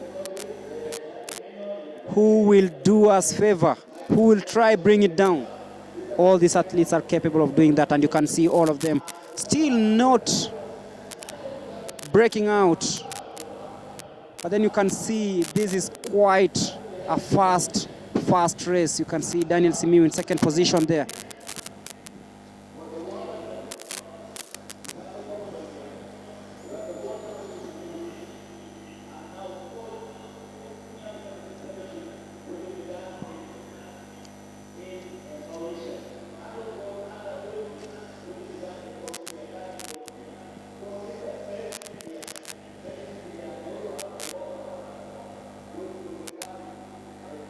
In 2020,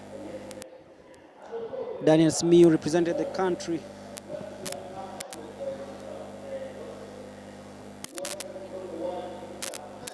There you go, look at them, really fast.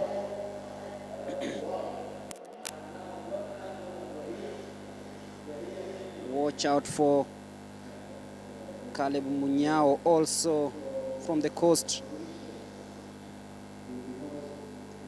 There's also Evans Mayaka of KWS. A very rich field.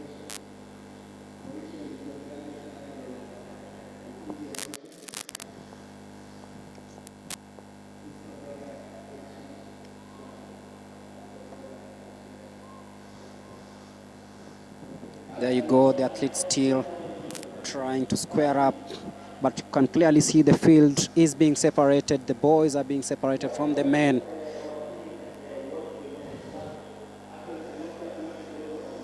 As we head into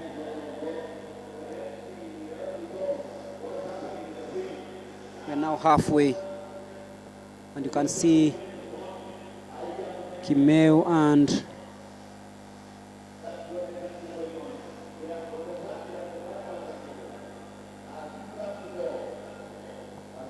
Zakai really battling out.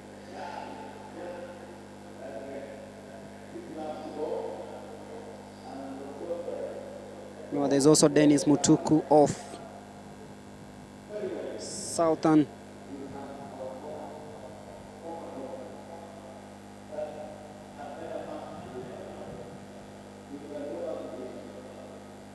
That is Simon Kipkosgei.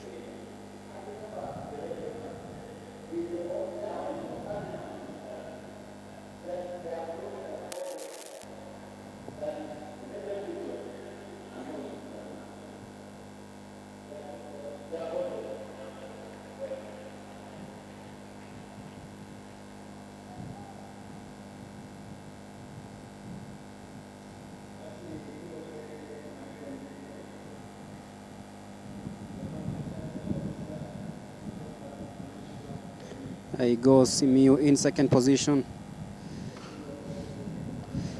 Watch at how they are running, almost similar styles, and that makes it very difficult for one to break away from the rest of the pack. Then look at that, the pace is really high. Halfway done in the men 5,000 meter semi-final number 1.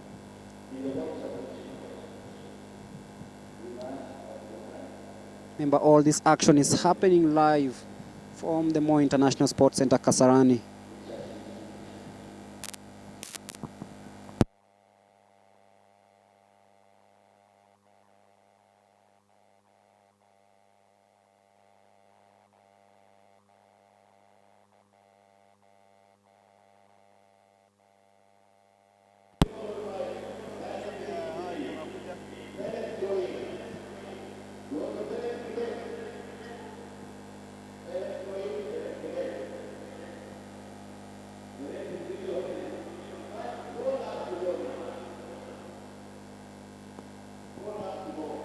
Four laps to go in the men's 5,000 meter semi-final number 1, and you can clearly see the level of competition here.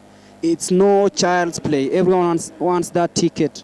Everyone wants to represent the country in the Africa Senior Athletics Championships to be held in Mauritius. It's now to a field of 5. Huge possibilities here.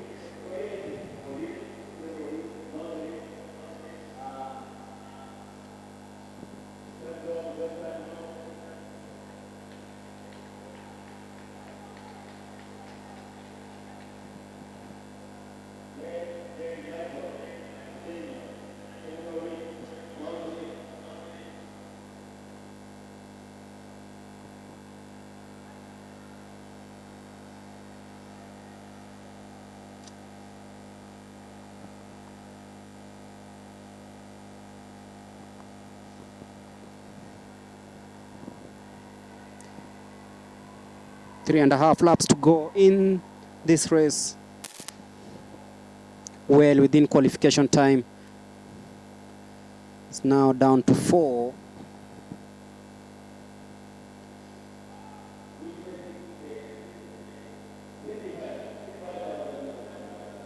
The first semi-final of the 5,000 meters. And you can see now it is 3 laps to go. The first lot really trying hard. Now it's shrunk to 3.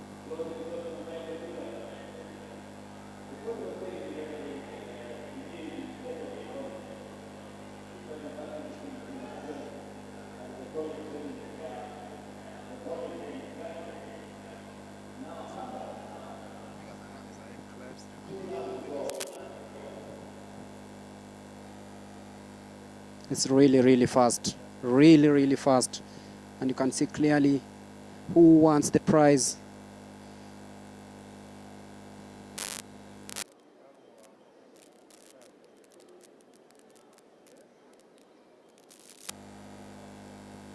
Heading into the last 2 laps.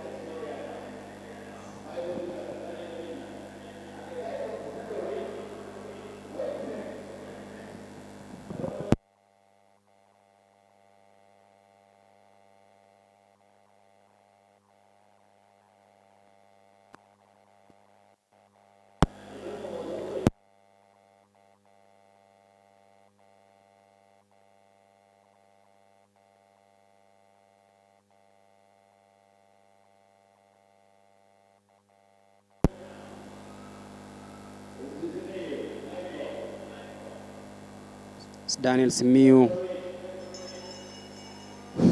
trying really hard to ensure that he gets that final spot. Look at that, Daniel Simiyu pulling away now and showing the reason why he's one of the best 5,000 meters athletes in the world. Trying to break away from the rest, Daniel Simiyu. Remember, he's just making a comeback and he's doing really great. Look at that, into the last 200 meters of this 5,000 meters. Man, look at that bend, taking it nicely in his nice orange spikes. Daniel Simiyu coming in very well.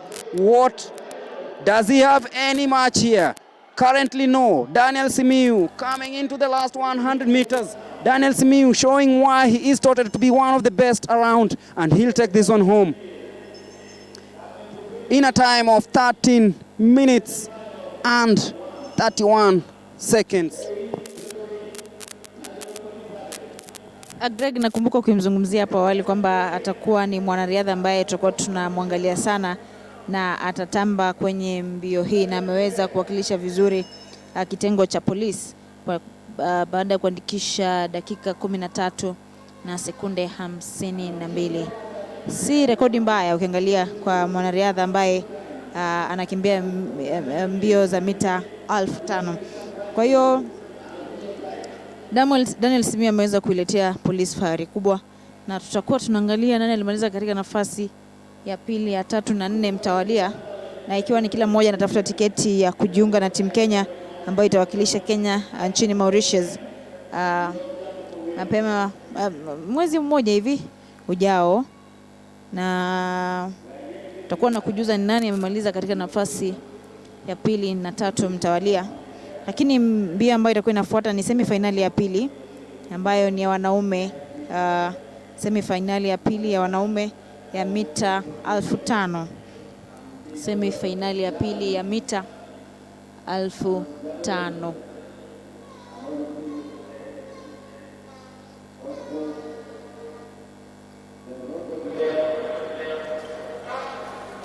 Ukimalizia naona wanariadha hawa ambao watakuwa wanakimbia kwenye finali kwenye semi-finali ya pili ya mita 1500 wakiingia uwanjani kwa mbwembwe kweli, kuonyesha kwamba wapo tayari na wamejiandaa vilivyo kuweza kushindana kwenye mbio hii ya 1500 mita 1500. Wanaanza pale pembezoni mahali ambapo mita 200 huwa zinaanzishwa rasmi, pale pembezoni mahali ambapo mita 200 zinaanzishwa rasmi, na tutaweza kuangalia pia, je, watakuwa na yule ambaye atakuwa anaandikisha muda bora zaidi.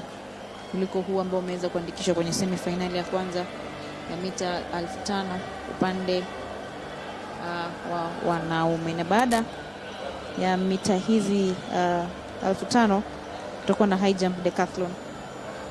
High jump Greg ni kama inaendelea upambizoni upande wa pili. Yeah, definitely field events ongoing. We have the long jump on the other side. We also have the high jump on our right. But we are gearing up for the second semi-final of the 5,000 meters, 12.5 laps, full of action. We have the likes of Vincent Kipkurui, of course, Ukuko Tho, of there's Uba Dinita, Robert Kiprop, Ruben Mosin, Finas Kipleting of KDF, Lawrence Kiplagat, James Karuri, Isaac Koech, Hilary Kemboi, Gideon Kipngetich, Francis Abongo, Felix Boera, David Daniel Baraza, Brian Kipto, Anthony Kipkoech, Alfred Nieno, Alex Chitri, and Dismas Lokira. That is the second semi-final of the 5,000 meters men, and the 12.5 lap race just begins right now. And there we go, expecting also plenty of action here, plenty of competition in this classic long distance track and field. With this long distance event, look at these athletes. Each one of them wants that ticket to the final of the 5,000 meters, because this is one area that Kenya has dominated in a long time. It's the second heat of the 5,000 meters already underway, and that is 3/4 of the lap already done. 11.5 to go if they complete this one, and clearly you can see in the early stages nothing separates these athletes until when it comes to that decisive moment. Ukiangalia ni riadha ambayo pia tutakuwa tunaangalia sana. Je, wameweza kuandikisha muda, ama yule wa kwanza ameweza kuandikisha muda ambao muda bora zaidi kuliko kikundi cha kwanza. Na ukiangalia kwenye mbio hiyo Daniel Simiyu aliweza kuandikisha muda kwa dakika 13. Je, kwenye semifinali hii ya pili watakuwa wanaandikisha muda bora zaidi. Na ukiangalia kule pembezoni naona high jump decathlon inaendelea, alafu baadaye tutakuwa na mita 3000 steeplechase semifinali ya kwanza upande wa wanawake, alafu baadaye tutakuwa na steeplechase hiyo ya wanawake semifinali ya pili, alafu mbio ambayo itakuwa inafuata ni mita 1500 semifinali ya kwanza upande wa wanawake, semifinali ya kwanza na ya pili, alafu mita 400 decathlon. Hivyo tutakuwa na kuelezea jinsi kadri muda utakapokuwa unasonga kabla tuweze kufunga shughuli ya siku leo. Kuna mechi ambazo zinakuja kwa mpigo zaidi. Kuna mita 200 upande wa wanawake, wanaume mita 1500.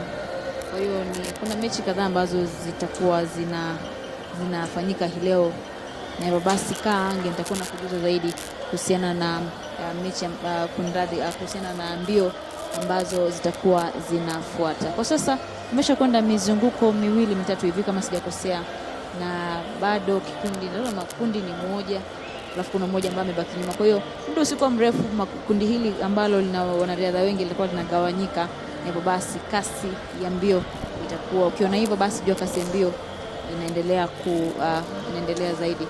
Na kujuza tu kwamba tupo katika uga wa kimataifa wa Kasarani mjini Nairobi, barabara kuu ya Thika, ikiwa ni kuchagua timu Kenya ambayo itakuwa inawakilisha Kenya nchini Mauritius Juni mwaka huu, na maandalizi tu ambayo yanaendelea.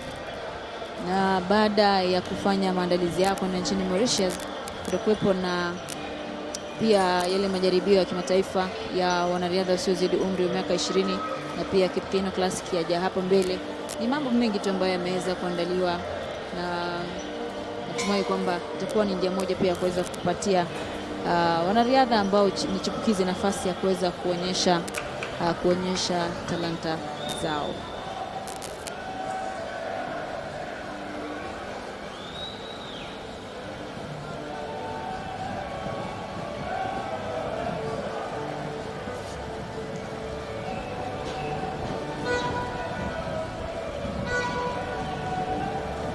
Ni mbio hiyo ya mita 1500 semifinali ya pili upande wa wanaume imeweza kuenda mzunguko wa 4 hivi, na mambo sio mabaya, bado kasi ya mbio haijaweza kuanza. Na basi kama round 7-8 hivi tutakuwa tunaona makundi yameanza kujigawanya na kila mmoja kuweza kuchukua nafasi yake, na ikiwa imebaki nyuma, basi ni huu ndio muda wa kuweza kujitahidi zaidi angalau kuweza kuwafikia wale ambao wanaongoza kule mbele, ili usije ukaachwa nyuma wakati utakuwa wakati mbio hii itakuwa inakamilika.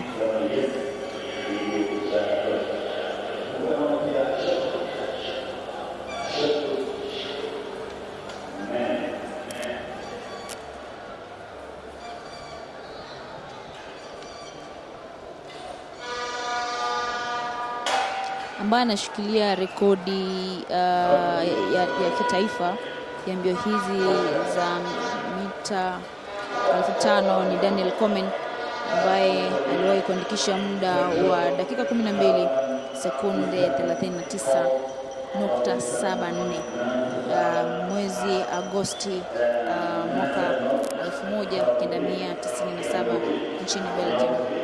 Daniel Komen ameweza kushikilia rekodi hii ya kitaifa baada ya kuandikisha muda wa dakika 12 sekunde 39 mwaka 1997 nchini Belgium, wakati alipokuwa ameenda kuwakilisha Kenya kwenye mbio hizo. Kwa hivyo tuna rekodi nzuri. Natumai kwamba baadhi ya wanariadha ambao wako hapa watakuwa wanapita rekodi yake Daniel Komen, ambaye aliweza kuandikisha rekodi hiyo miaka ya nyuma kabisa.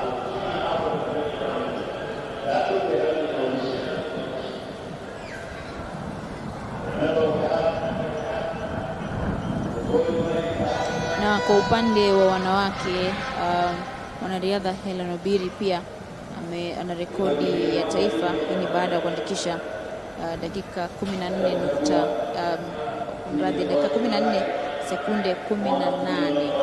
Aliweza kuandikisha rekodi hii nchini Italy mwezi Juni tarehe 8 mwaka 2017.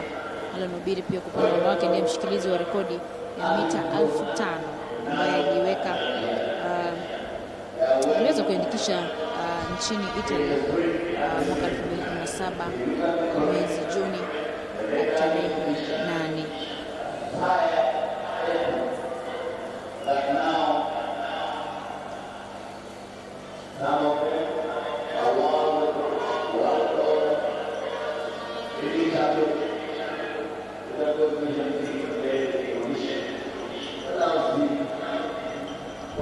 Ni makundi hayo ambayo tayari tunayaona. Nilivyosema hapo awali kwamba makundi yakianza kugawanyika, jua kwamba kasi ya mbio imeanza. Hivyo basi tunaona makundi ambayo tayari kila mmoja anaanza kuchukua mkondo wake. Kwa hiyo tutakuwa tunaangalia ni nani ambaye atamaliza na muda bora zaidi na ni nani ambaye atamaliza katika nafasi ya kwanza. Ni mita 1500 upande wa wanaume, semifinali ya pili.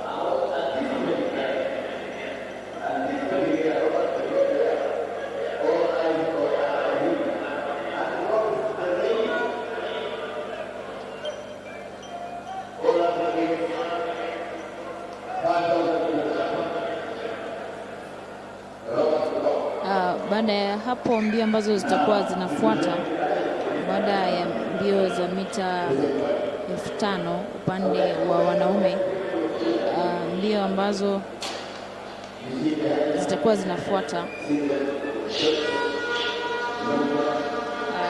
pembezoni, naona high jump Decathlon inaendelea. Kutakuwa na mbio ambazo zitakuwa zinafuata mbio za mita 3000 kuruka viunzi na maji, semifinali ya kwanza upande wa wanawake. Mbio za mita 3000 kuruka viunzi na maji, semifinali ya kwanza upande wa wanawake. Hapo baadaye, baada ya mbio hizo za 1500 upande wa wanawake, semifinali ya kwanza na ya pili, kutakuwepo na mbio za wanawake mita 1500 semifinali ya kwanza na ya pili upande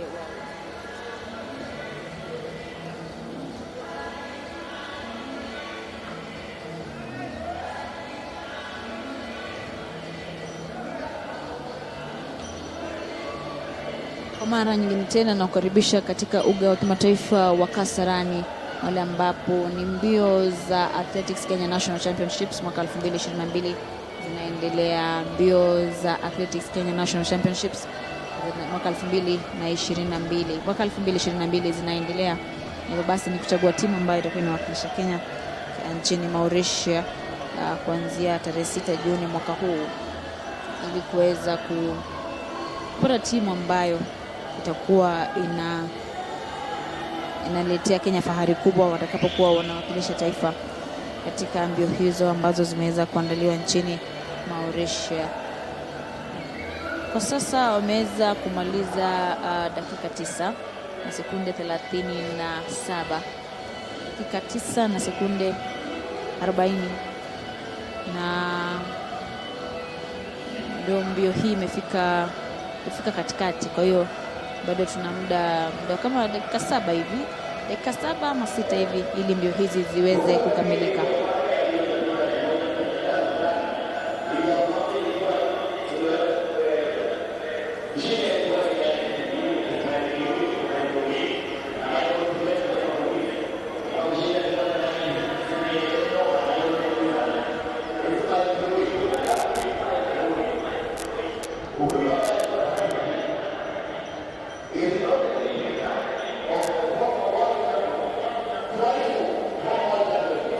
Kwa hiyo mbio hizi za mita 1500 kwenye semifinali hii ya pili iliweza kujumuisha wanariadha 24, na wote hawa kila mmoja anatafuta tiketi ya kuweza kuingia kwenye timu Kenya ambayo itawakilisha Kenya nchini Mauritius.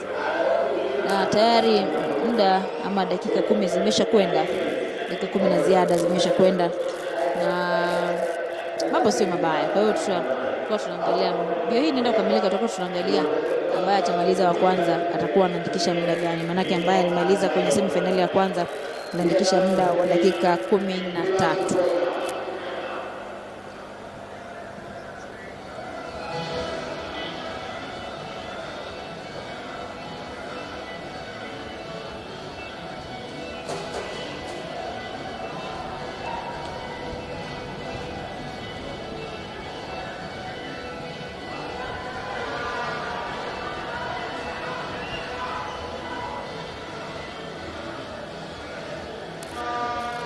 Na upande wa high jump kuna Bramwell Wangila kutoka Nairobi, kuna Edwin Kipchumba kutoka KDF, Elijah Chesoin kutoka KDF, Gilbert Koech kutoka Police, halafu kuna Vincent Tarus kutoka KDF.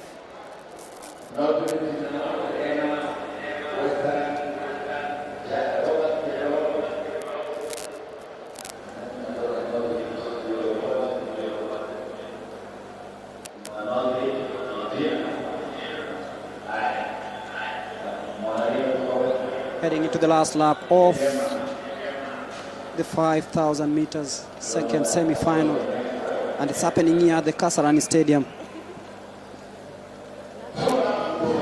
2 laps to go, and you can see clearly this is very, very, very competitive.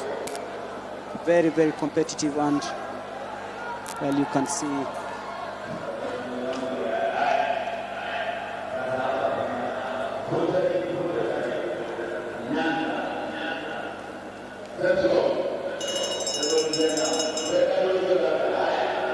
Ndiema,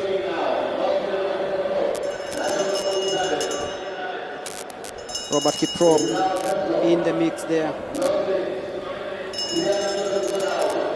This will be very, very competitive heading into the last 200 meters.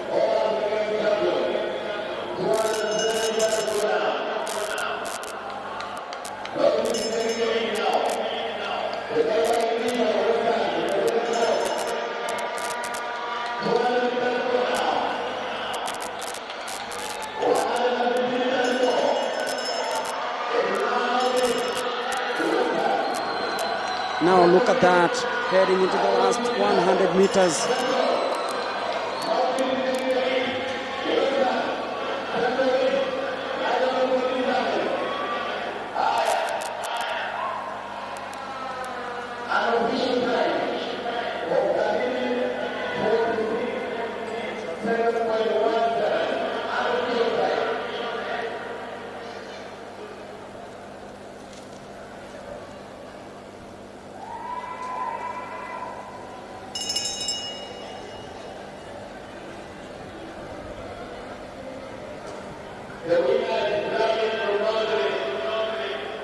Thrift taking this one home.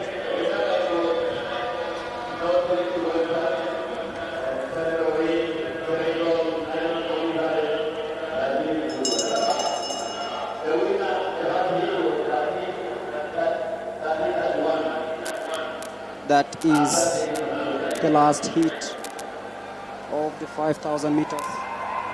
That is heat number 2. That is the semi-final.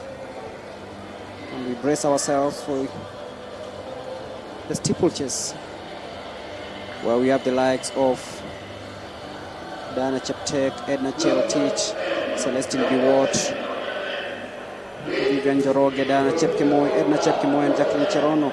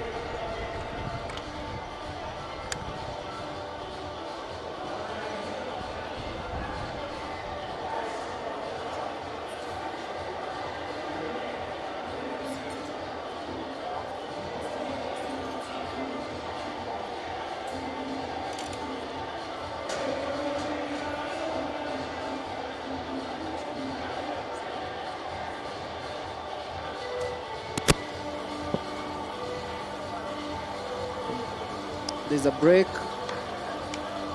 quite a few minutes, but when we resume, it will be the 3,000 meter steeplechase semi-final number 1 for the women.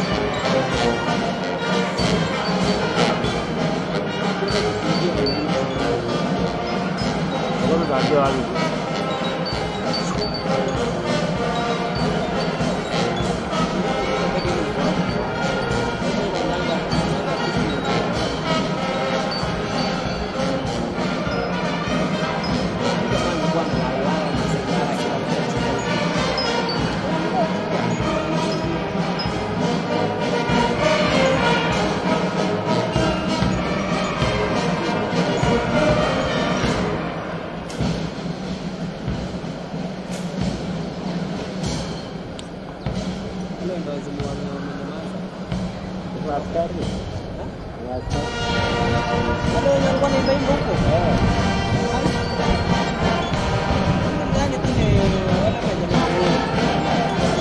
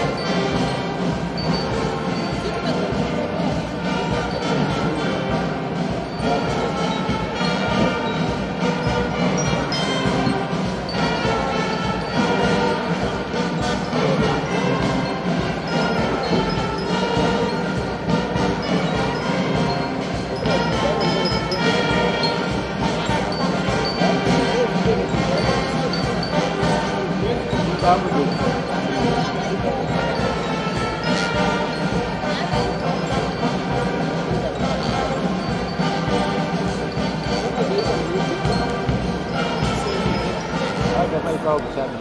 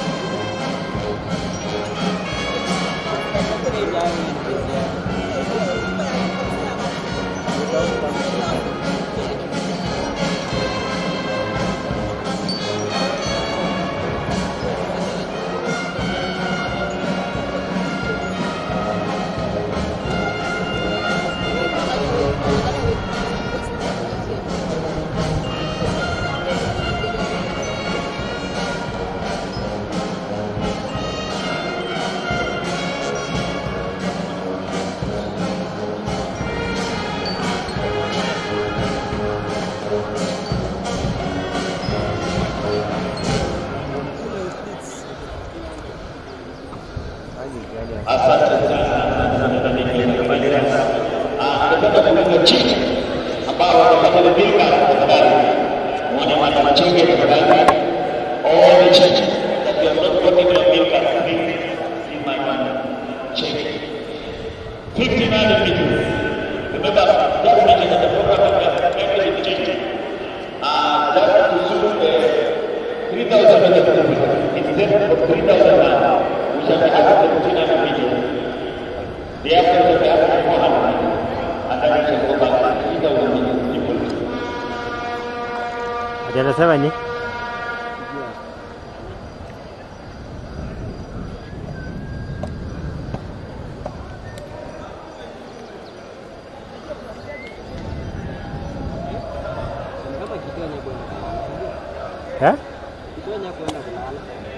Ni kama na wengine wa kamera huko.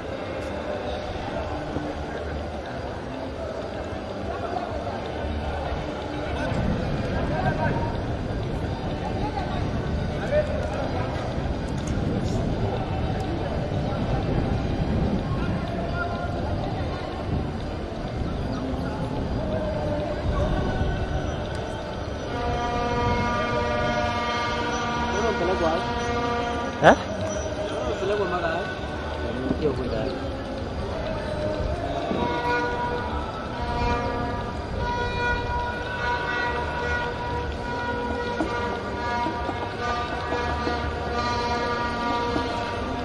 Sema chini.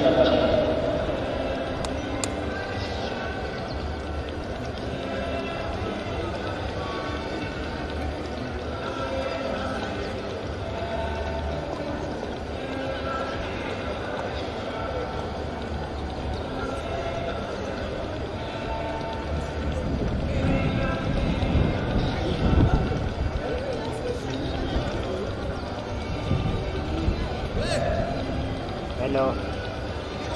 Yaje kama mama. Oje. Nisiko poa. Nilitoka. Sasa niambie hai. Hata ulikotea.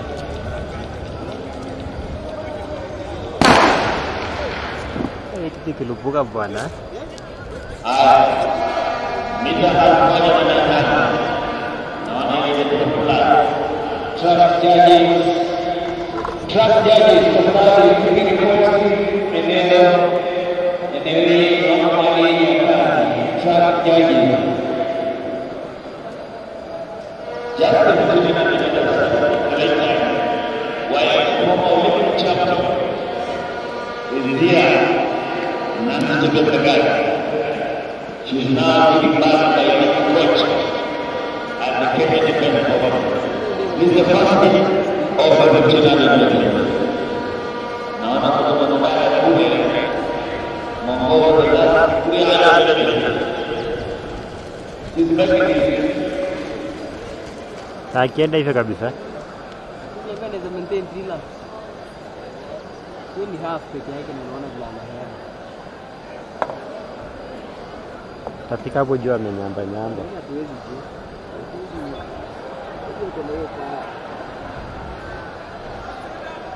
Ameisha. Hata sijua kwa wapi. Alikuwa mgani? Ameanguka.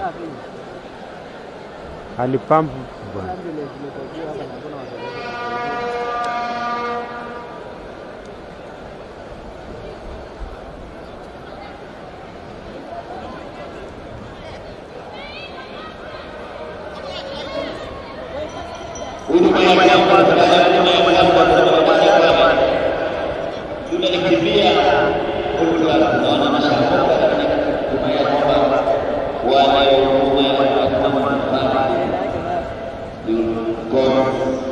Taking it around. 2 laps to go. When we talk about taking over the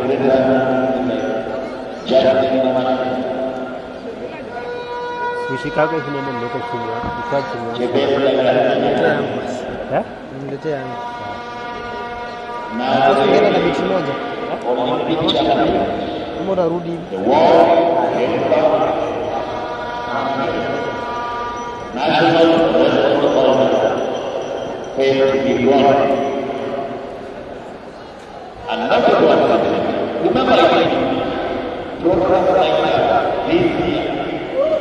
We're starting now. National championship. We shall have the Commonwealth trial, World Championship trial, the World Man 20 trial. All the done here. The total trail.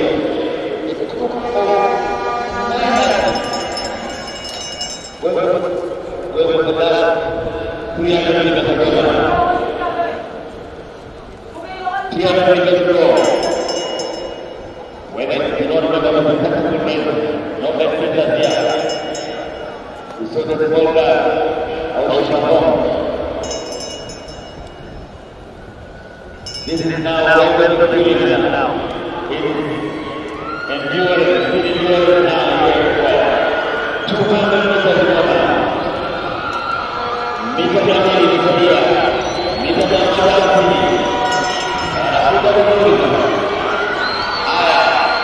Facing the home stretch now. Facing the home stretch. Julie Gilbert and Rosa.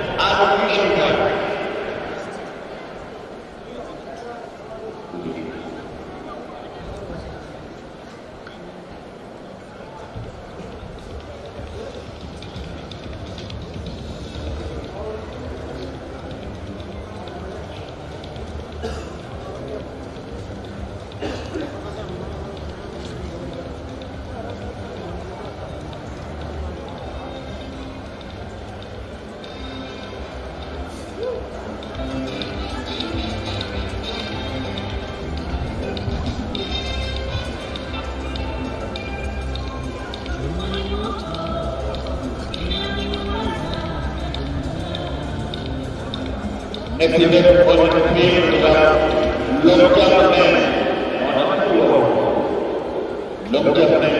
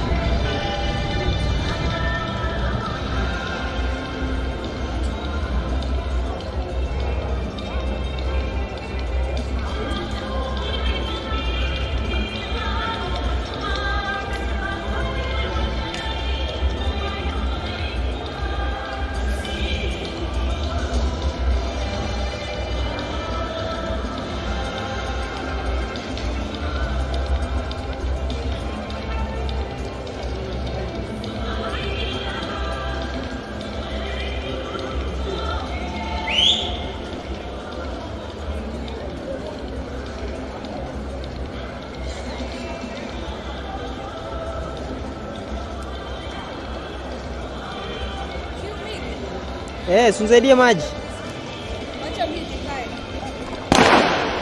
Nashukuru. Haya. Hiti ya pili. Mita 1.5 wanaonekana. Kumbuka of the Constitution. National Reason for Kenya University,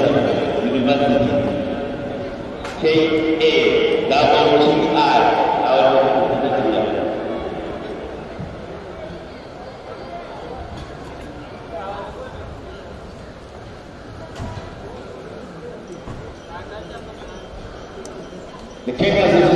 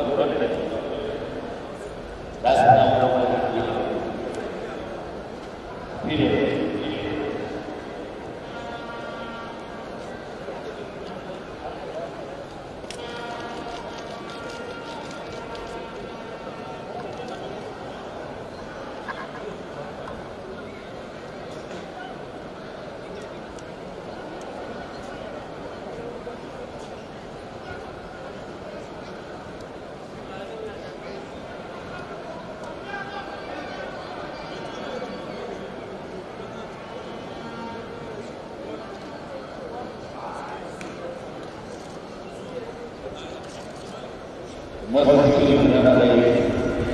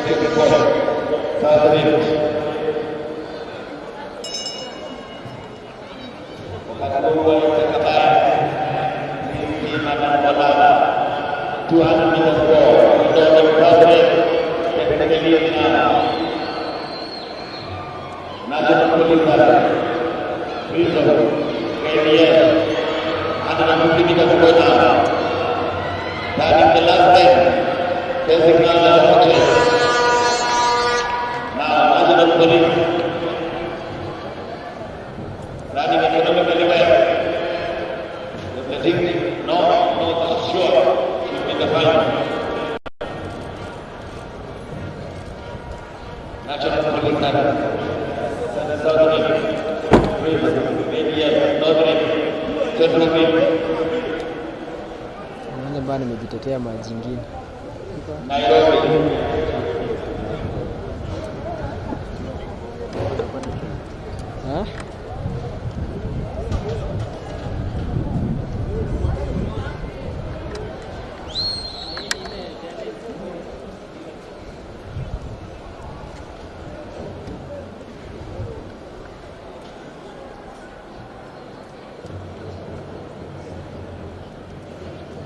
And remember that when we are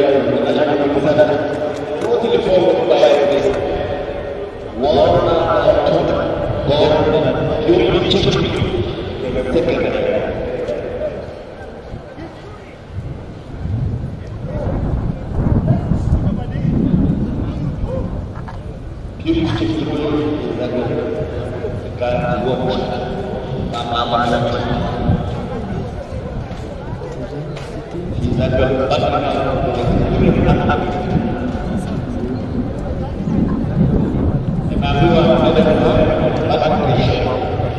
Wakati wa wakabili wanawake wetu medali huko ndio nimependa kuzimu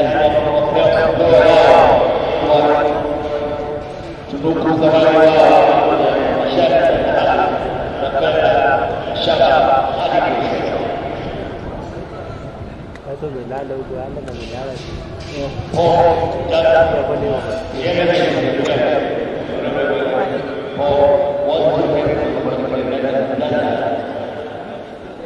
sasa nani yako kwa kompyuta?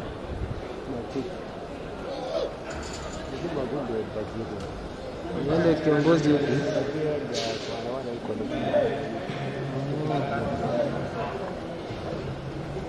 Jamaa alikuwa anafanya standard.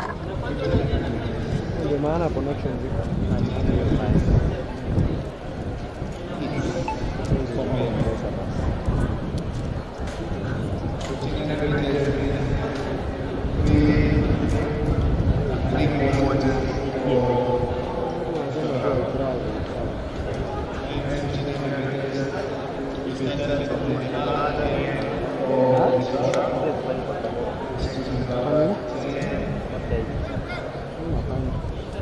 Lakini siko sure.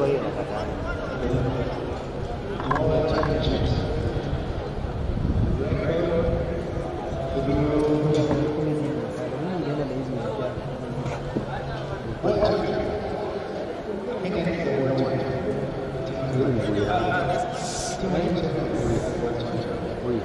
anakuja hivi. Ule amekaa chini kwa mzai. Haya.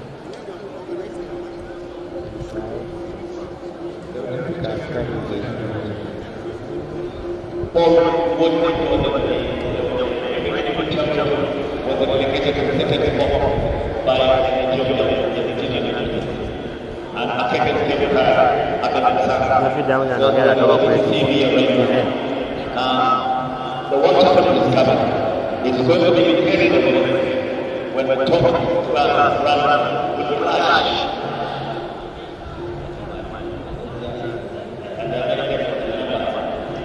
If we talk about this night, hii sasa ukitaka kama una shoot na drone, sio kama unataka kushika hii video yote. Kabisa hivi.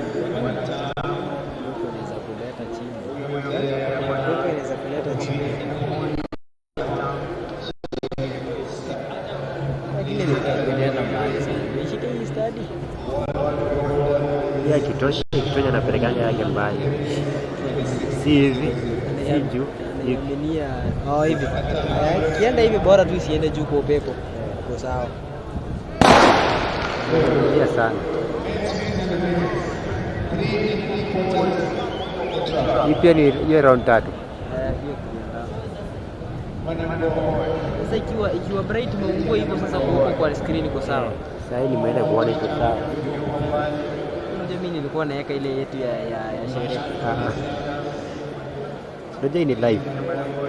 Na ile mpaka tena uenda uedit kwa saturation.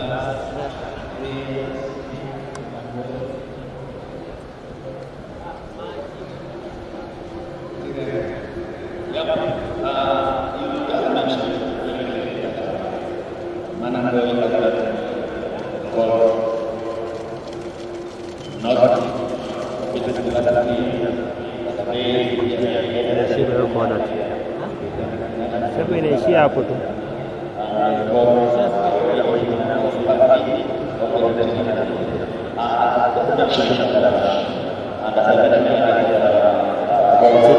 Check your lens.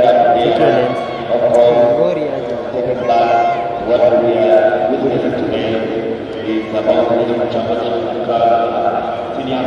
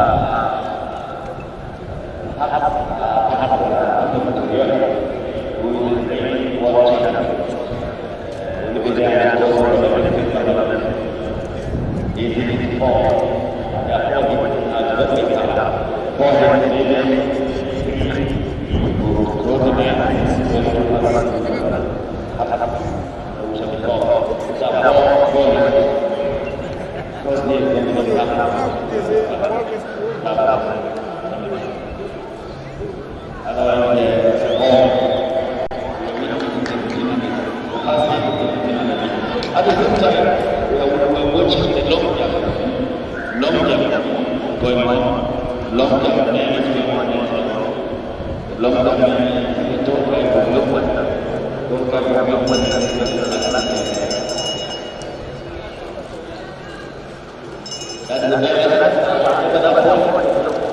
saya hapo kitu namwambia sasa kitu hapo inasema siogi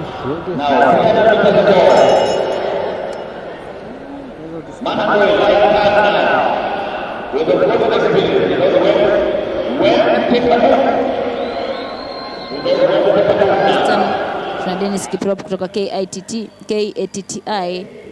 alafu na Elijah Manamboi kutoka Nairobi. Hivi ndio kukamilika kutoka tunaangalia nani ambaye atakuwa anamaliza kwanza Olympian.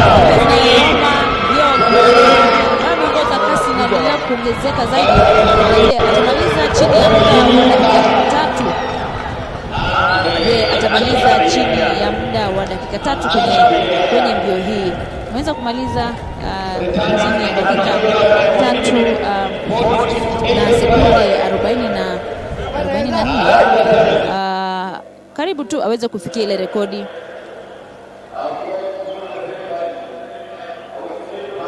Karibu aweze kuifikia rekodi ya Bernard Lagat. Na hivyo basi Hemedi Kiplimo kutoka Central Rift ameweza kumaliza wa kwanza kwenye mbio hiyo na kuandikisha muda wa dakika 3 na sekunde 44. Muda wa dakika 3 na sekunde 44, na tutakuwa tunafuatilia kuweza kujua nani ameweza katika nafasi ya pili, ya 3 na ya 4. Kwa hiyo mechi ambayo riadha ambayo itakuwa inafuata kunradhi itakuwa ni semi final 2 ya mita 1500.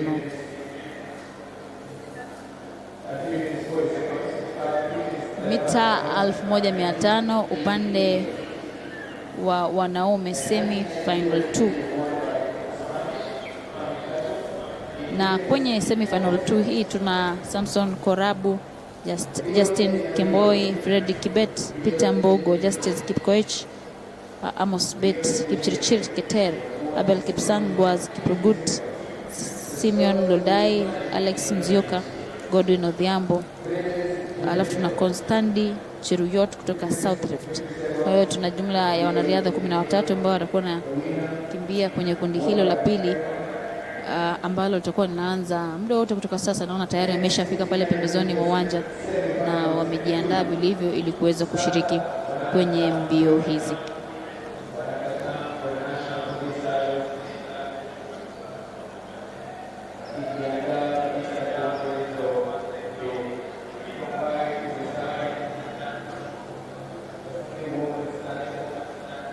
Kumbusha tu ni kwamba ni maandalizi tu ya kuweza kuchagua timu ya taifa ama timu Kenya ambayo itakuwa inawakilisha Kenya nchini Mauritius kwenye mbio hizi. Kwa hiyo kwa sasa ni maandalizi tu ya kuweza kuchagua timu ambayo itakuwa inawakilisha Kenya nchini Mauritius. Na kukaribisha tu kwa mara nyingine tena katika uga wa kimataifa wa Kasarani hapa mjini Nairobi, barabara kuu ya Thika, kwenye mbio za Athletics Kenya National Championships mwaka 2012. Mbio za Athletics Kenya National Championships mwaka 2012, ikiwa mwaka 2022 kunradhi, ikiwa ni kuandaa timu ambayo ilikuwa inawakilisha Kenya nchini Mauritius mwezi Juni mwaka huu. Na baadaye kuna baadhi ya mambo ambayo yameweza kuwekwa sawa sawa. Baada ya mbio hizi kuna Kipkeino Classic ambayo ni kubwa zaidi, ambayo itakuwa inaandaliwa hapa mjini Nairobi wiki 2 hivi kutoka sasa, na menda ni raundi ya kwanza hiyo imeweza kukamilika. Hit number 2 kwa semi final 2 kunradhi ya 1500 meters men, mita 1500 upande wa wanaume, semi finali ya pili. Je, ni nani atatamba kwenye mbio hii? Na tuna baadhi ya wale wanariadha ambao wanajulikana sana kama Abel Kipsang kutoka Police, tuna Justin Kemboi kutoka Coast na Boaz Kiprogut kutoka Prisons. Je, wanariadha hao watatamba kwenye semi finali hii ya mita 1500 kwa upande wa wanaume? Hiyo ni raundi ya pili ambayo watakuwa wanamaliza. Raundi ya pili watakuwa wanamaliza. Raundi ya pili hiyo watakuwa wanamaliza. Bado hawajaweza kuachana, inamaanisha kwamba kasi ya mbio hii bado iko chini, bado haijaweza kushika kasi vizuri. Kwa hiyo wanaenda raundi ya 3 na ya 4. Natumai kwamba watakuwa wanamaliza na tutakuwa tunaangalia ni nani ambaye atakuwa anaandikisha rekodi bora zaidi na kuweza kumpita mwanariadha Bernard Lagat ambaye aliweza kuandikisha rekodi ya taifa mwaka 2001.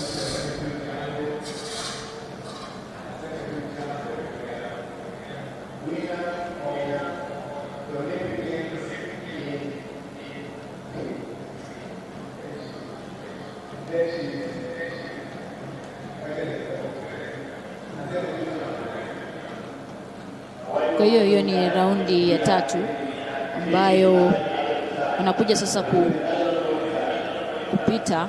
Ni raundi ya 3 tayari, dakika 2 na sekunde 30 na ziada zimeweza kukamilika. Raundi ya mwisho hiyo, kengele ni ishara tosha kwamba ni raundi ya mwisho, ni mzunguko wa mwisho, na tutaweza kusubiria kuona kwamba je, wataweza kuandikisha muda chini ya dakika 3 na sekunde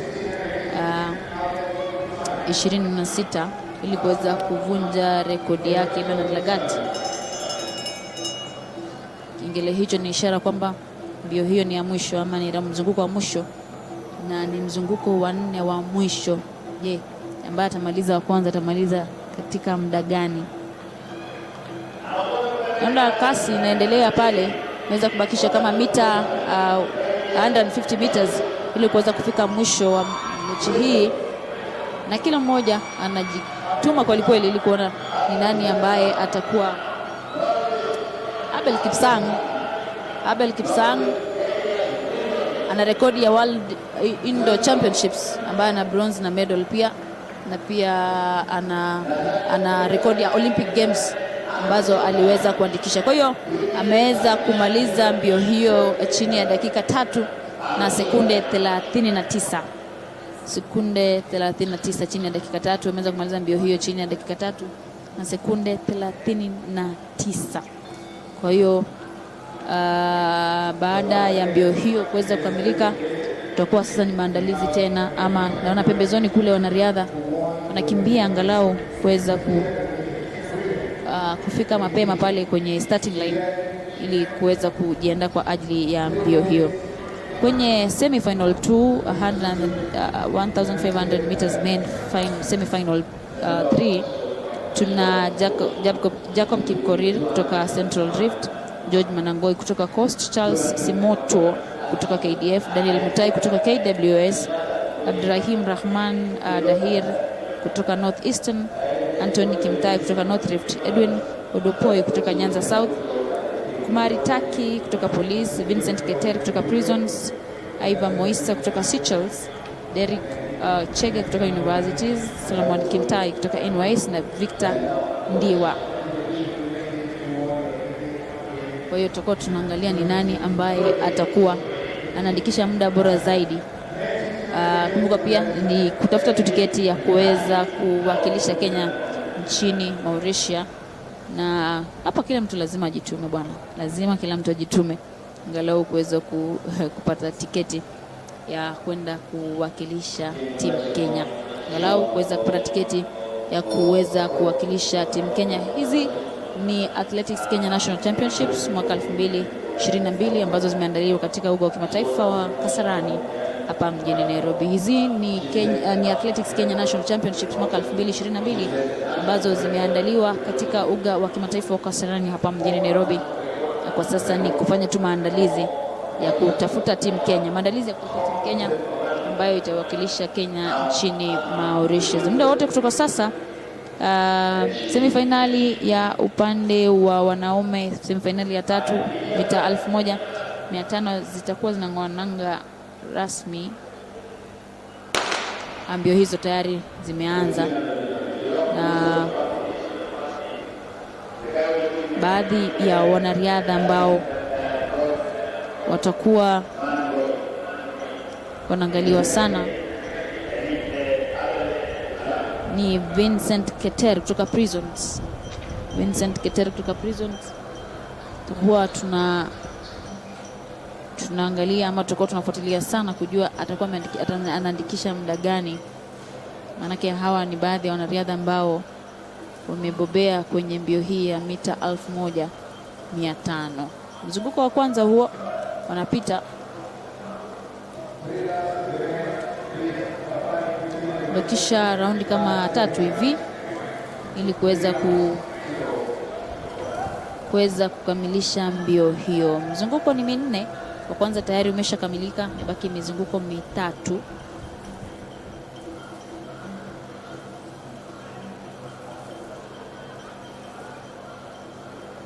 Na tayari umeanza kugawanyika kwenye makundi madogo tu, karibu, lakini makundi madogo. Ni ishara tosha kwamba mbio hiyo imeanza kushika kasi, na ikianza kushika kasi jua kwamba sasa ni kuanza kutafuta tu mpenyezo wa kutafuta nafasi ya kwanza, na ikiwa utakuwa mbele tu na maintain, inamaanisha kwamba utakuwa unamaliza mbio hiyo katika nafasi bora kwenye mbio hiyo. Wao ni mzunguko wa pili, wanapita mzunguko wa pili na mabaki sasa mizunguko miwili.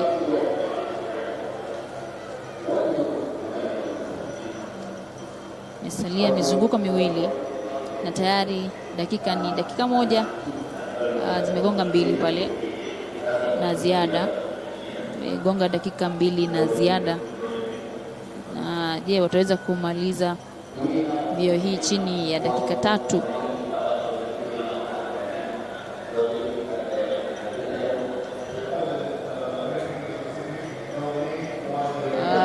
Tayari dakika 2 na sekunde 20 na kitu 20 na ziada zinaelekea kukatika, na huo ni mzunguko wa 3 na kengele sasa huenda kikagonga ishara tosha kwamba mzunguko mmoja. Kengele hicho ni ishara kwamba wamebakisha mzunguko mmoja. Ni hivyo basi tayari dakika kama 2 na ziada zimeweza kukamilika na wamebakisha mzunguko mmoja. Tusubiri kuangalia ni nani ambaye atamaliza wa kwanza na nani ambaye atakuwa anaandikisha muda bora zaidi kuliko mwingine.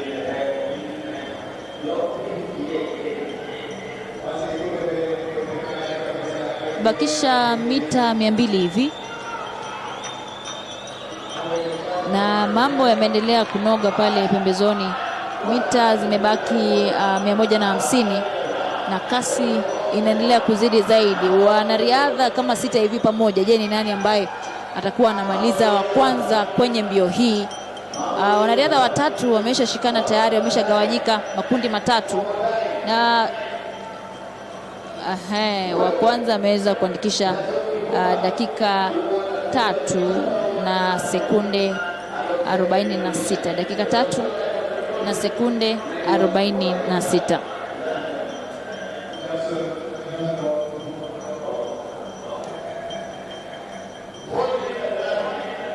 Dakika 3 na sekunde 46.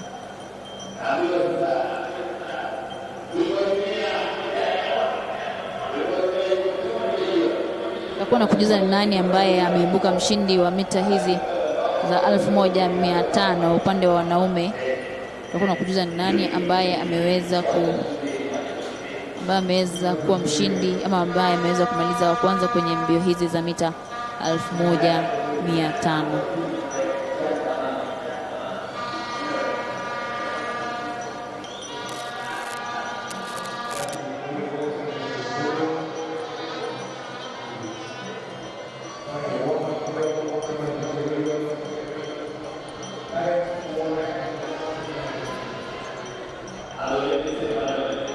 Kuwepo kwenye semifinali hiyo ya 4 kutoka Central Rift, Evans Kibet kutoka Eastern, Daniel Munguti kutoka KDF, Ezekiel Letaya Kamau watakuwa anawakilisha Nairobi, Ali Abdulrazak Jumali anatoka North Eastern, Anthony Kimutai kutoka North Rift, Felix Boera kutoka Nyanza South, Robert Kibiwot kutoka Police, Dominic Lokong kutoka Refugee, Nixon Lesiye kutoka Southern, Alex Ngelo kutoka Western, Lemerian kutoka Lemerian Gideon kutoka Universities, na Moses Kipkemboi, alafu wa 14 ni Kiplimo Naibei.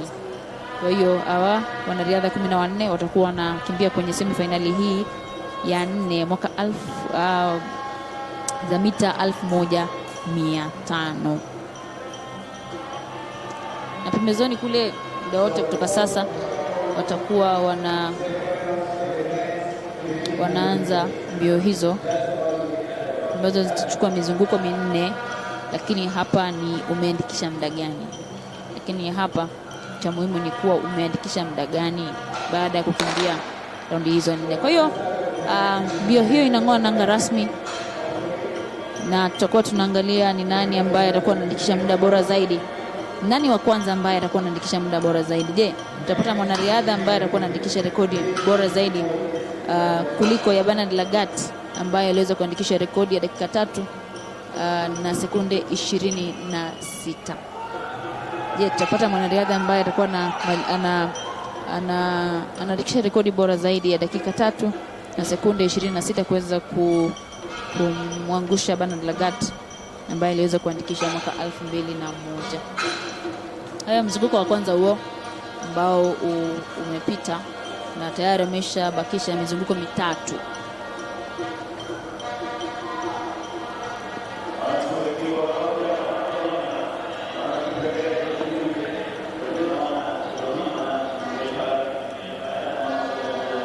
Kwa hiyo ni mzunguko wa pili ambao naona tayari wanajikwatua, lakini bado hawajaweza kugawanyika kwenye vijikundi, bado wapo pamoja na hatujui ni nani ambaye atakuwa anamaliza bora ama wa kwanza na kuandikisha muda bora zaidi. Bakisha mita kama 100 hivi kumaliza mzunguko, bakisha mita 100 kuweza kumaliza raundi ya pili.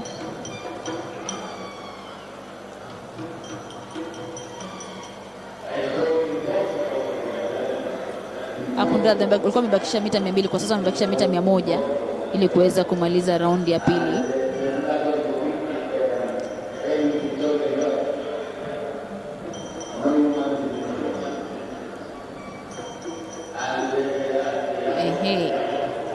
Umeshamaliza raundi ya pili, kwa sasa ni raundi ya 3.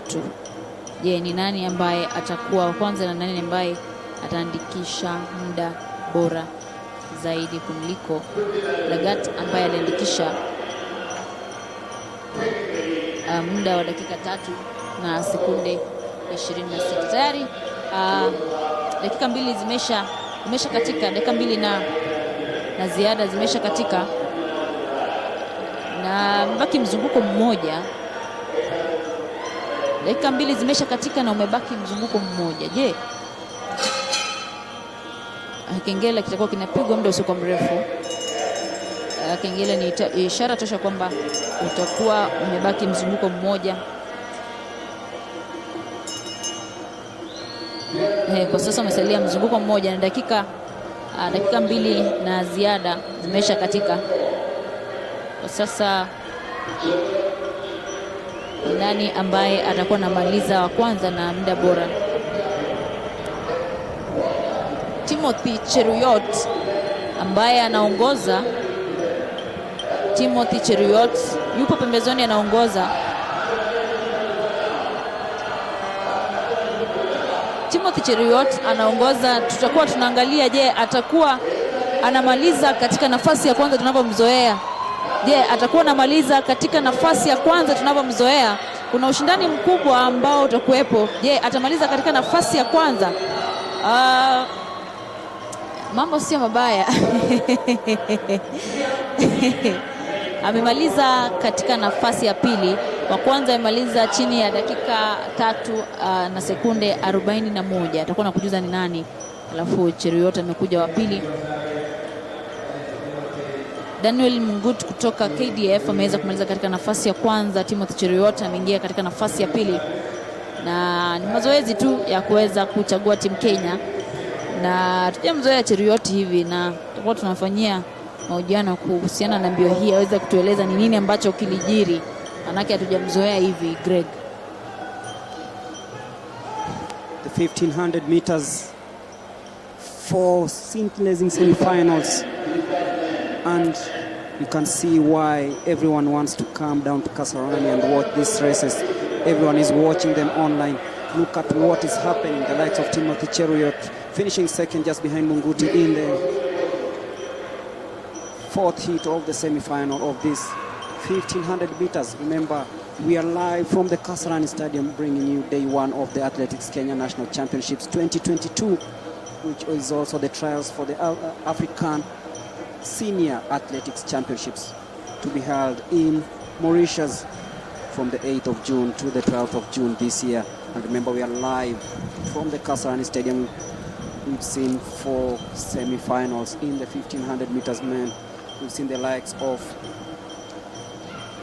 Daniel Munguti, Timothy Cheruiyot doing really well from heat 4. In heat 3 we had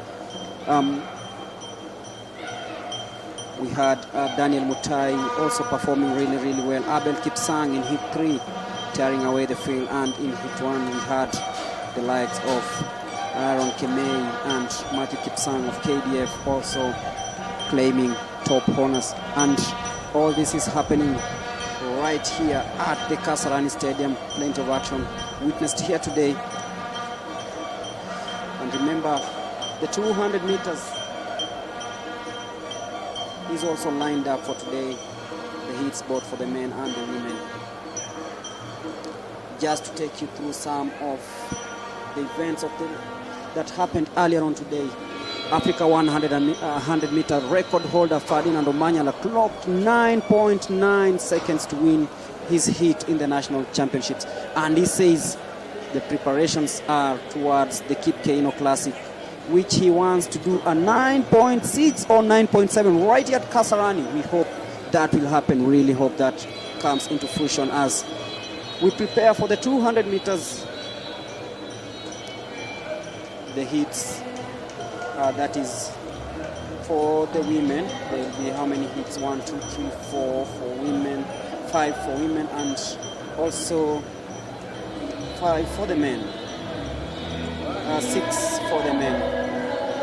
It's happening here at the Kasarani Stadium. Earlier on, we had world marathon champion Ruth Chepngetich clocking 31 minutes 47.9 seconds to clinch the national 10,000 meters title, with Alice Aprot finishing second, a minute behind, with KDF's Purity Komen finishing third in the 10,000 meters in a time of 32 minutes 32.6 seconds.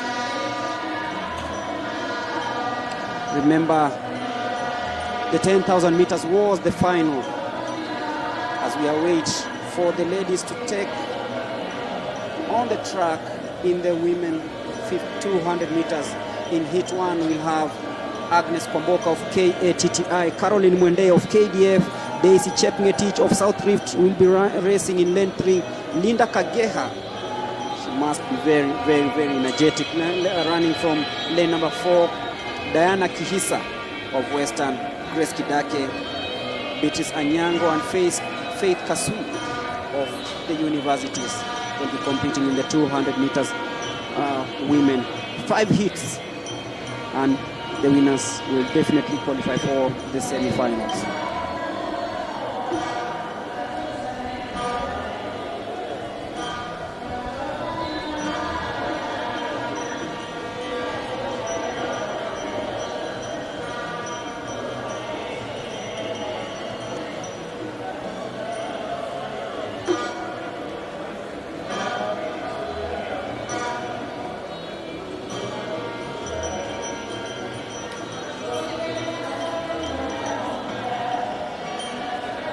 Plenty of races still coming up, including the 800 meters hits and the 5,000 meters men semi-final.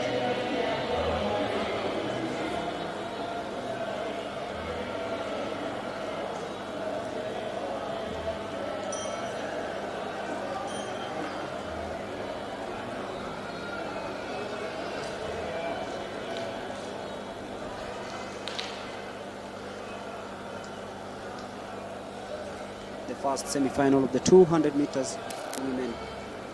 Agnes Kwamboka of KATTI, Caroline Mwende of KDF, a very strong athlete there. Daisy Chepngetich of South Rift, Linda Kageha of Nairobi, Diana Kihisa of Western, Grace Kidake of Eastern, Beatrice Anyango of Prisons, and Faith Kasui of the universities, all of them getting ready for the 200 meters. That is heat number 1. In heat number 2 we'll have the likes of Emily Cherop, Vincent Ndoro, Sharon Cheruto and Lucia Carlos of South Sudan. But first, the 200 meters heat number 1.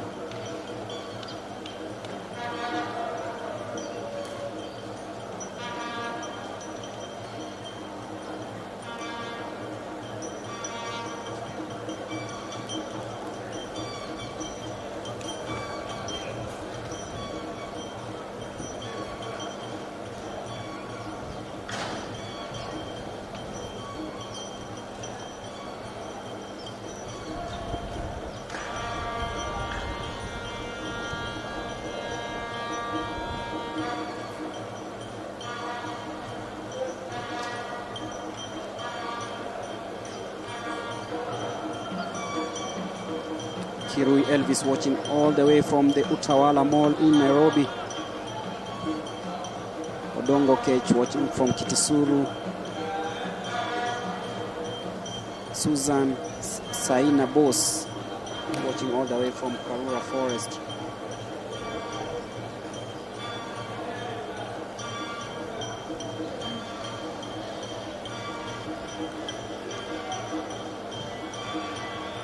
Masi Mutali watching live from Tigiri. So is Fabian Simei from Eldoret. Deroni Saitoti.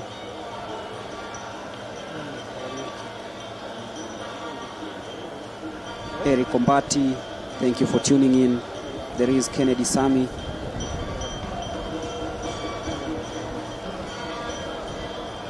Kirok Mayo.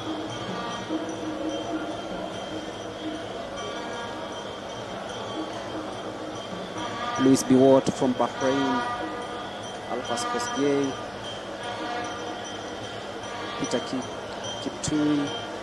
Cleophas Kandie. Watching all the way from Nagasaki, Japan.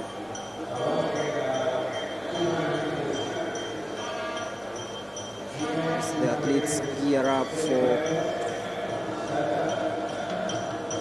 the 200 meters women. That is heat number 1.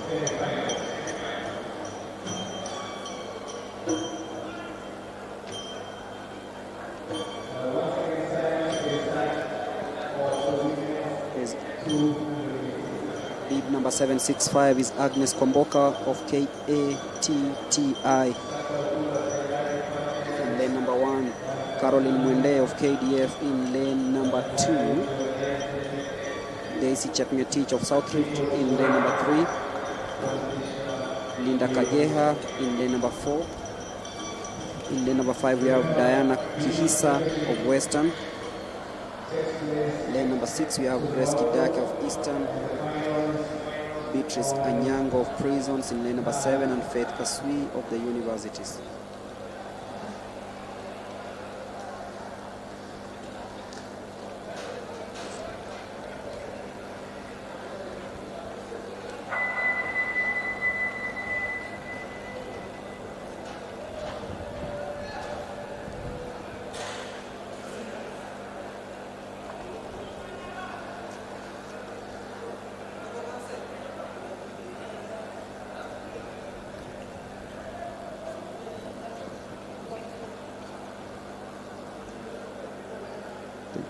Officials making sure that the blocks are okay.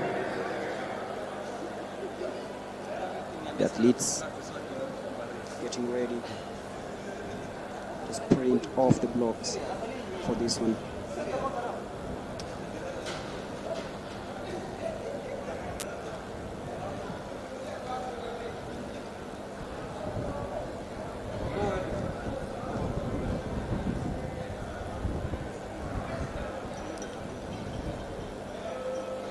Waidira set a time of 23.37 in 1984 to break the national record in the 200 meters before Joyce Zachary revised that in 2015 when she clocked a time of 22.4 seconds during the national championships held right here at Kasarani on 10th of July in 2015. So who's gonna beat that time? Is it today, or we have to wait a little longer? The women 200 meters heat number 1.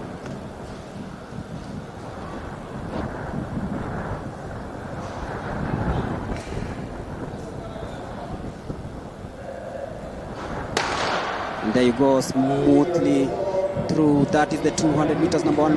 Watch out for Linda Kageha in lane number 4, coming in smoothly, but then in lane number 1 is Agnes Komboka of KATTI. Linda Kageha trying really hard to hold on to the lead. Will she make it? Caroline Mwende also coming in strongly, but Linda Kageha will take this home in a time of 25.02 seconds. She's run 2 races today, Linda Kageha, and clearly she's won all of them. ukiangalia ni maandalizi ambayo amefanya vizuri na kuweza kushinda mbio mbili, na ni ishara tosha kwamba alikuwa vizuri na amefanya mazoezi ya kutosha kwa ajili ya mashindano haya ya kitaifa katika uga huu wa Kasarani hapa mjini Nairobi. Na kwa sasa kwenye mita 200 upande wa wanawake pia tutakuwa tunashuhudia mbio hizo, na nitakuwa na kujuza kina nani ambao wapo pale ambao wameshafika kwenye starting points zao. Tutakuwa na kujuza ni kina nani hao ambao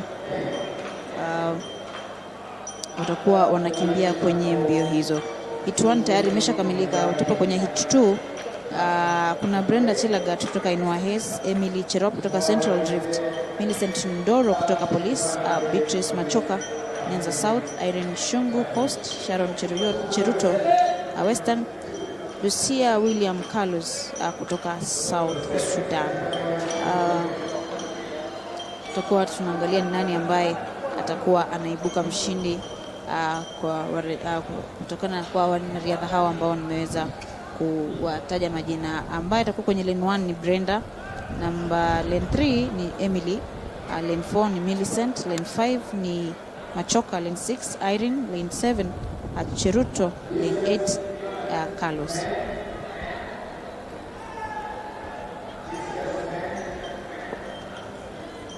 The second heat of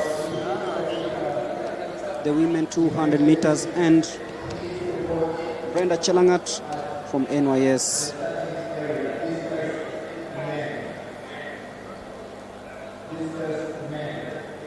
In lane number 1, lane number 3, we have Emily Cherop from Central Rift, Millicent Ndoro of Police in lane number 4, and then there is Lucia William Carlos of South Sudan in lane number 8.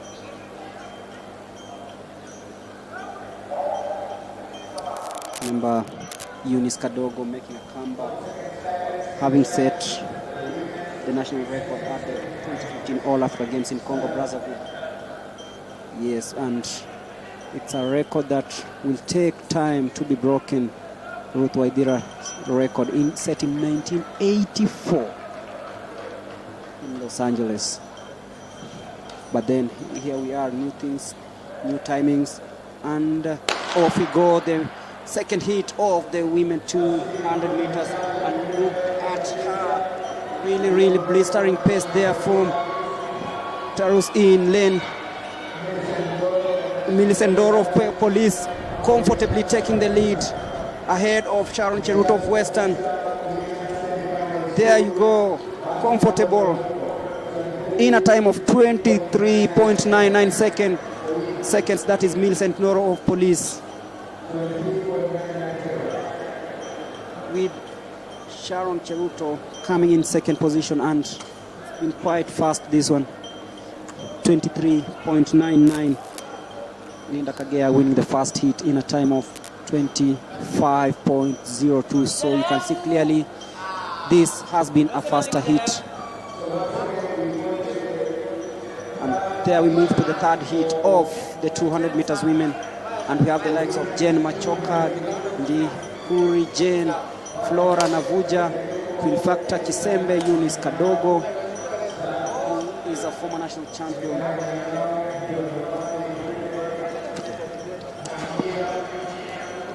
She will be running in lane number 5, number 437. Susan Nyambura of Southern. Watch out for Susan Nyambura, also another quality athlete. Damaris Ndeleva of Southern, and Christian Kalume of Coast. The third heat of the women 200 meters.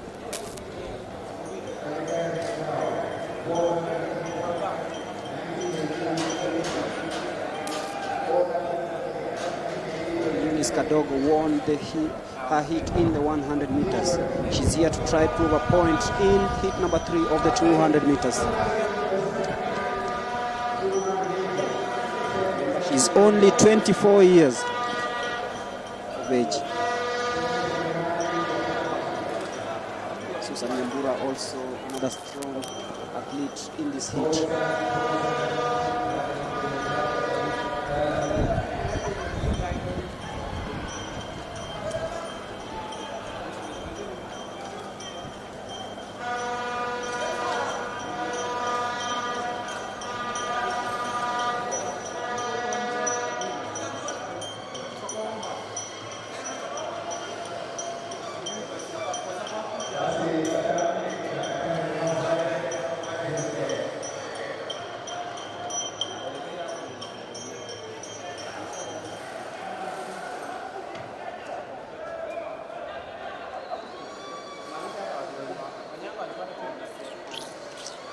third heat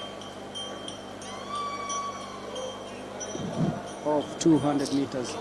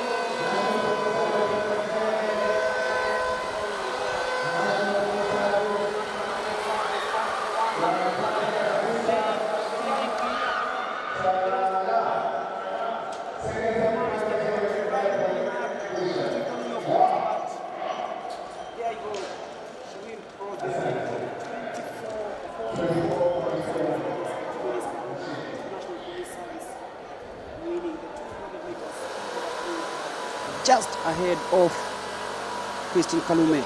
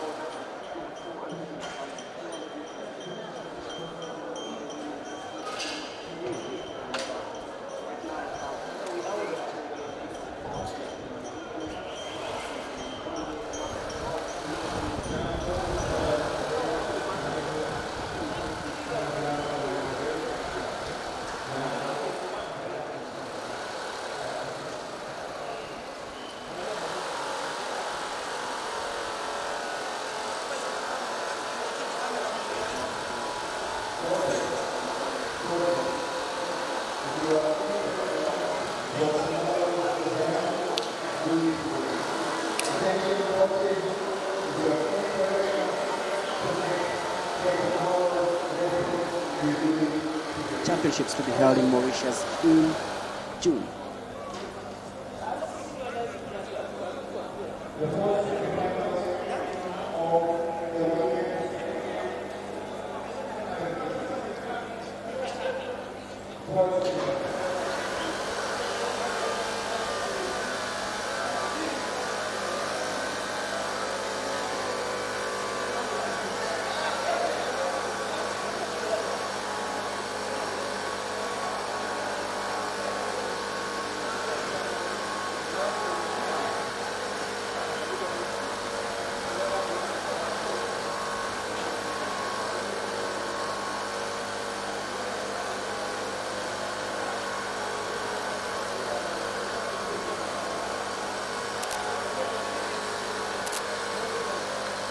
Talking about the weather, and it's slightly getting colder than it was during the day. And do you feel that this one might favor the athletes who are competing here, and what effects does it have in the timings?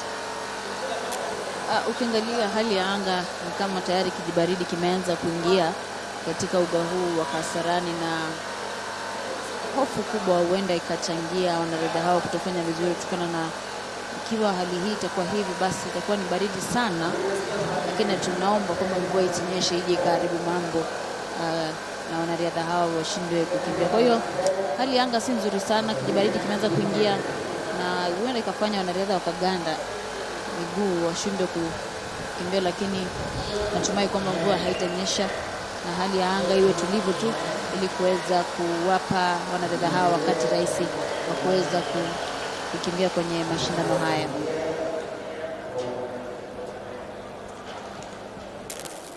Getting ready for semi-final number 4 of the women's 200 meters. In lane number 1 we have Paris Chege. In lane number 2 rather, Paris Chege of Central. Lensa Accord in lane number 3. Jacqueline Marugu of Eastern in lane number 4. We have Jacent Nyamuhange of Uganda. In lane number 5, Mansi Cherop, South Rift, Nevin Mishira, and Immaculate Akinyi in lane number 8.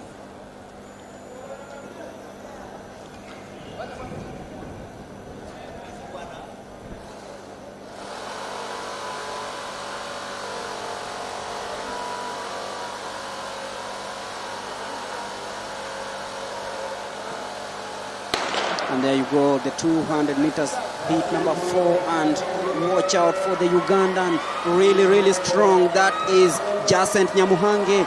Showed her prowess in the 100 meters earlier on today, but here she has no match. She's tearing away from the rest of the pack. Look at her, Nyamuhange stretching home. What time will she be posting here? It's 23.96. Very impressive. Wow.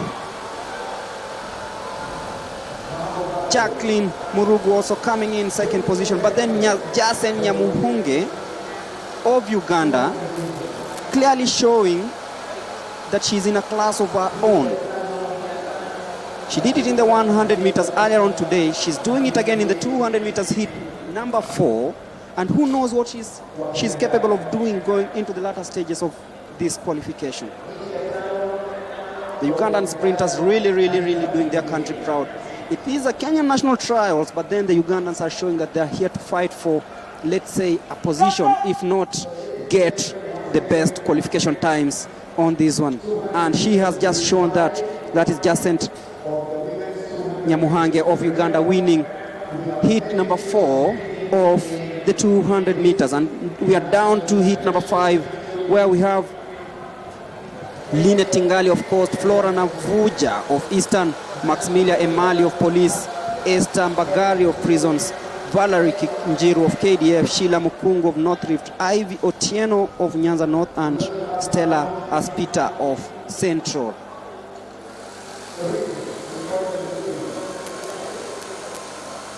Will Maximila also do the same? Because we've seen those who dominated in the 100 meters earlier on in the morning dominating the 200 meters heats. It's the last heat of the women's 200 meters.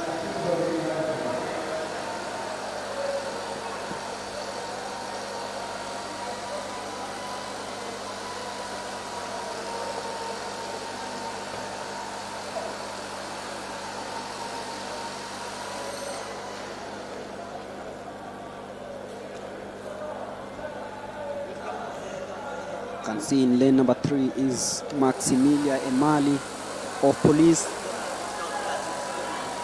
who clearly had a good 100 meters earlier on today, but then this is the 200 meters. Will she continue winning the way she's been winning? It's the women 200 meters women's heat number 2, and we're getting ready for that. But the winners will make it to the semi-finals of the same right here at the Kasarani Stadium.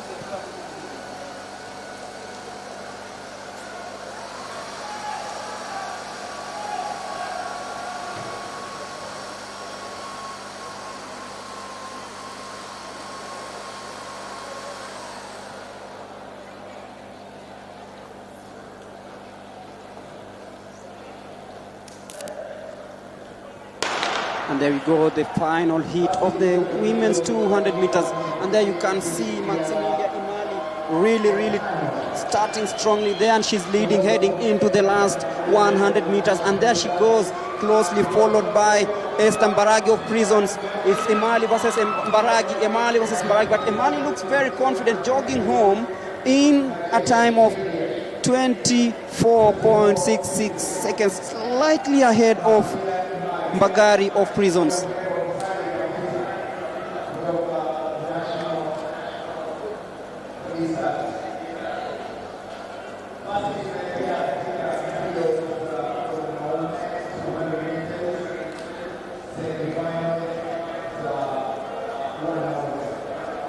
We also have the 200 meters men that will just be getting underway in a bit.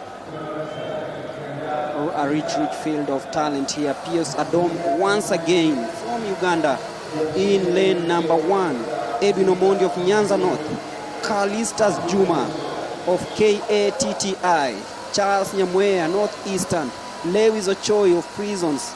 John Koshal of South Rift. Mark Kangete of the universities, and Joel Kipngetich.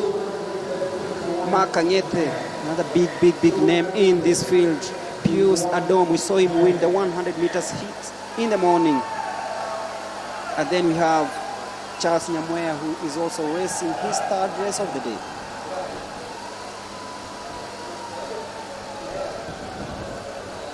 Watch out for Adom of Uganda in lane number 1. He's come here to look for fitness, look for qualification time for the Africa Athletics Championships. He also looks forward to competing in the Commonwealth Games set for Birmingham and the World Athletics Championships set for Oregon. There he is warming up in the first heat of the men's 200 meters happening here at the Kasarani Stadium. If you're joining us, this is the Athletics Kenya National Championship straight out of Nairobi's Kasarani Stadium.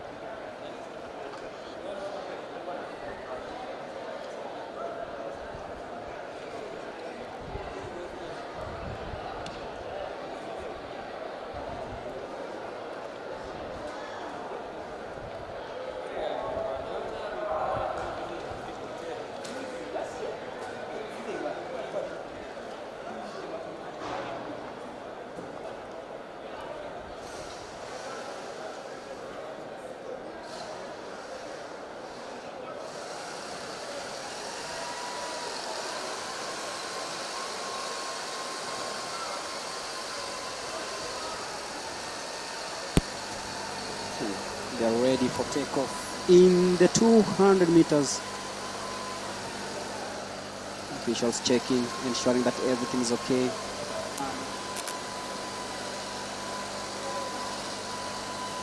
We are ready for takeoff. And there we go.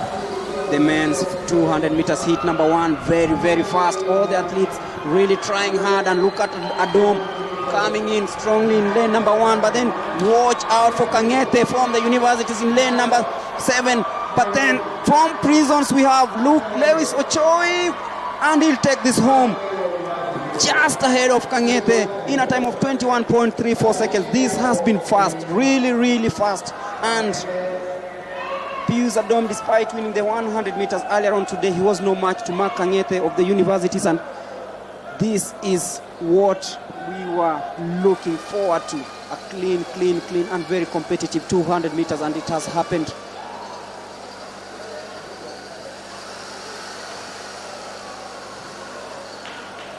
We're done and dusted with the first heat of the men's 200 meters. And right now we'll look at who will reign supreme in the second heat of the men's 200 meters.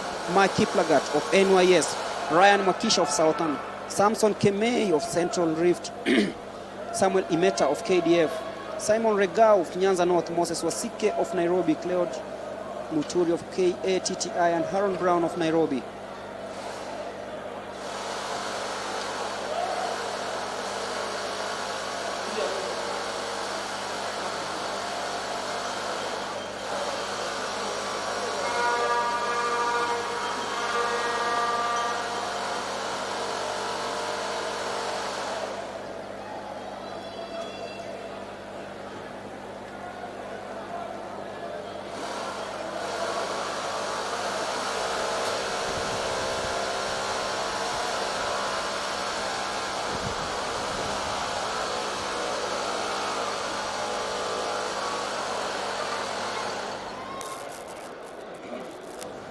Watch out for Simani Regau of North Rift, Nyanza North rather. There is Samson Kemei of Central Rift, also a very, very, very strong sprinter.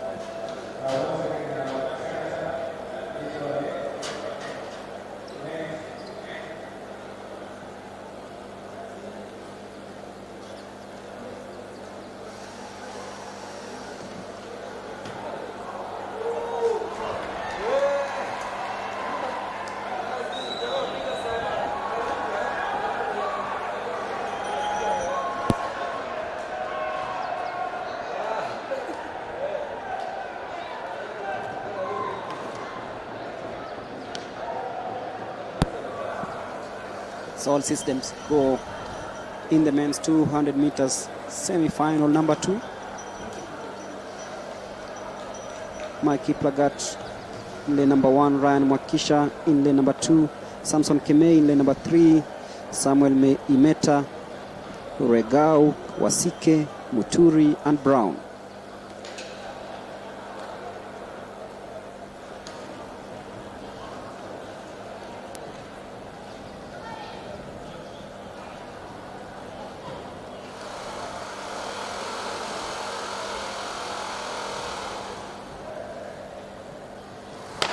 And there go a clean one there, and off the block he goes very, very, very nicely. That is Samuel Imeta of KDF in the lead, steering away from the rest of the pack, and Regau trying really, really hard, but then it will be Samuel Imeta of KDF. What will be the time? 21.25.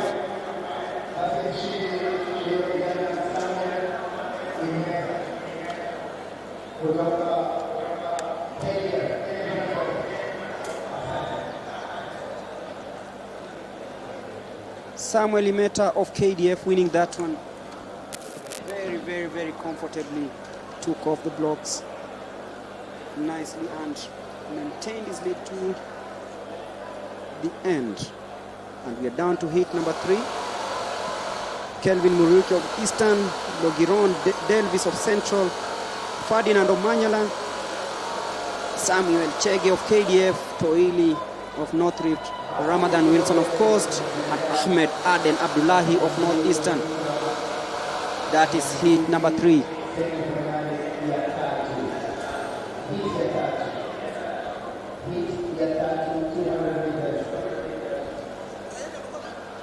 Ferdinand Omanyala, having won his 100 meters heat in the morning, giving a try in the 200 meters. Remember, he feels that he can do a double. Let's wait and see.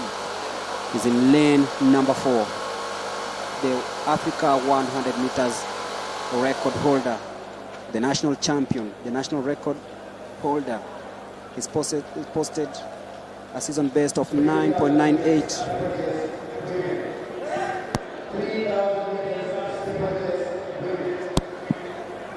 He's posted a time of 9.98 in 100 meters, and he says that he's preparing for the Kano Classics that will be held in May, and he says that he's aiming at running a 9.6 or a 9.7.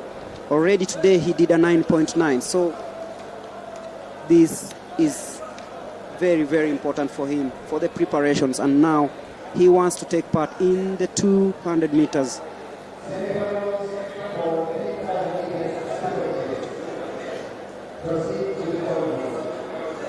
Afterwards, we'll have the 3,000 meter steeplechase semi-finals for the ladies and the men. But first of all, heat number 3 of the 200 meters. Muriuki, Delvis, Omanyala, Chege, Toili, Ramadan, and Aden Abdullahi, who will carry the day. Everyone waiting anxiously for heat number 3 of the 200 meters.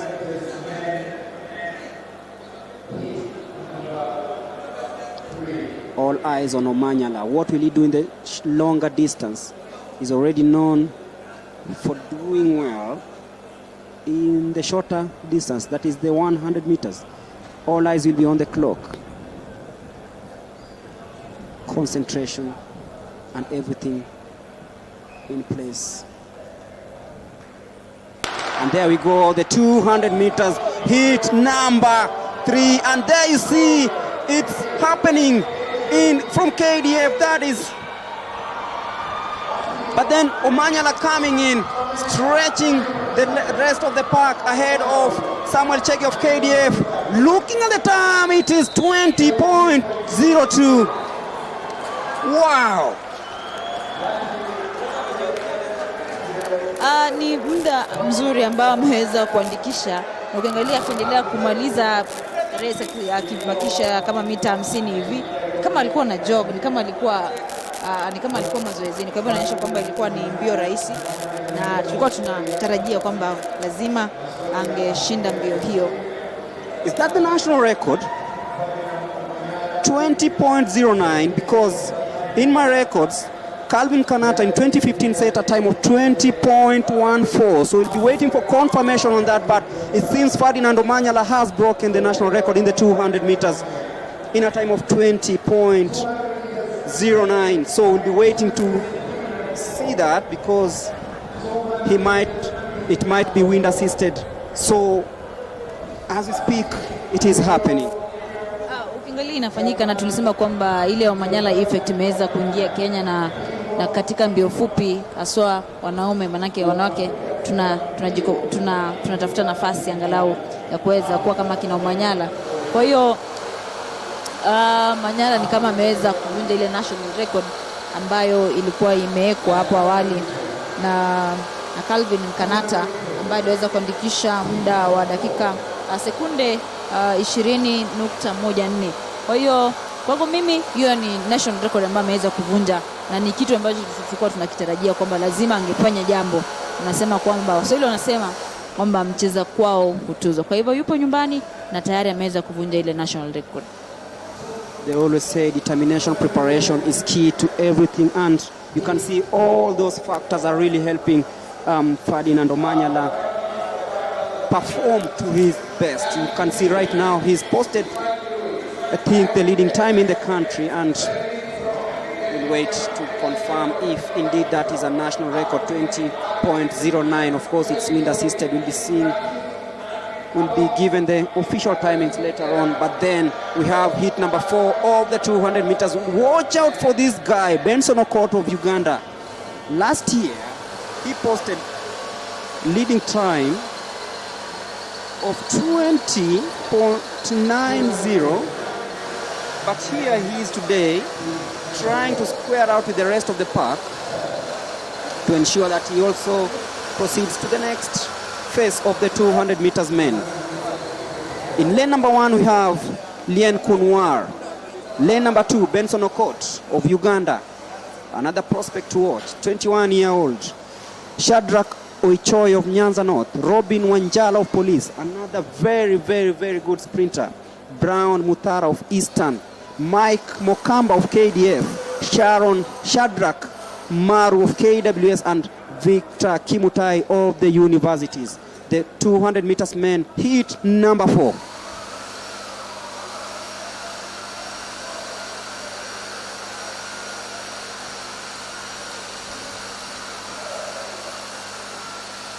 And there you go, nicely there, heat number 4 of the men 200 meters. And that is blistering, by the way. Look at Benson Okot in lane number 2, coming in very smoothly, but then he's been overtaken by KDF's Mike Mokamba. Mike Mokamba coming in ahead of Robin Wanjala. And what will be the time? 21.52. This has been very, very fast also. Mike Mokamba of KDF just finishing ahead of Robin Wanjala of Police in the 4th heat of the men 200 meters. I tell you, today it's really, really, really, really going down. As they say, every excitement is boiling down here to the performances being posted by these sprinters here at the Kasarani Stadium on day 1 of the Athletics Kenya National Championship. I tell you, if you're not watching this, then you're really, really, really missing a lot. Mike Mukamba. I really hoped Benson Okot could have done better, but it seems that maybe he's not in form. And wow.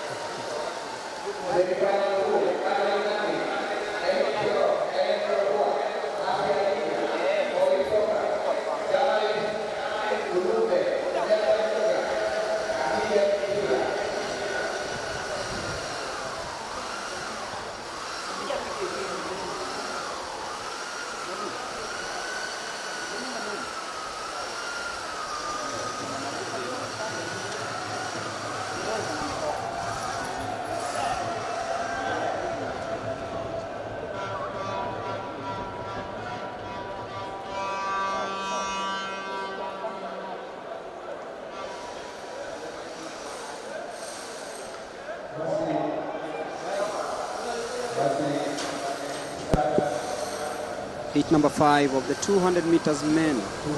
Sunday Komakech, lane number 2. Lane number 3 we have Boniface Mweresa of KDF. Watch out for this young man.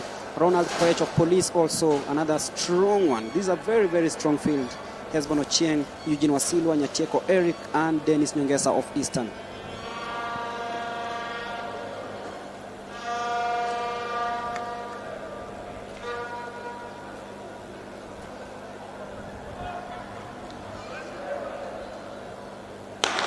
There we go, the 5th heat of the 200 meters men, and watch out for Ronald Koech of Police coming in very, very strongly. And look at that, really, really tearing the field apart is Ronald Koech of Police. Hesbon Ochieng also coming in very strongly. And Hesbon Ochieng takes it home.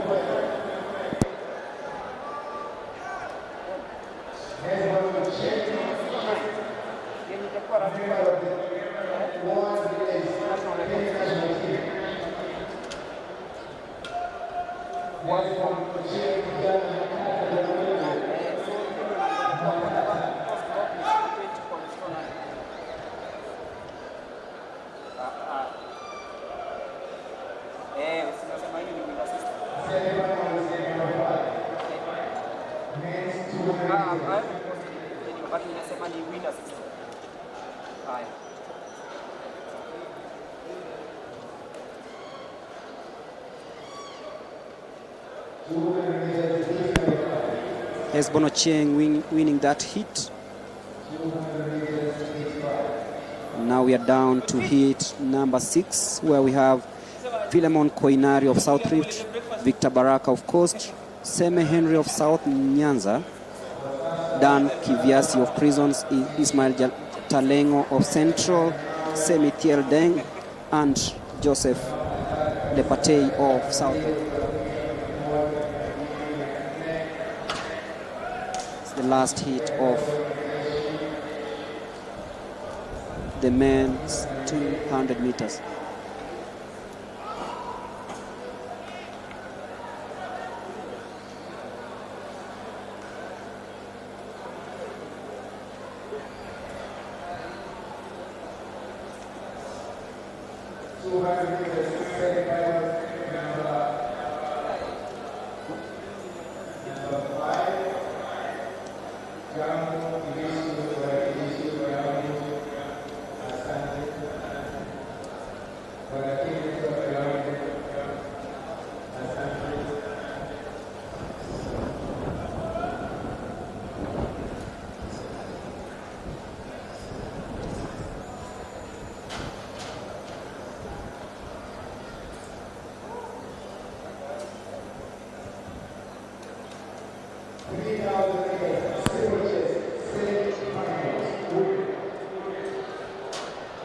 Down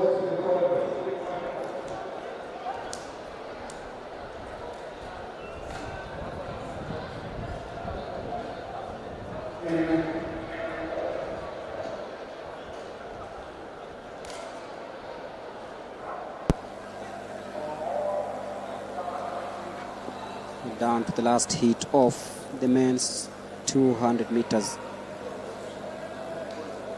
Watch out for Victor Baraka, Philemon Koinari in lane number 1, David Kiviasi of Prisons in lane number 4. The men's 200 meters heat number 6.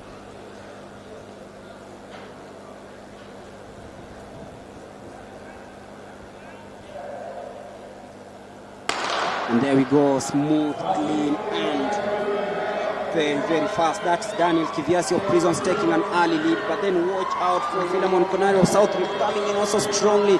But then Lepate of Southern really going strong. But then it will be the Prisons guy, David Kiviasi, who will be going home with this one in a time of 21.18. Semithiel Dieng finishing second with Joseph Lepate in third. That is Daniel Kiviasi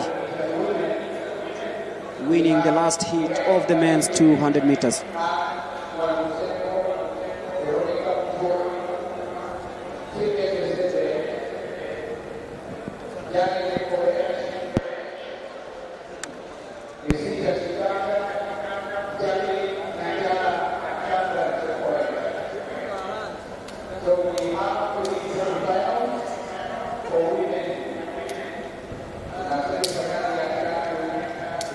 Na ni mita 200 hizo ambazo zimeweza kukamilika upande wa wanaume. Tumeona Omanyala tutakuwa tuna confirm kujua kuweza kueleza zaidi kuhusiana na rekodi hiyo ambayo ameweza kuivunja ya kitaifa baada ya kuandikisha muda wa sekunde 21.9. Kwa hivyo ni rekodi ambayo haijawahi kuandikishwa kwenye historia, na tutakuwa tunafuatilia kuweza kujua je, ameweza kuvunja rekodi ya taifa ya kuandikisha sekunde 21.9 kwenye mita 200 upande wa wanaume. Kutaarifu kwamba tupo tu katika uga wa kimataifa wa Kasarani mjini Nairobi, ikiwa ni Athletics Kenya National Championships mwaka 2022 ambazo zimeandaliwa katika uga huu, ikiwa ni kuiandaa timu Kenya ambayo itakuwa inawakilisha Kenya katika mbio ambazo zitakuwa mbio za Africa Senior Athletics Championships ambazo zitakuwa nchini Mauritius kuanzia tarehe 6 mwezi Juni. Kwa hiyo ni kutafuta tu timu Kenya. Kwa sasa ni maandalizi tu ya kutafuta timu Kenya ambayo itakuwa inawakilisha Kenya katika mbio za Africa Senior Athletics Championships ambazo zinatarajiwa kuandaliwa nchini Mauritius kuanzia tarehe 6 mwezi Juni. Kwa hiyo ni baadhi tu ya maandalizi. Hii leo ni siku ya kwanza, tutakuwepo kesho hapa. Siku ya Alhamisi pia tutakuwepo hapa ili kuweza kukuletea mbio hizi live kupitia ukurasa wa kijamii wa Athletics Kenya, ukurasa wa kijamii wa Facebook wa Athletics Kenya, na pia unaweza kutufuatilia kupitia mitandao ya kijamii Athletics Kenya, Twitter, Instagram, Facebook na pia YouTube. Kwa hiyo ni maandalizi tu ya kutafuta timu Kenya ambayo kujaribu kuangalia ama kufanya selection ya timu ambayo itakuwa inawakilisha Kenya katika mbio za Africa Senior Athletics Championships mwaka 2022 ambazo zitakuwa zinafanyika nchini Mauritius.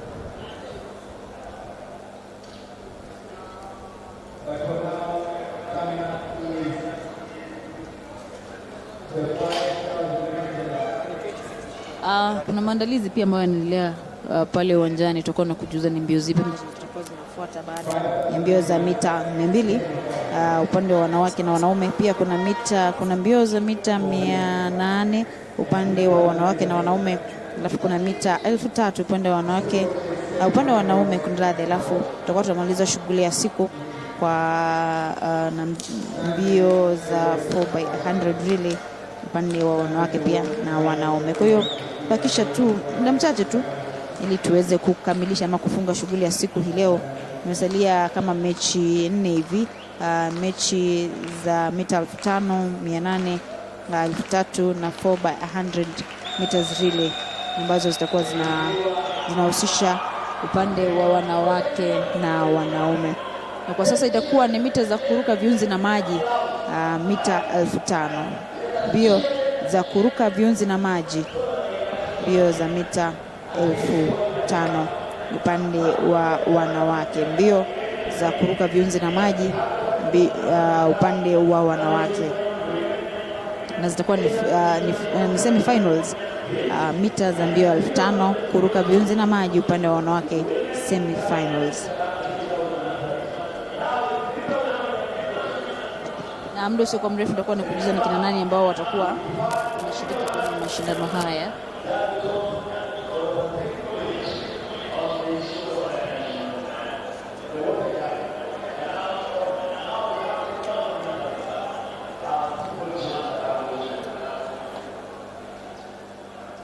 Kunradhi, inataarifiwa kwamba itakuwa ni mbio za mita 3,000.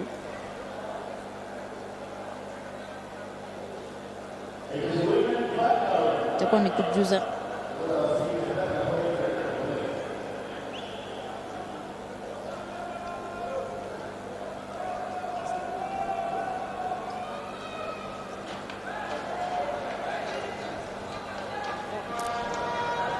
ni mbio za mita 5,000 kuruka viunzi na maji kwa upande wa wanawake.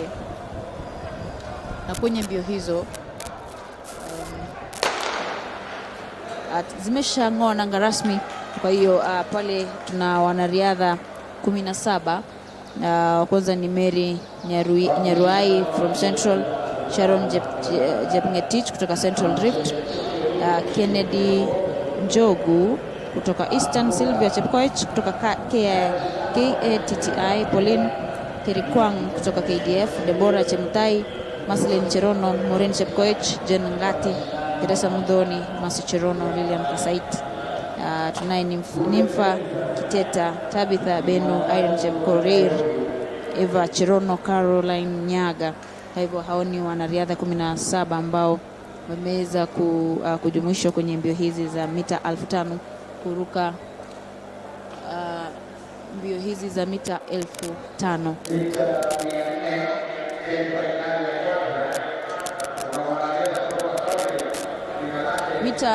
Mbio za mita 3,000 kuruka viunzi na maji zitakuwa zinakuja muda usio mrefu baada ya mbio hizi za mita 5,000.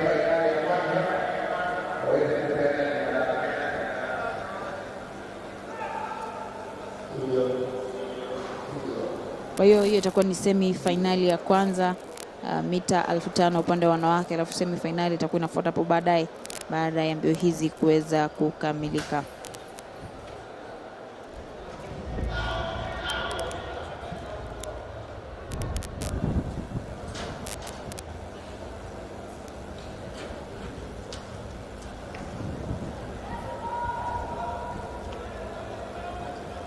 Ni raundi hiyo ya pili ambayo watakuwa wanapita raundi hiyo ya pili, na tayari dakika 1 na ziada zimeweza kukatika baada ya raundi hiyo ya pili. Kwa sasa watakuwa wanakimbia ama wanazunguka raundi ya 3. Sijui raundi zitakuwa ngapi, lakini nitakuwa nakujuza muda usio mrefu. Raundi ya 3 hiyo ambayo wanaenda kuzunguka, na hii itakuwa ni semi-finali ya kwanza. Ya pili itakuwa muda usio mrefu baada ya mbio hii, na kwenye semi-finali hiyo ya pili kuna pia wanariadha 17 ambao watakuwa wanakimbia kwenye mbio hiyo. Kwa hiyo ni jumla ya wanariadha 34 ambao watakuwa wanakimbia kwenye mbio hizi za mita 5,000 upande wa wanawake. Mbio za mita 5,000 zinaendelea upande wa wanawake.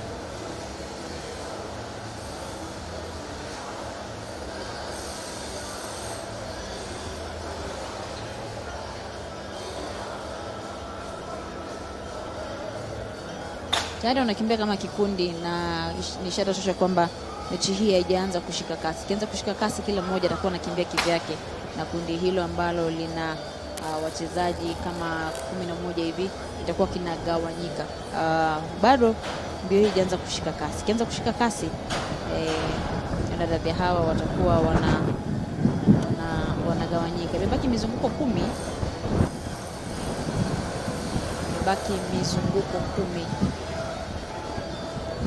Mizunguko imebaki 10, na ikiwa watakuwa wanarudi sasa kuzunguka itakuwa imebaki 9, lakini kwa sasa imebaki mizunguko 10.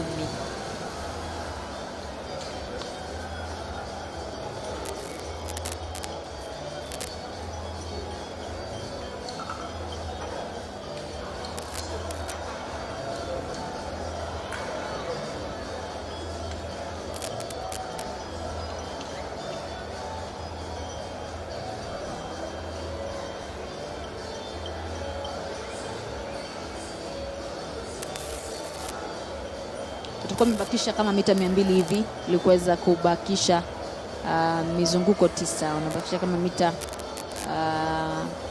150 ili kuweza kumaliza mizunguko, kuweza kufikisha mizunguko ama kuenda raundi kama 4 hivi, lakini dakika 4 tayari zimesha katika na sekunde za kuhesabu. Dakika 4 zimekatika na sekunde za kuhesabu. Na baadhi ya wanariadha ambao tutakuwa tunawaangalia sana kwenye mbio hii ni kama Mercy Cherono ambaye amefanya vizuri kwenye mbio hizi za mita 1500.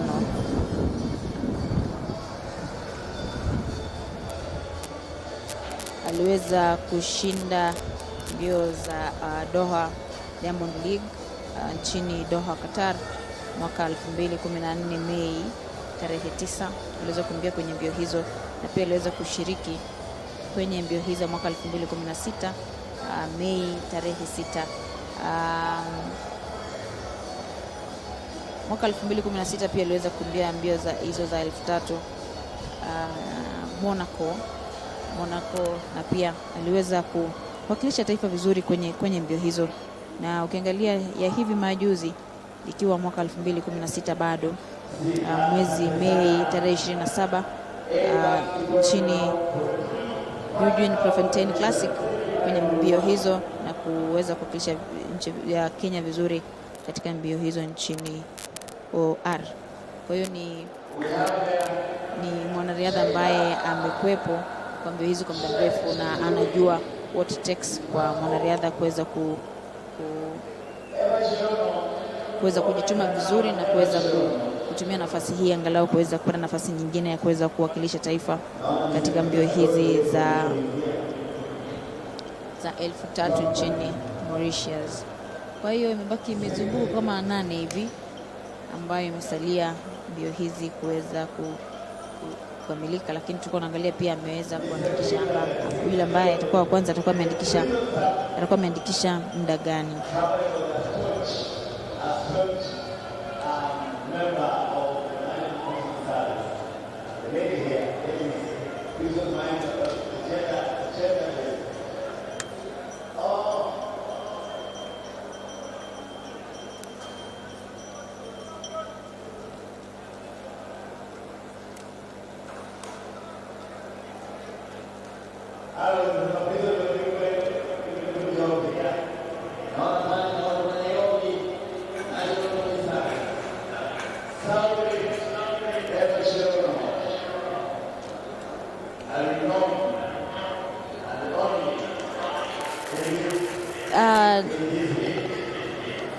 Wakati wa mbio hizo za mwaka 2014 za mita 3000 aliweza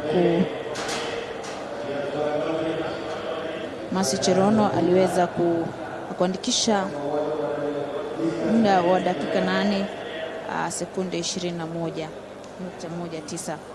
Na wakati wa mbio hizo mwaka 2014 mwezi Mei Doha, Qatar, aliweza kuandikisha rekodi ya dakika 8 na sekunde 21. Mwaka 2016 mwezi Mei aliweza kuandikisha rekodi ya dakika 8 na sekunde 26 nchini Doha, Qatar pia kwenye mbio hizo za mita 3,000. Na pia Monaco aliweza kuandikisha rekodi hii ambayo inakaribiana sana na ambayo iliweza kuandikisha nchini Doha, Qatar, kumaliza katika dakika ya 8 na sekunde 27. Kwa hiyo ni mwanariadha ambaye nitasema pia huenda akajaribu kutobadilisha ile rekodi ambayo ameweza kuandikisha nchini Monaco na Doha, Qatar, katika mbio hizi za kitaifa hapa katika uga wa Kasarani. Kwa hiyo dakika tayari zimesha katika dakika kama 8 hivi, na ni ishara kwamba huenda asije akaandikisha rekodi kama hiyo ambayo aliweza kuwa ameandikisha nchini Doha, Qatar na Monaco.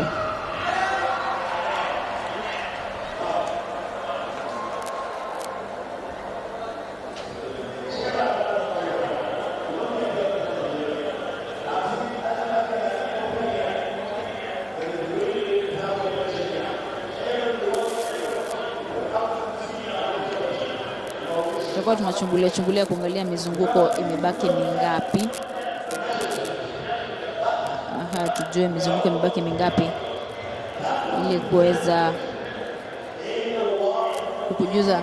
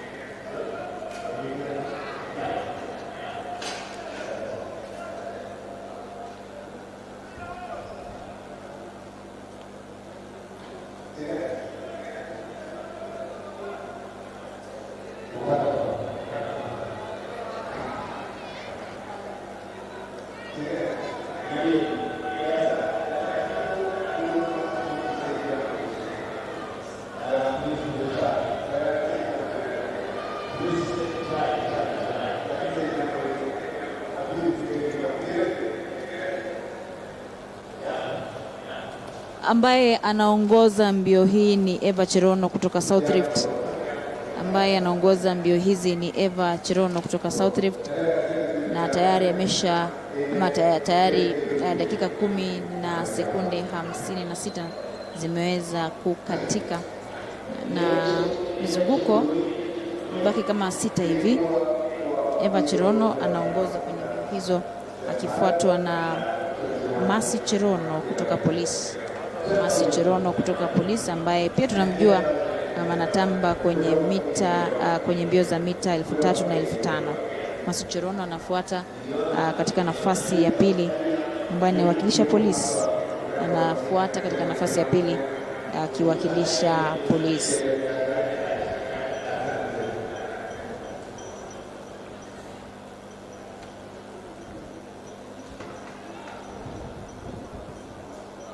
Makundi tayari yameweza kugawanyika nilivyosema awali. Ukiona makundi yanaanza kugawanyika jua tayari sasa mbio hizi zimeanza kushika kasi, na mizunguko huenda kabaki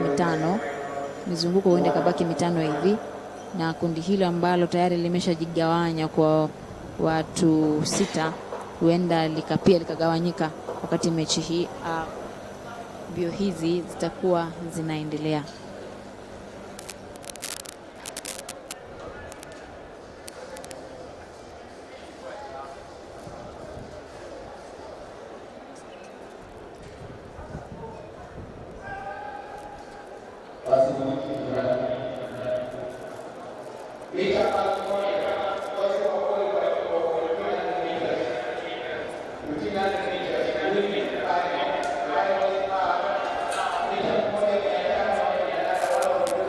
Masi Cherono kwa sasa anaongoza kwenye mbio hizi.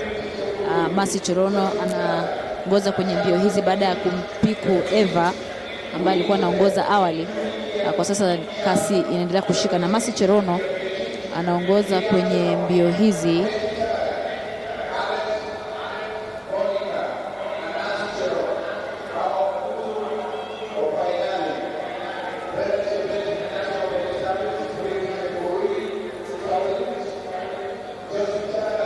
Mercy Cherono kwa sasa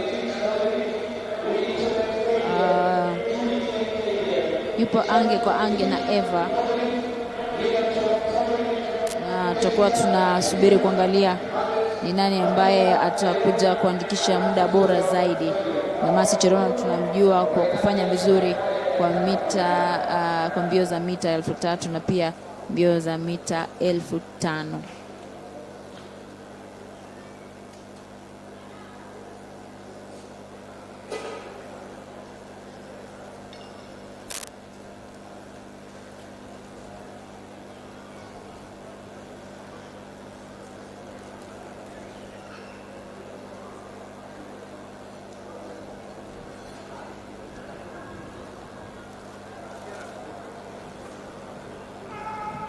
Tayari dakika 14 zimeweza kukatika na sekunde za kuhesabu.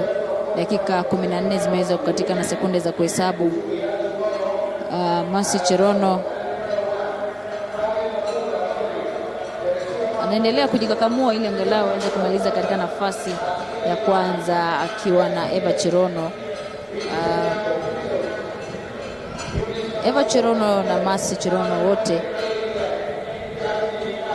wanaongoza kwenye mbio hii, na tutakuwa tunatamani sana kujua ni nani ambaye atakuwa anamaliza wa kwanza, na kingele hicho ni ishara kwamba mzunguko umebaki mmoja. Kingele hicho ni ishara kwamba mzunguko umebaki mmoja, na tutaangalia ni nani ambaye atamaliza wa kwanza na ataandikisha muda upi.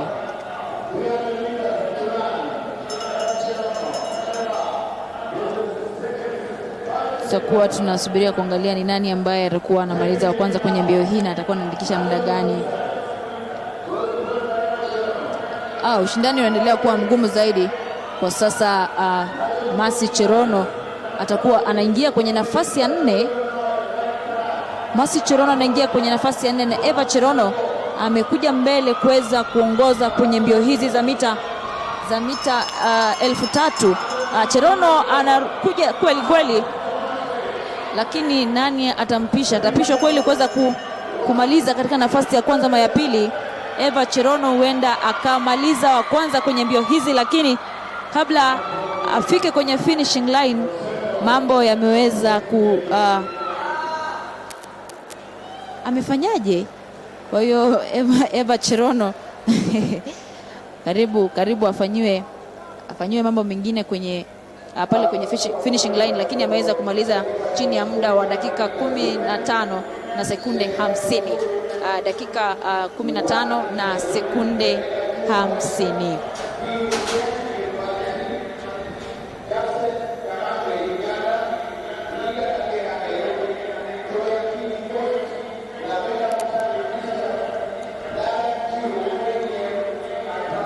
Kwa sasa tutakuwa tunaingia kwa mbio za mita 5000, semi-finali ya wanawake.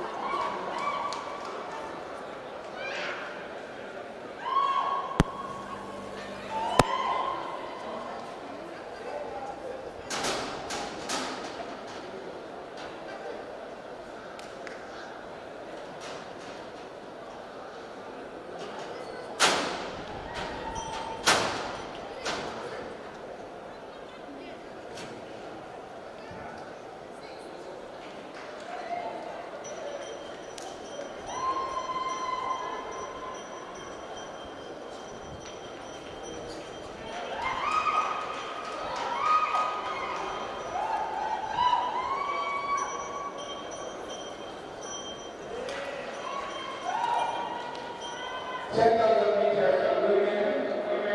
The winners are as follows. Kenya kwenye semifinali mita 1500, semifinali ya pili mita 1500 upande wa wanawake, ndizo mbio ambazo zitakuwa zinafuata muda mchache kutoka sasa. Na tuna Rose Wangui kutoka Central, Jenna Jepto kutoka Central Rift, Immaculate Chepkiroi kutoka KATTI, Cynthia Chepngeno kutoka KDF, Joylin Chepkemoi kutoka Nairobi, Mariam Chebet kutoka North Eastern, Zena Jemtai kutoka North Rift, Esther Chelimo kutoka NYS, Beatrice Chebet kutoka Police, Brilliant Jepkorir kutoka Prisons, Agnes Mumbua Southern, Diana Wanza Universities, Gladys Longari Western, Josephine Mumbi Eastern, Naomi Chepngeno South Rift. Alafu mwisho kabisa tuna Miriam Chebet. Kwa hiyo hao ni wanariadha 17 ambao watakuwa wanakimbia mita 1500 upande wa wanawake, na ni semi finali ya pili. Mita 1500 semi finali ya pili upande wa wanawake. Wanariadha 17. Je, ni nani atatamba kwenye kundi hili?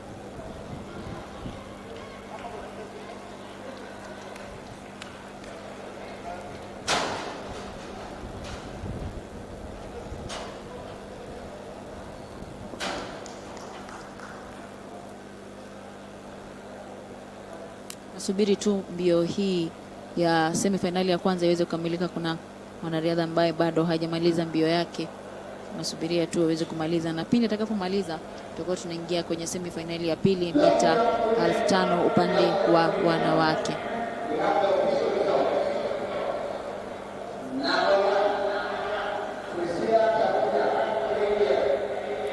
Kesho itakuwa ni siku nyingine pia ya kuweza kufanya majaribio haya katika uga huu wa Kasarani. Alhamisi pia ni siku nyingine, na hivyo basi itakapofika Alhamisi tayari tutakuwa na timu Kenya ambayo itakuwa inawakilisha Kenya katika Africa Senior Athletics Championships ambazo zinatarajiwa kufanyika Mauritius Juni mwaka huu. Na tupo kumbusha tu kwamba tupo, kwa yule ambaye anajiunga nasi, tupo katika uga wa kimataifa wa Kasarani mjini Nairobi kwa Athletics Kenya National Championships mwaka 2022. Tupo katika uga wa Kasarani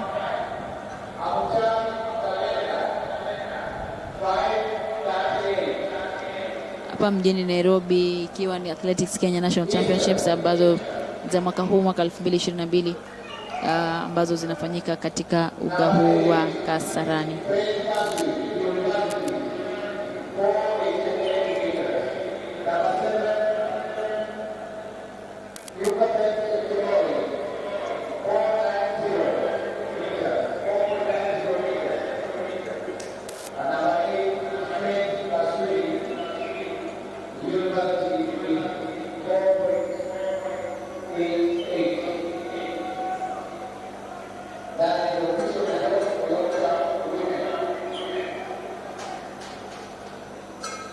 Baada ya mbio za mita 1500 kutakuwa na mbio za mita 800 upande wa wanawake na pia wanaume.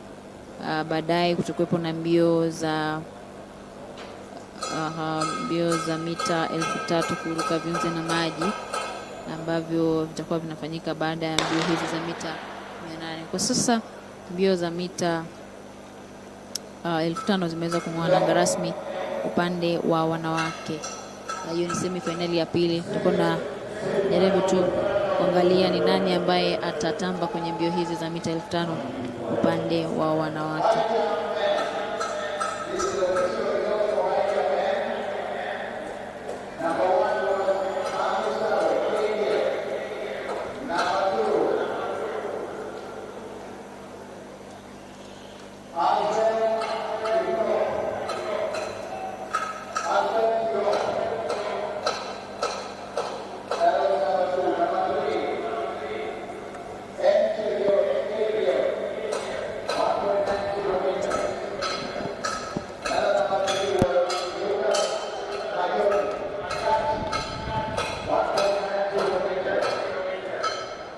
Number 5, what's the draw?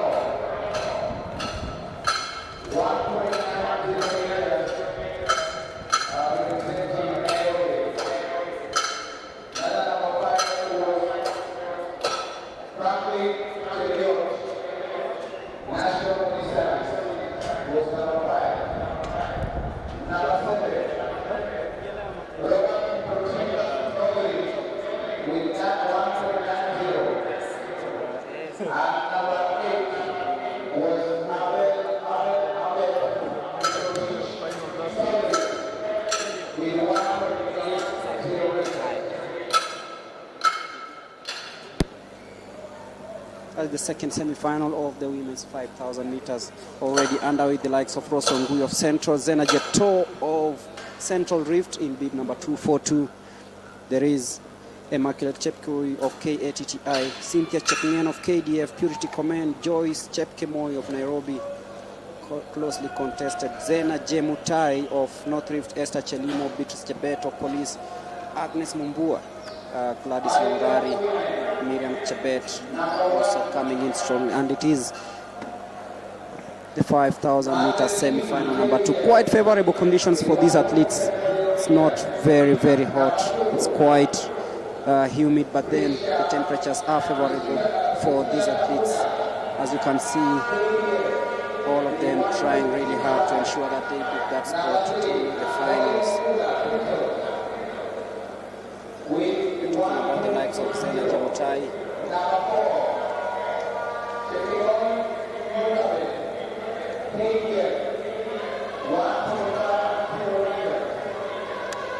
Zena Jepto, the former Africa Under-18 3,000 meters champion.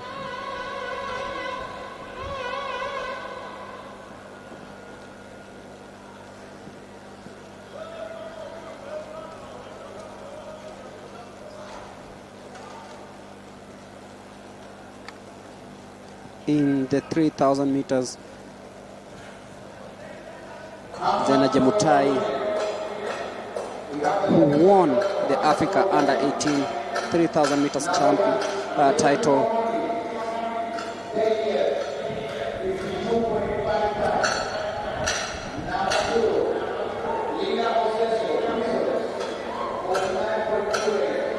A young pool of athletes in this 5,000 meters semi-final number 2.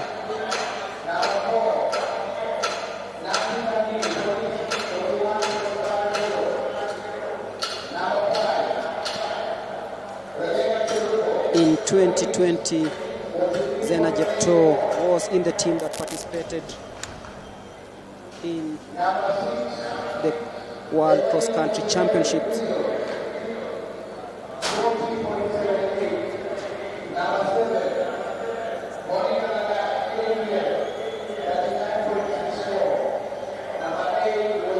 Also here is Purity Command of KDF.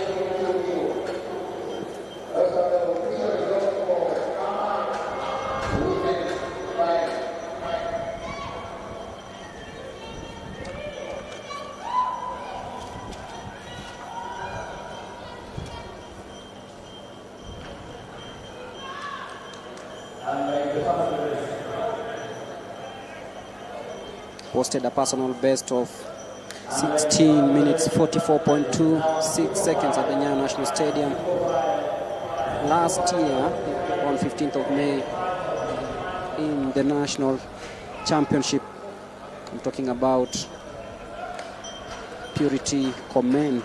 She's in here also trying to seek for that final slot in the women's second semi-final of the 5,000 meters, happening here at the Moi International Sports Center, Kasarani in Nairobi.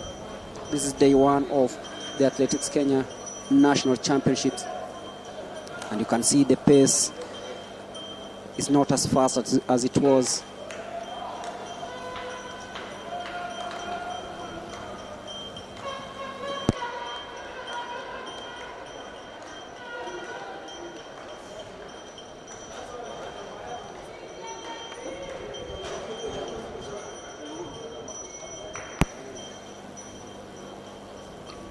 Remember, the semi-finals of the 100 meters will be tomorrow, right here at the Kasarani Stadium.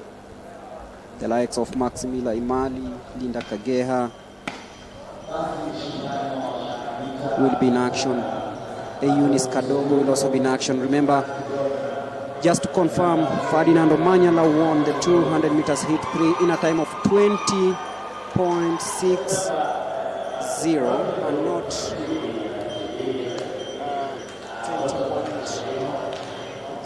20.09 as earlier stated. It means that Calvin Kanata's record still remains intact. But Omanyala said this is part of my preparations towards the Kip Keino Classic, and I think I will race. The race will be won in a 9.6 or 9.7, and he wants to be part of that. We are waiting to see that.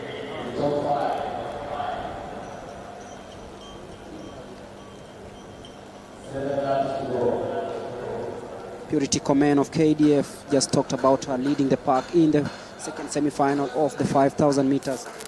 Dictating pace here, seemingly she is in control of everything. It's down to a pack of 5. As we are almost halfway in this race. After this, the 800 meters is also lined up.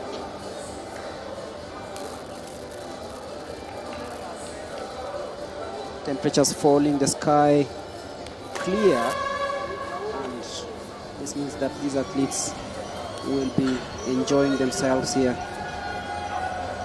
That is Purity Komen of KDF still leading the pack in this race.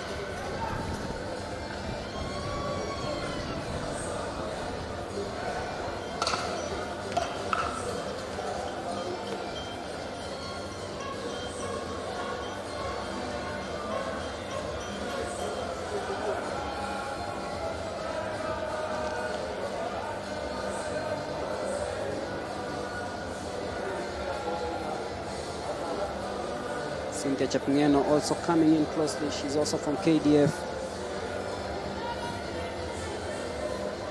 But Purity Komen really showing that she's very, very strong in this race. And who knows, if she can hold on to this, then she might be booking a ticket to the finals.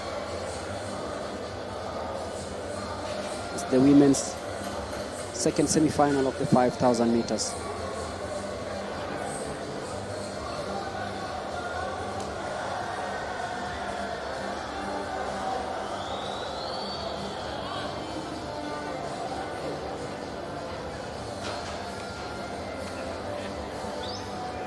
Remember, we are live from the Mo International Sports Center, Kasarani.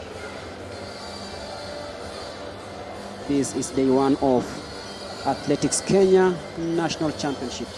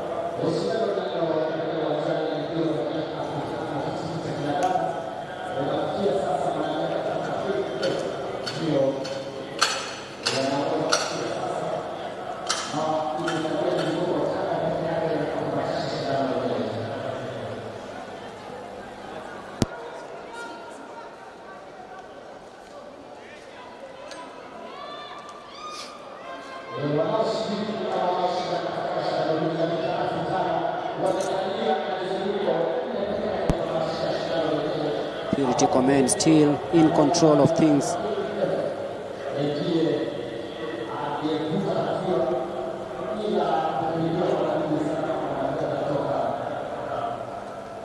Beatrice Chebet of police also closing in. She doesn't want to be left way back because we are heading into the latter stages of this race. Now it's down to 2. Purity Komen, very strong coming into this one. Will she maintain that? Remember, we are talking about an athlete athlete who has a pedigree, 23-year-old, posted a personal best time of 16 minutes 44.26 seconds in the 5,000 meters national championships held at the Nyayo National Stadium last year on May the 15th. Also, she has a personal best time of 32 minutes 33.81 seconds, also set at the Nyayo National Stadium, but this time around it was on 4th May 2022. That is earlier on this year in the Nairobi circuit of the Athletics Kenya weekend meet. She has also posted a time of 30 minutes 49 seconds in the Village race, 10-kilometer race held last year in France, and also posted a time of 1 hour 7.10 seconds in the Lille half marathon held earlier on this year. So she's coming into this race poised for victory because she's been on form, she's been on song, and she's here to prove a point. She wants to qualify for the 5,000 meters final. You can see she's really taken matters into her own hands and currently showing what she's capable of doing. Remember, we've had great athletes coming from this part of the world in the 5,000 meters, the likes of Vivian Cheruiyot, the likes of Helen Obiri. These are some of the athletes who've led the world with blistering paces, winning medals for the country in the 5,000 meters. And right now, it's a new crop of athletes coming up, the likes of Purity Komen, who's showing that she can succeed and take the country to the next level.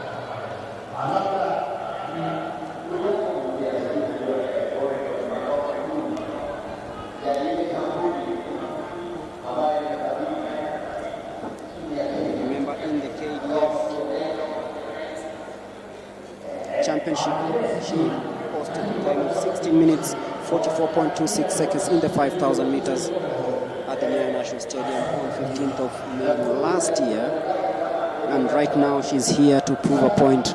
She wants to qualify for the Africa Senior Athletics Championships to be held in Mauritius. She also wants to ensure that her name is on top of the headlines everywhere they go in the athletic circuit. And look at what she's doing, really great. Looking at this pace, I think she can clock 16 minutes, maybe on some 55 seconds or so.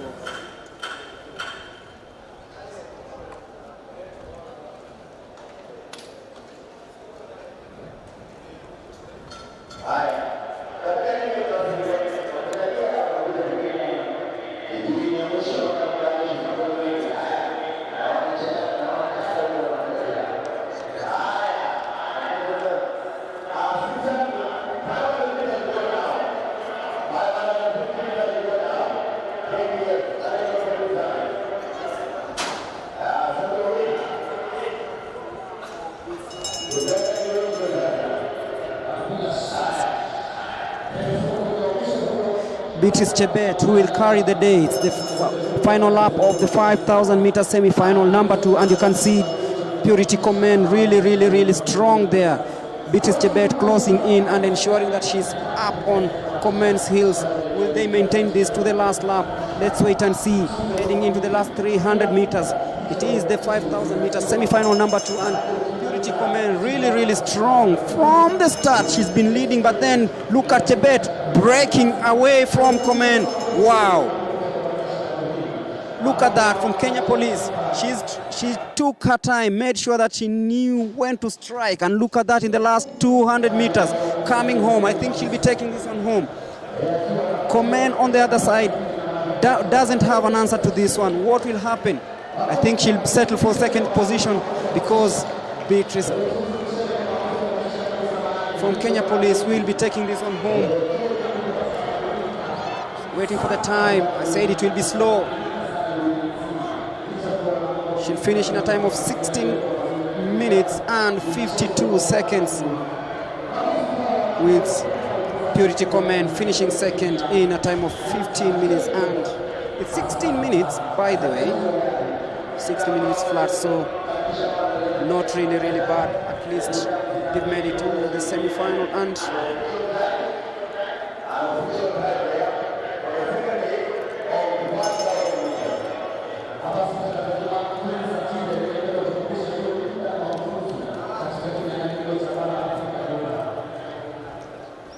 Beatrice Chebet from Police winning that second semi-final of the 5,000 meters, with Purity Komen coming in number 2.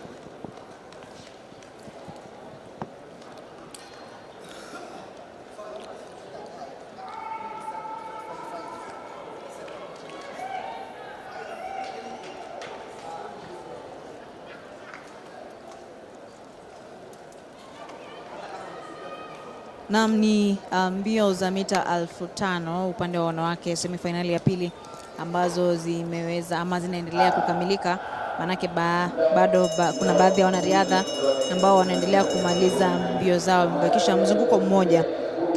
Kingele hicho ni ishara kwamba wamebakisha mzunguko mmoja ili kuweza kumaliza mbio hizi za mita 5,000 upande wa wanawake. Mbio ambayo itakuwa inafuata ni mbio za mita 800 upande wa kinadada, mbio za mita 800. Kwa hiyo ni mizunguko mara mbili, mita 800 upande wa wanawake.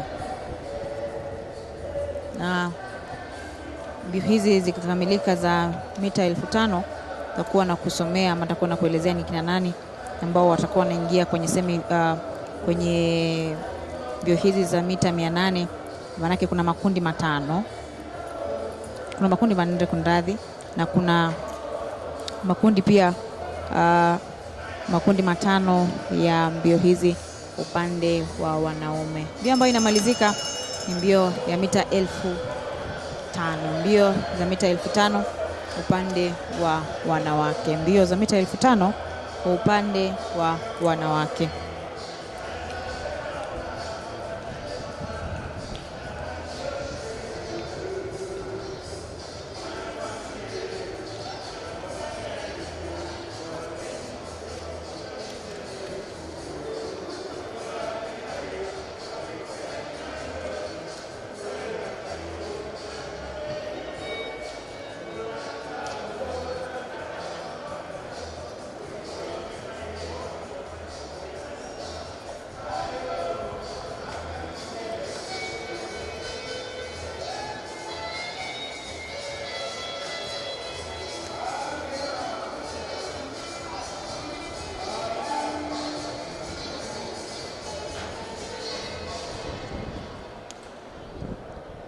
Mbio hizo za mita 5,000 zinaelekea kukamilika.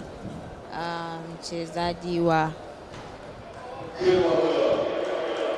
mwanariadha wa mwisho mbakisho kama mita 100 ili kuweza kumaliza mbio hiyo.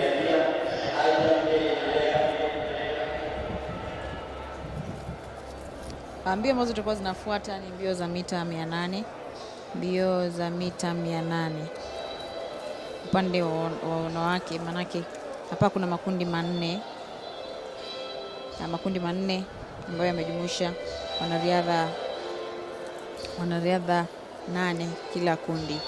Kwa hiyo mbio hizo zimeweza kukamilika za mita 5,000 ambazo Greg ameweza kuletea moja kwa moja, lakini kwa sasa upembezoni upande wa kushoto kwangu naona wanariadha wa mita 800 wana jimoyamayo uwanjani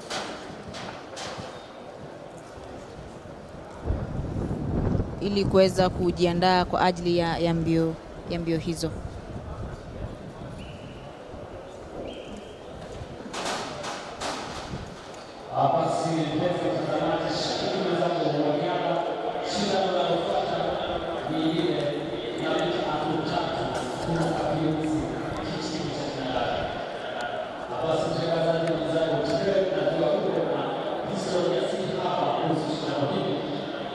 Na mkunradhi na taarifiwa kwamba mbio hizo zitakuwa zinakuja hapo baadaye, lakini kwa sasa ni kuweza kujiandaa kwa ajili ya mbio za mita 3,000 kuruka viunzi na maji upande wa wanawake. Mbio za mita 3,000 kuruka viunzi na maji. Hapa tuna kina dada 15 ambao watakuwa na kimbia kwenye mbio hizi: Agnes Chesang, Alvin Cheptanui, Beatrice Chepkoech, Karen Chelangat, Selfin Chespol, kuna Christine Kioko, Immaculate Chepkirui, Faith Cherotich, Marion Kibor, Millicent Nyaberi, Naomi Chepkemoi, Virginia Nyambura, Dorothy Kimutai, Doris Cherono na Oyela Irene. Na mbio hizo tayari zimeanza rasmi na tutakuwa tunazishuhudia zikiendelea kuanzia sasa.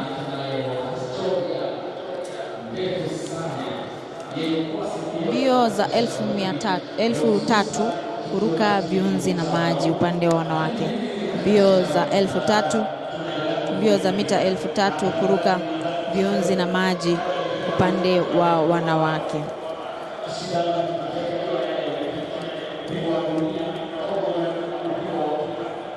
Kwa hiyo huo ni mzunguko wa kwanza ambao wanazunguka hapo, na ni mbio za 3000 upande wa wanawake kuruka viunzi na maji. Mbio za 3000 upande wa wanawake kuruka viunzi na maji.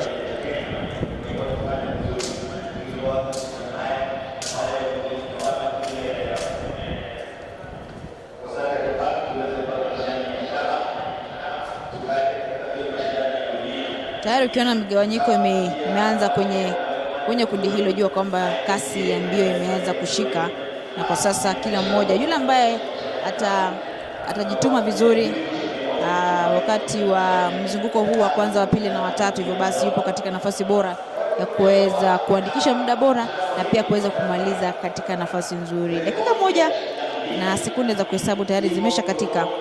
Dakika 1 na sekunde za kuhesabu zimesha katika, ikiwa ni mzunguko wa kwanza. Huo wa pili ndio ambao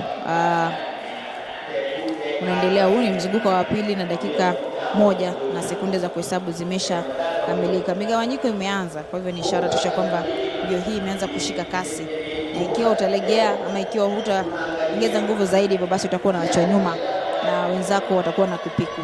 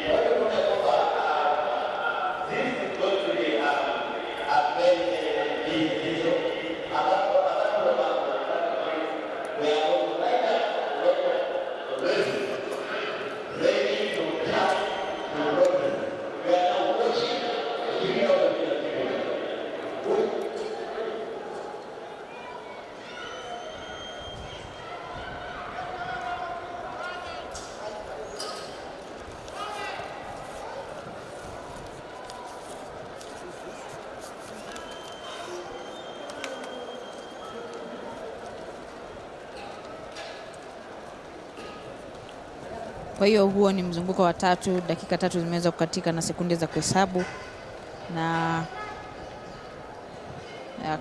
kasi inaendelea, na tayari kuna pengo ambalo limeweza kuachwa pale na mwanadada yule ambaye anaongoza. Nitakuwa nakueleza ni nani. Ishara tosha kwamba tayari mbio hii imeweza kuchukua mkondo wake.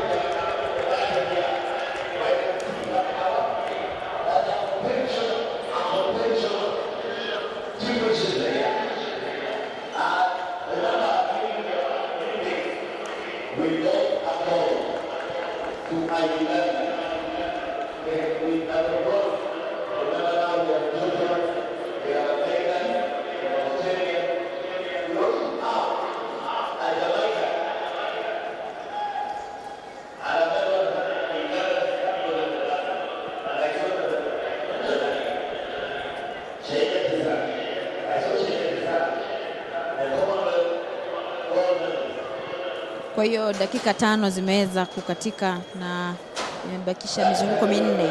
Dakika 5 zimeweza kukatika na imesalia mizunguko 4, na ikiwa imesalia mizunguko 4 inamaanisha kwamba kila mmoja sasa aanze kutia bidii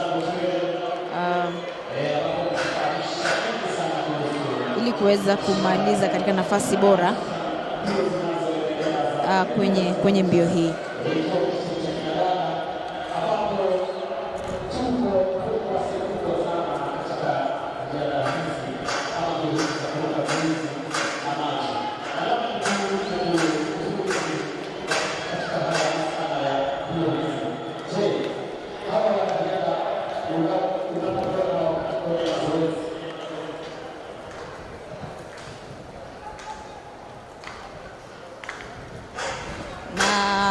Historia pia idanganyi, mita 3000, rekodi hii iliweza kuwekwa na Hellen Obiri mwaka 2014 wakati wa mbio za Qatar Athletics Super Grand Prix, Qatar Athletics Super Grand Prix ambazo ziliandaliwa Doha, Qatar mwaka 2014 tarehe 9 Mei. Hellen Obiri aliweza kuandikisha muda wa dakika 8 na sekunde 20, muda wa dakika 8 na sekunde 20, na aliweza kuandikisha rekodi hiyo ambayo haijaweza kuvunjwa na mtu yeyote mwaka 2014 nchini Doha, Qatar, wakati wa mbio za Qatar Athletics Super Grand Prix ambazo ziliandaliwa nchini Qatar. Kwa hivyo mbio hizi hazijaweza kuandikishwa rekodi mpya baada ya Obiri kuweza kuiandikisha mwaka 2014.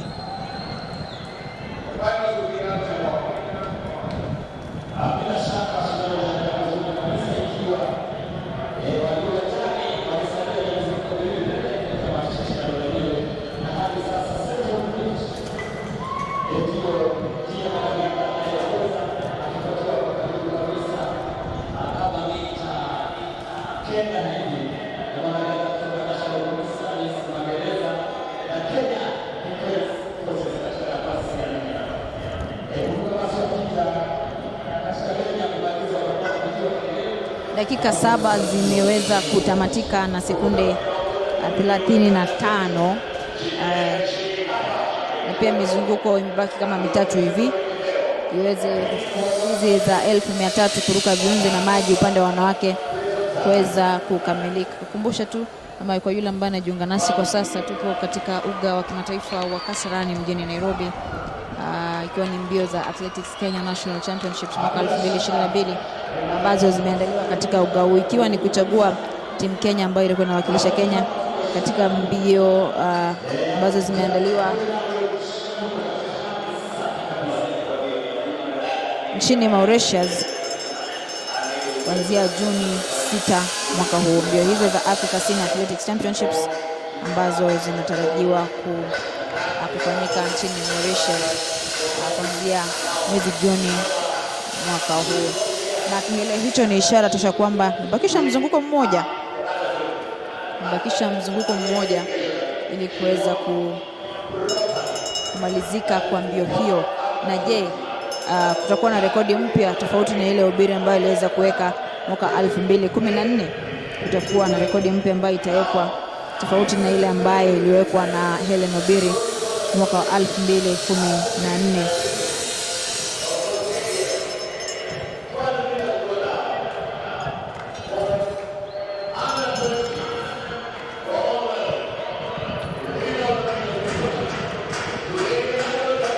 Rekodi hiyo huenda haitowekwa ama haitovunjwa.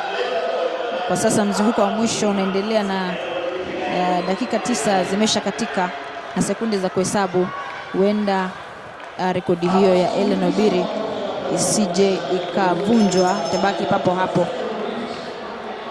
Na mwanariadha wa kwanza huyo atakuwa nakujuza ni nani ameweza kumaliza mbio hiyo chini ya dakika 9. Anaweza kumaliza mbio hiyo chini ya dakika 9 na sekunde 35. Chini ya dakika 9 na sekunde 35.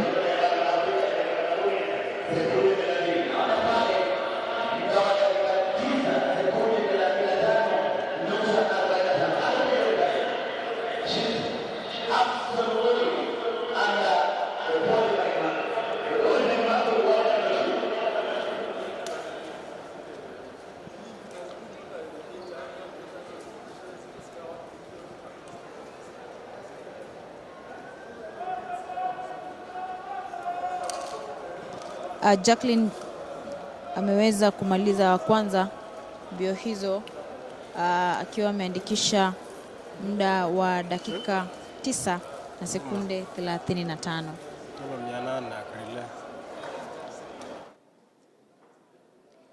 Jacqueline Chepkoech kutoka Central Drift ameweza kuwa wa kwanza kwenye mbio hizo baada ya kuandikisha dakika 9 sekunde 35 kwenye mbio hizi za mita 3000 upande wa wanawake kuruka viunzi na maji.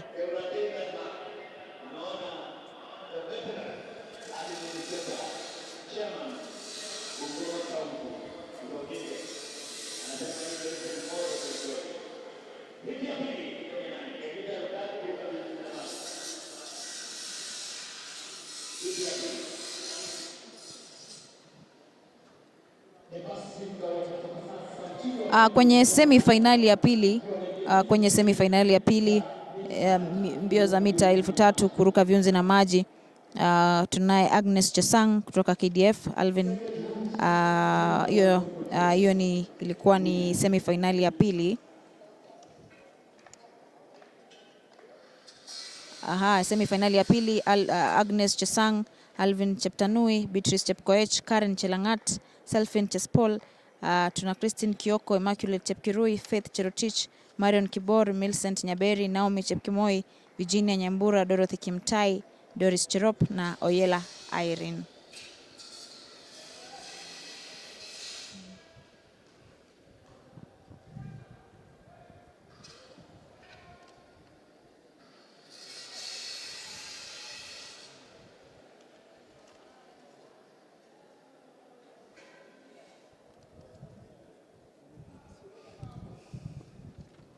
Na muda wote kutoka sasa mbio hizo tayari zimeshang'oa nanga rasmi, na pia tutakuwa tunaangalia je, nani atakuwa anaandikisha muda bora zaidi kuliko alioandikisha Hellen Obiri mwaka 2014 nchini Doha, Qatar.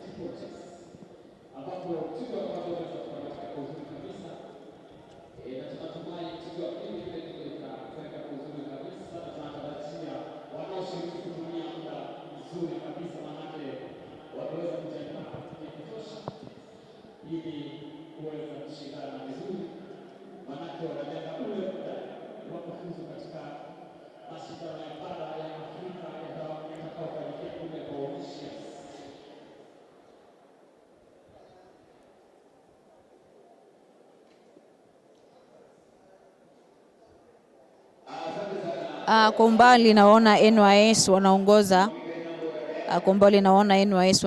Atakuwa anakujuza ni nani, lakini kutokana na ile nguo ambayo amevalia nyuma imeandikwa NYS, ni ishara tosha kwamba anawakilisha NYS. Kwa hiyo kasi ambayo ameanza nayo si mbaya, lakini natumai kwamba hatochoka alafu akapitwa na wengine. NYS kwa sasa ndio ambao wanaongoza kwenye mbio hizi za mita 3000 kuruka viunzi na maji upande wa wanawake, lakini za wanaume zitakuja hapo baadaye.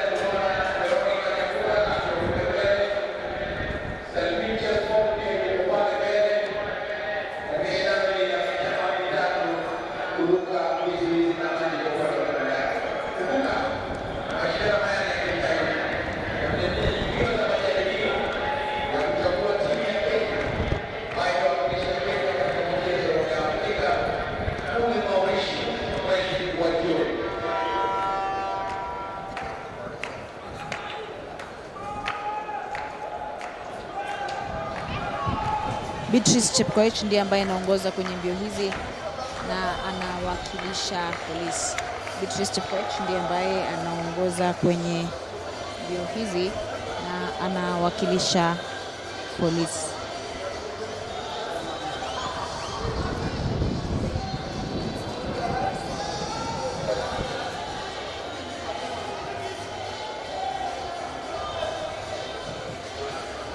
Tayari zimesha katika dakika 4 na sekunde za kuhesabu. Dakika 4 zimekatika na sekunde za kuhesabu. Mizunguko tutakuwa tunaangalia imebaki mingapi.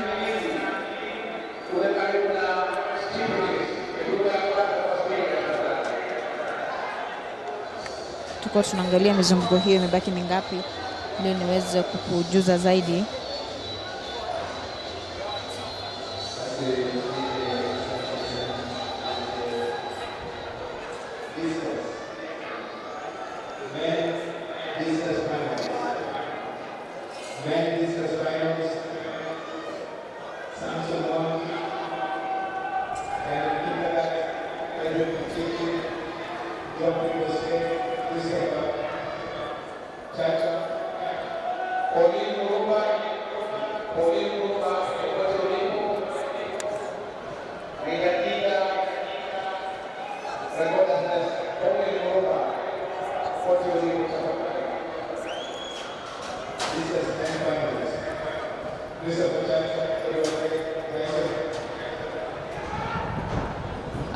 Mzunguko huo ambao unaingia wa 7 sasa, tayari dakika 5 na sekunde 45 zimeweza kukamilika.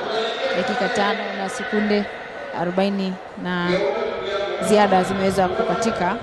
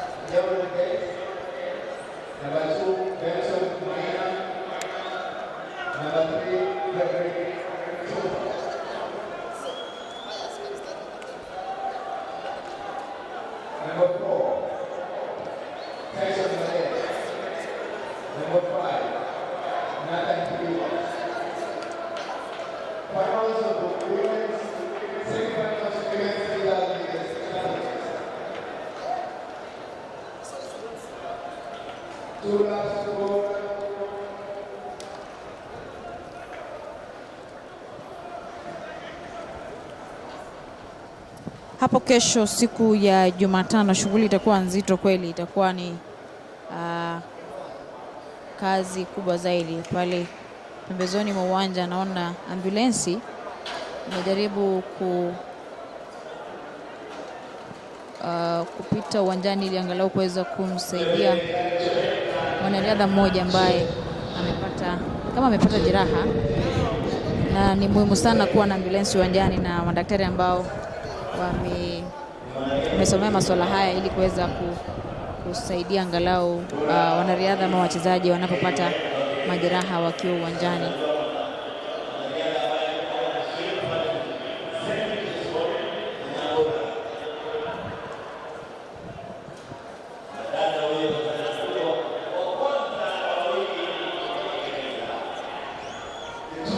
Tayari dakika 8 zimeweza kukatika na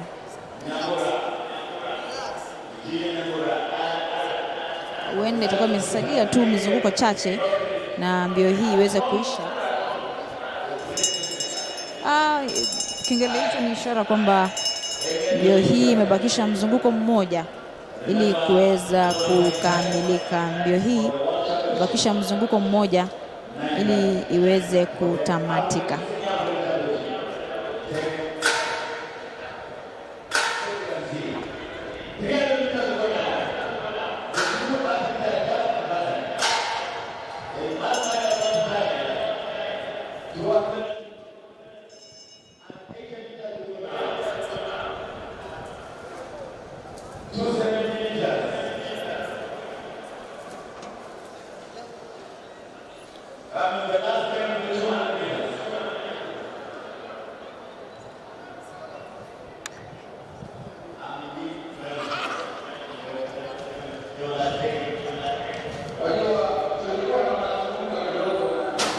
na mbio hii itakuwa ni semi-finali ya mwisho kwa mbio za mita 3000 kuruka viunzi na maji.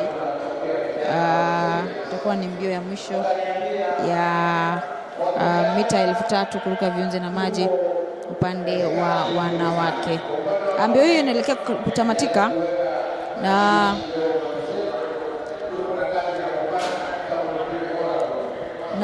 inapotamatika mwanariadha wa kwanza ambaye nitakwenda kujuza ni nani ameandikisha muda wa dakika 9 na sekunde 45. Muda wa dakika 9 na sekunde 45.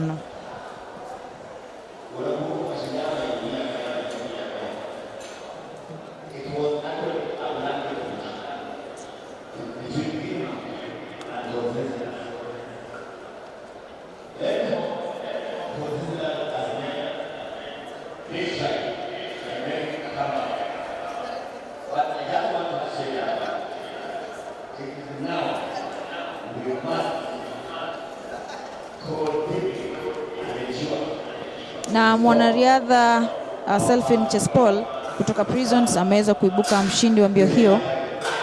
Mwanariadha Selfin Chespol ameweza kuibuka mshindi wa mbio hizo. Hiyo ni baada ya kuandikisha muda wa dakika 9 na sekunde 55.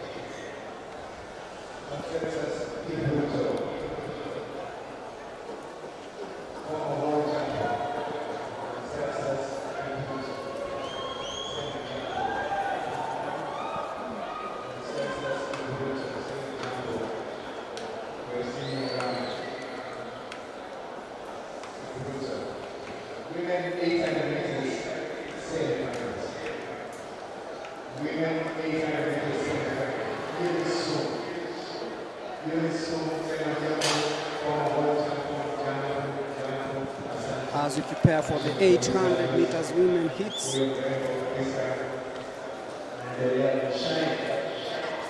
Almost done with day one of activities right here at the Kasarani Stadium in Nairobi. Hit one of the 800 meters women. We have the likes of Yvonne Chepchirchir, Christine Danu, Eunice Sum, Jarinta Mawia, Sarah Chepkoech, Judith Jeruto, Naomi Korir, Miriam Tanui, and Kawira Maru of Eastern. That is hit number one of the 800 meters for the women.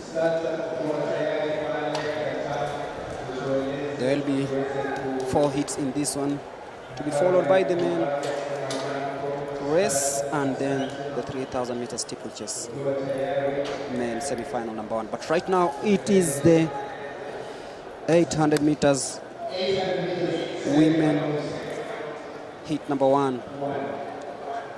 Bib number 666, Yvonne Chepchirchir of Central, Christine Danu of Southern, Eunice Sum of Police, Jarinta Mawia of KDF, Sarah Chepkoech of Western, Judith Jeruto, Naomi Korir, Miriam Tanui, Kawira Maru of Eastern.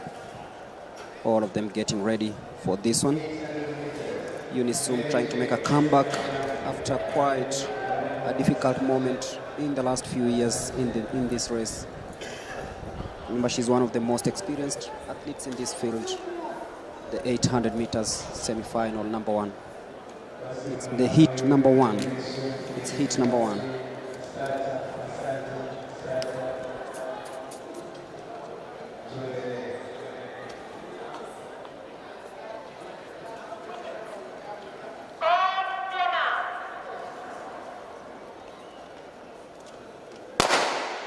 And there you go, the 800 meters Heat number 1. Good takeoff there by Naomi Korir of KDF of Prisons, taking an early lead there, but then Unisum responding after 200 meters. Remember, there is Jacinta Mawia of KDF.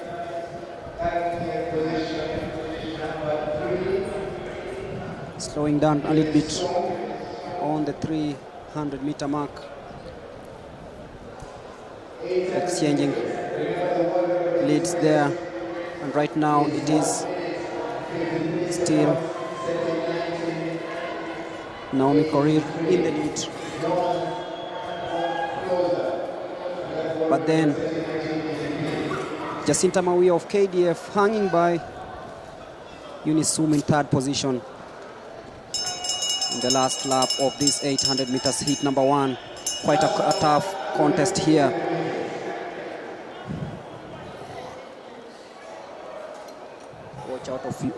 Watch out for Unisum. Will she pull a surprise here?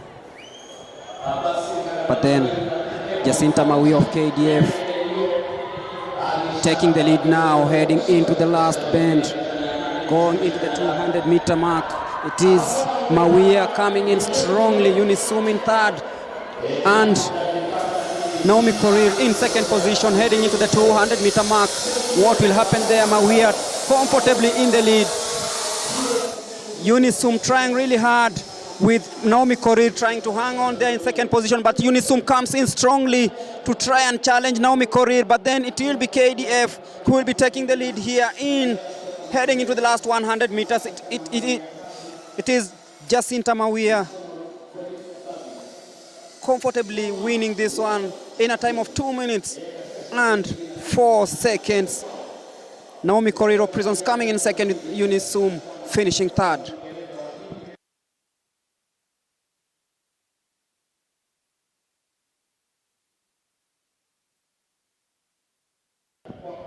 Remember, the 4 heats still remaining in this one.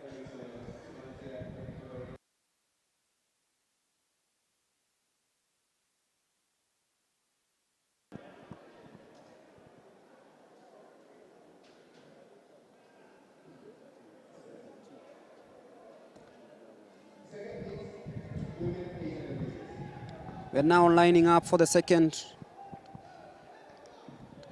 heat.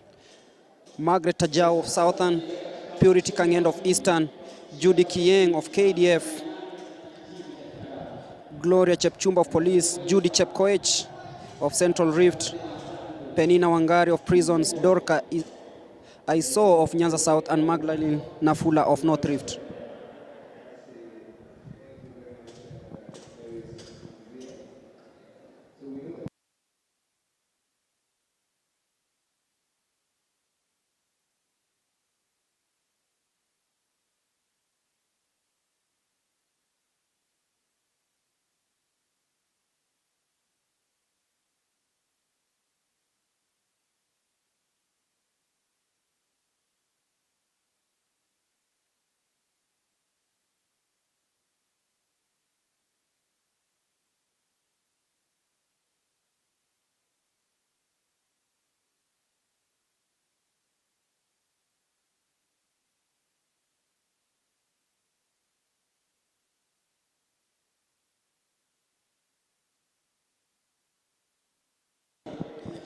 Heat 2 of the 800 meters.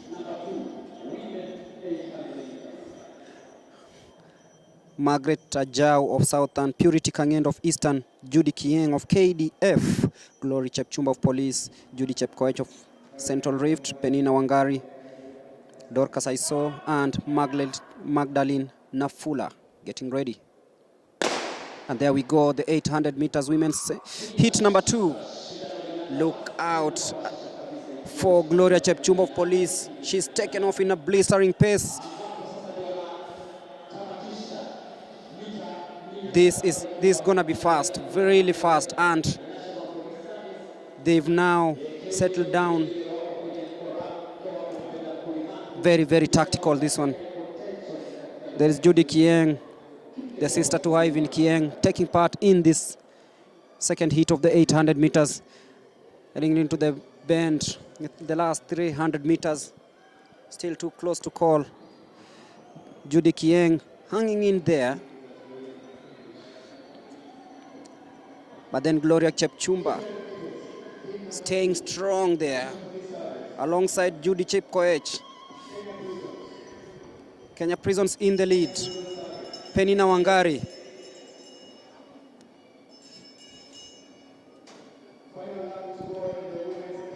This is the final lap of the second heat of the women 800 meters.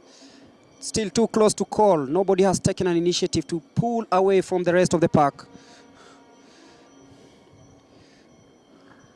Look at that, very, very close. Still anyone's race to call because 4 of them are going for the top position. Penina Wangari still in the lead. On to the last bend, the 200-meter bend, coming in strongly. Kieng in second place. Look at that. Very, very powerful run from Kieng. Will she beat her competitor? Yes, she has taken the lead for the first time. Look at that. Judy Kieng, really, really strong coming into the last 100 meters. Will she maintain the lead? KDF taking it home. Judy Kieng finishing in a time of 2 minutes, 2.78 seconds to win the second heat of the women 800 meters.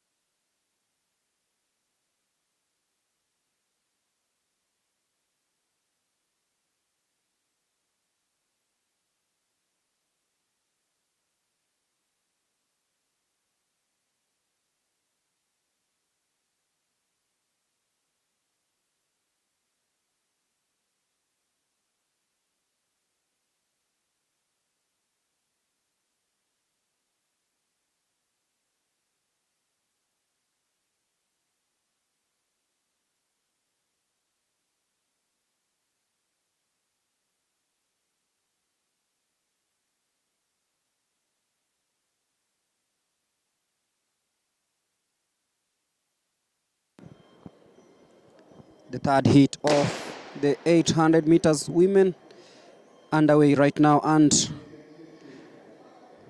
Emilia Chieng, Napul Chepchirchir of Central Rift, Judith Chepkoech, Mary Mora, Winnie Chebet, Karen Cherotich, Eunice Boke, and Christina Piri of the universities. And Mora, as usual, takes an early lead.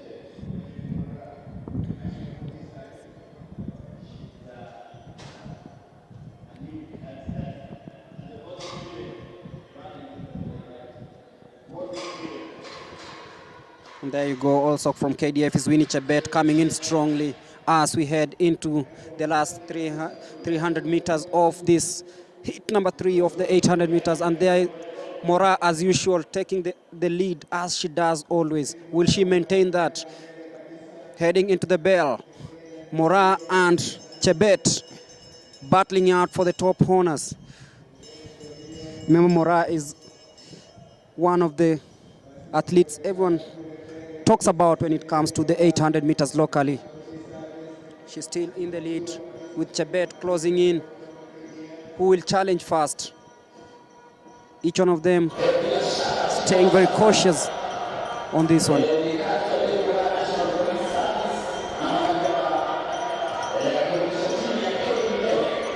Mary Mora of Police and Winnie Chebet of KDF heading into the last 200 meters, and it's still very, very close to call. And Mary Mora coming in strongly. Will she maintain that? Chebet falling way off a little bit, but then Mora facing still stiff challenge from Kenya Prisons. Mora, and look at that, comfortably winning that with Nelly Chepchirchir finishing second. Mora winning in a time of 2 minutes and 4 seconds.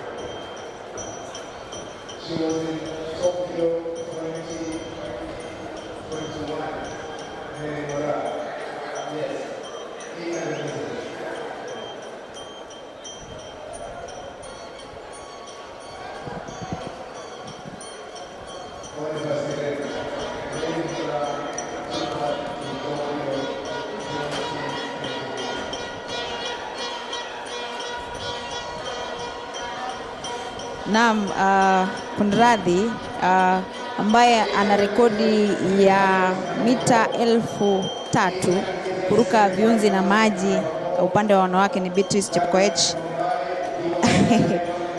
ambaye ana rekodi baada ya kuandikisha dakika 8 na sekunde 44.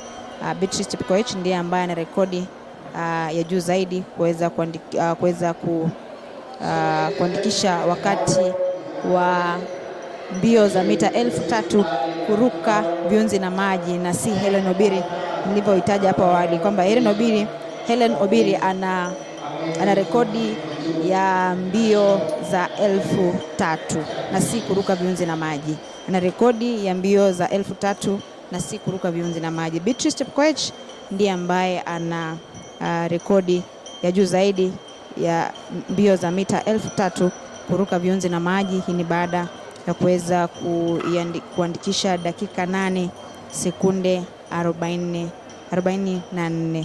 Aliandikisha dakika 8 sekunde 44. Beatrice Chepkoech ndiye ambaye ana rekodi ya juu zaidi kuweza kushinda mbio za 1000 kuruka viunzi na maji. Hiyo ni kosa ambalo nilikuwa nimefanya hapo awali, lakini nikirekebisha tu ni kwamba Beatrice Chepkoech ndiye ambaye ana rekodi ya juu zaidi kuweza kushinda mbio za mita 1000 kuruka viunzi na maji.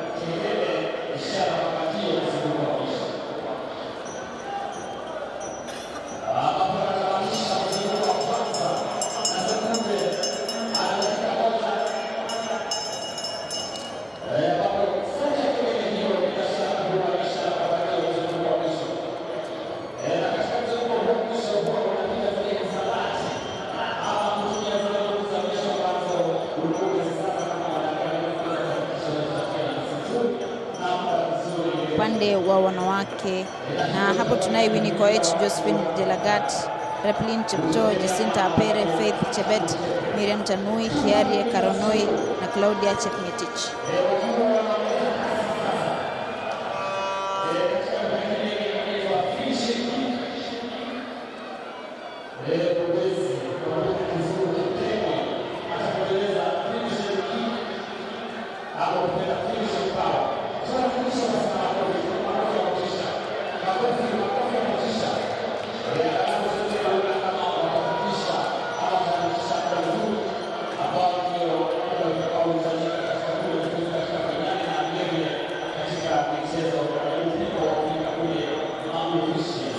Haya, na mbio hizo zimeweza kukamilika na tutakuwa na kujuza ni nani ambaye ameweza kuibuka mshindi wa mbio hizo. Kwenye lane 7 tuna Kiarie Karonei ambaye ameweza tutakwenda kujuza amemaliza katika nafasi ya ngapi.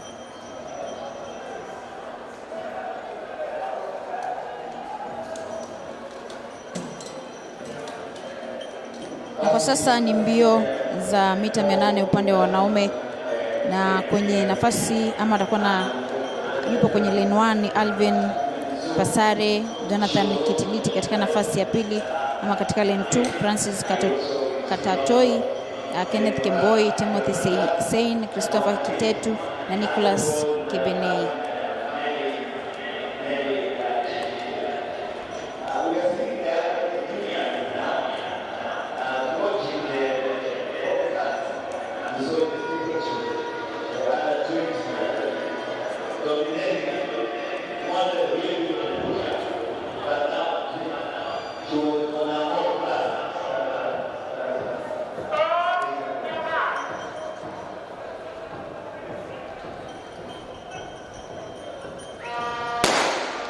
Mbio hizo za mita 800 zimeng'oa nanga rasmi, na kasi inaendelea kushika baada ya kumaliza mita 100. Sasa wanaelekea kufika kwenye mita 200 na dakika tayari ni sekunde 20 zimeisha katika.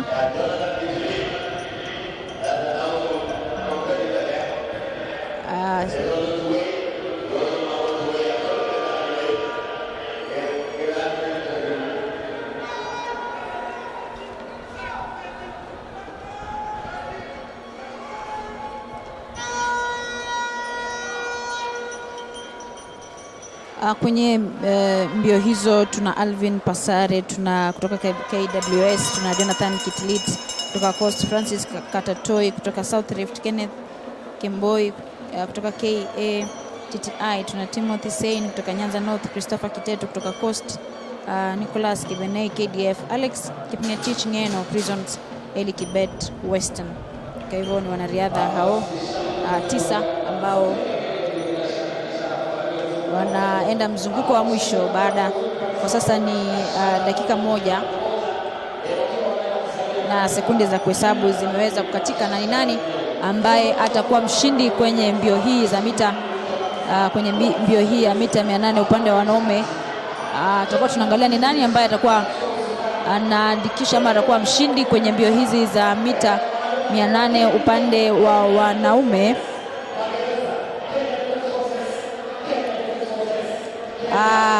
Tuna mshindi kutoka KDF Nicholas Kibenei ambaye ameweza kushinda mbio hiyo.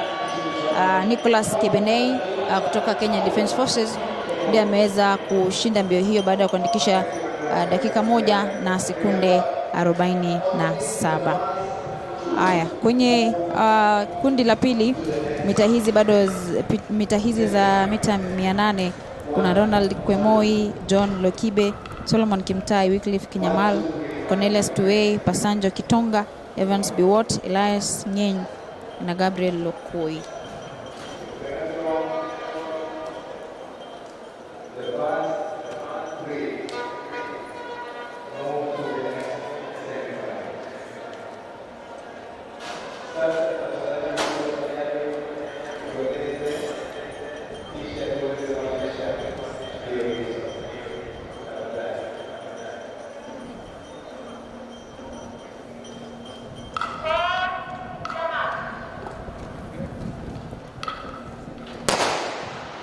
Na mbio hizo zimeweza kung'oa nanga rasmi, na pale kwenye ukurasa wa Athletics Kenya, Brian Bet Peter Sen, alafu kuna Louis Biwot, kuna Zad Daniel Kayok, Brian Bet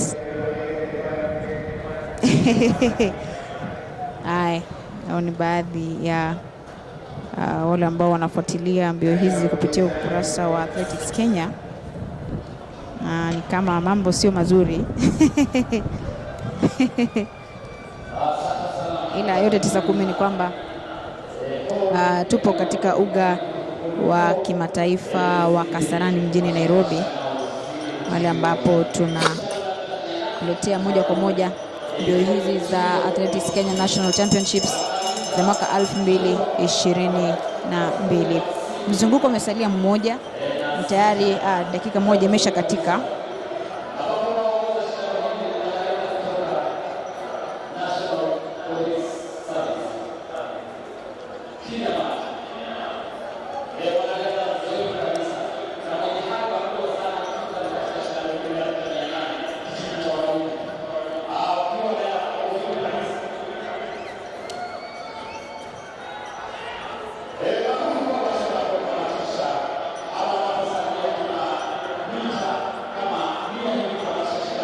Amesalia mita kama 100 hivi ili mbio hiyo iweze kukamilika, na kila mmoja anajikwatua angalau kuweza kumaliza katika nafasi bora na pia kupata kumaliza katika muda ambao unafaa kwenye mbio hiyo. Na tayari ambaye amemaliza wa kwanza ameweza kuandikisha muda wa dakika 1 na sekunde 49. Dakika 1 na sekunde 49.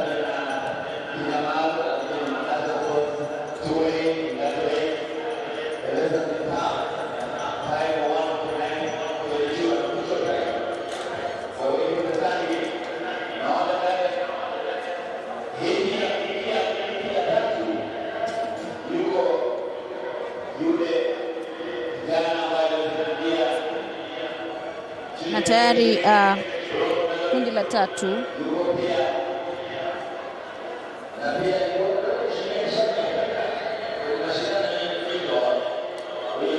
kwenye mbio hizo za raundi ya pili, Wycliffe Kinyamal kutoka polisi ndiye ameweza kuongoza kwenye mbio hizo baada ya kuandikisha muda wa dakika 1 na sekunde 49. Kundi la tatu tayari limeshafika pale uwanjani, na kundi hilo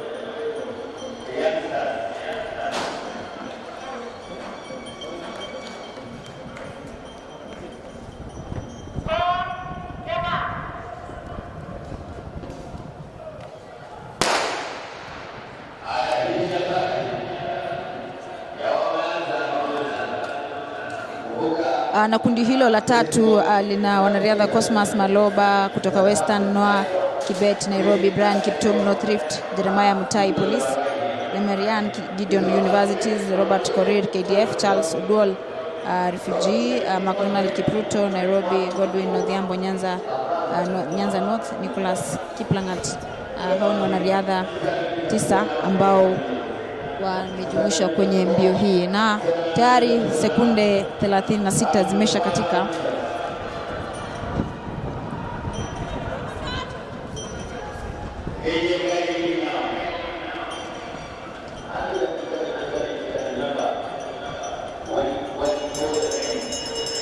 And heading into the final lap of the men's 800 meters heat number 4. Watch out for the light of Noah Kibet, Brian Kiptum. 300 meters to go, and everyone wants this prize. Who's going to take it home? Remember that Noah Kibet is also in the line. Remember, he is one of the athletes to watch here with a personal best time of 1 minute 44.88 posted right here at the Kasarani Stadium last year. Noah Kibet has taken matters into his own hands in heading into the last 200 meters. Will he maintain that pace? Look at that. But then steep opposition from Jeremiah Mutai, but then Noah Kibet hanging on there, heading into the last 100 meters. This will be very, very tight. This will be very, very tight. Watch out for Robert Korir of KDF, but then Noah Kibet of Nairobi hanging on and winning in a time of 1 minute 47.93 seconds. That was quite fast. The 800 meters heat number 4 won by Noah Kibet. Remember, Noah Kibet, only 18 years of age. Wow. Born on 12th April 2004, 18 years of age, Noah Kibet, but making sure that he finishes fast in this one, the heat number 4 of the men's 800 meters right here at the Kasarani Stadium. And we are on to the last one. Heat number 5, Beat Budi, Francis Leshu of Nyanza South, Norbert Columbus of Police, Justus Mwema, Timothy Kiplagat, Edwin Some, Shem Kipkorir, Tony Kemboi, Brian Mwange, and Joseph Pogisio. all fighting for a semi-final slot here at the Kasarani Stadium. Remember, it's day one of the Athletics Kenya National Championship being held here at Kasarani. Tomorrow we also have more and more to come. But first of all, heat number 4 of the 800 meters. Remember, Knockbet winning heat number 3 in a time of 1 minute 47 seconds. The fastest posted of all the previous heats in the 800 meters. But this is the last, but it's quite fast. Look at that. Everyone placing themselves in a better position, and watch out for Norbert Columbus of Police. Francis Leshu, also of Nyanza South, is another prospect in this heat number 4 of the 800 meters. Coming in strongly.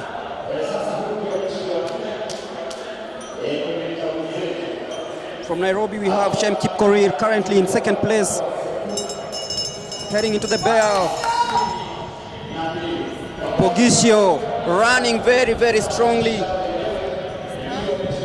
Will he maintain that?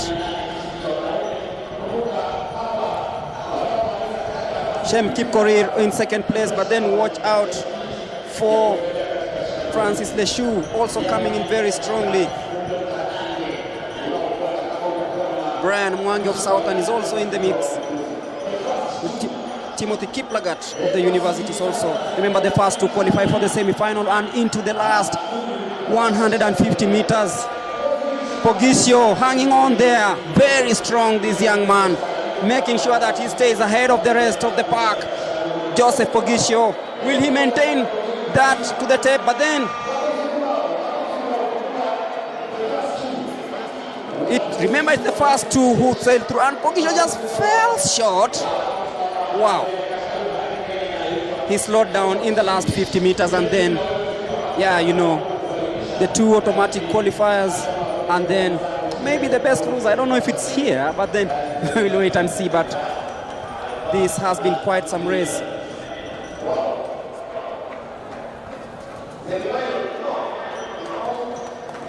Ruth, day one of these championships, what do you take of it? Haijakuwa ni kazi rahisi, ni kujaribu tu kuangalia. Siku ya kwanza ileo ni kama tunamaliza tu, ni kazi ya ziada ambayo imesalia ili kuweza kufunganya, na hapo kesho na tumai kwamba itakuwa ni siku ambayo itakuwa ni kubwa tena nzuri zaidi. Kwa hiyo imekuwa ni mashindano ambayo yamekuwa mazuri kwa upande wa timu ya kina dada na upande wa wanaume, na natumai tutakuwa na timu bora zaidi ambayo itakuwa inawakilisha Kenya nchini Mauritius. Definitely, we look forward to more of these beautiful races in Mauritius. But for the 800 meters still on as we wind up day one.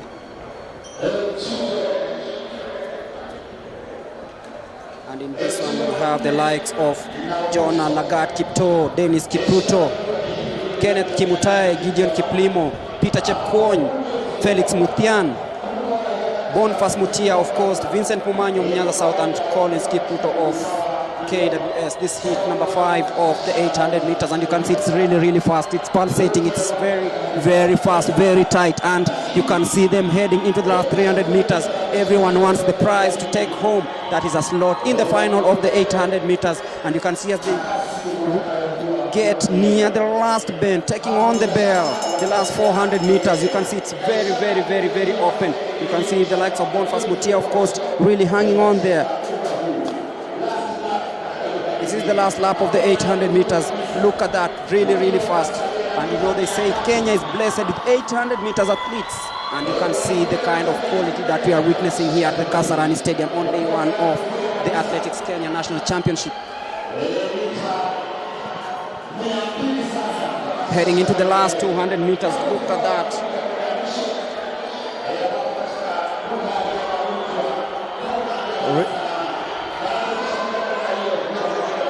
Look at that, this is really, really fast.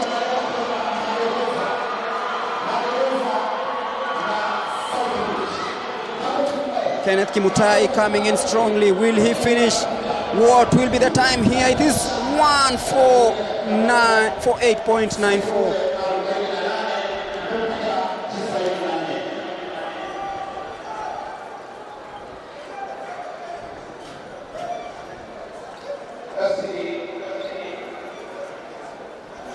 Kenneth Kimutai winning that one.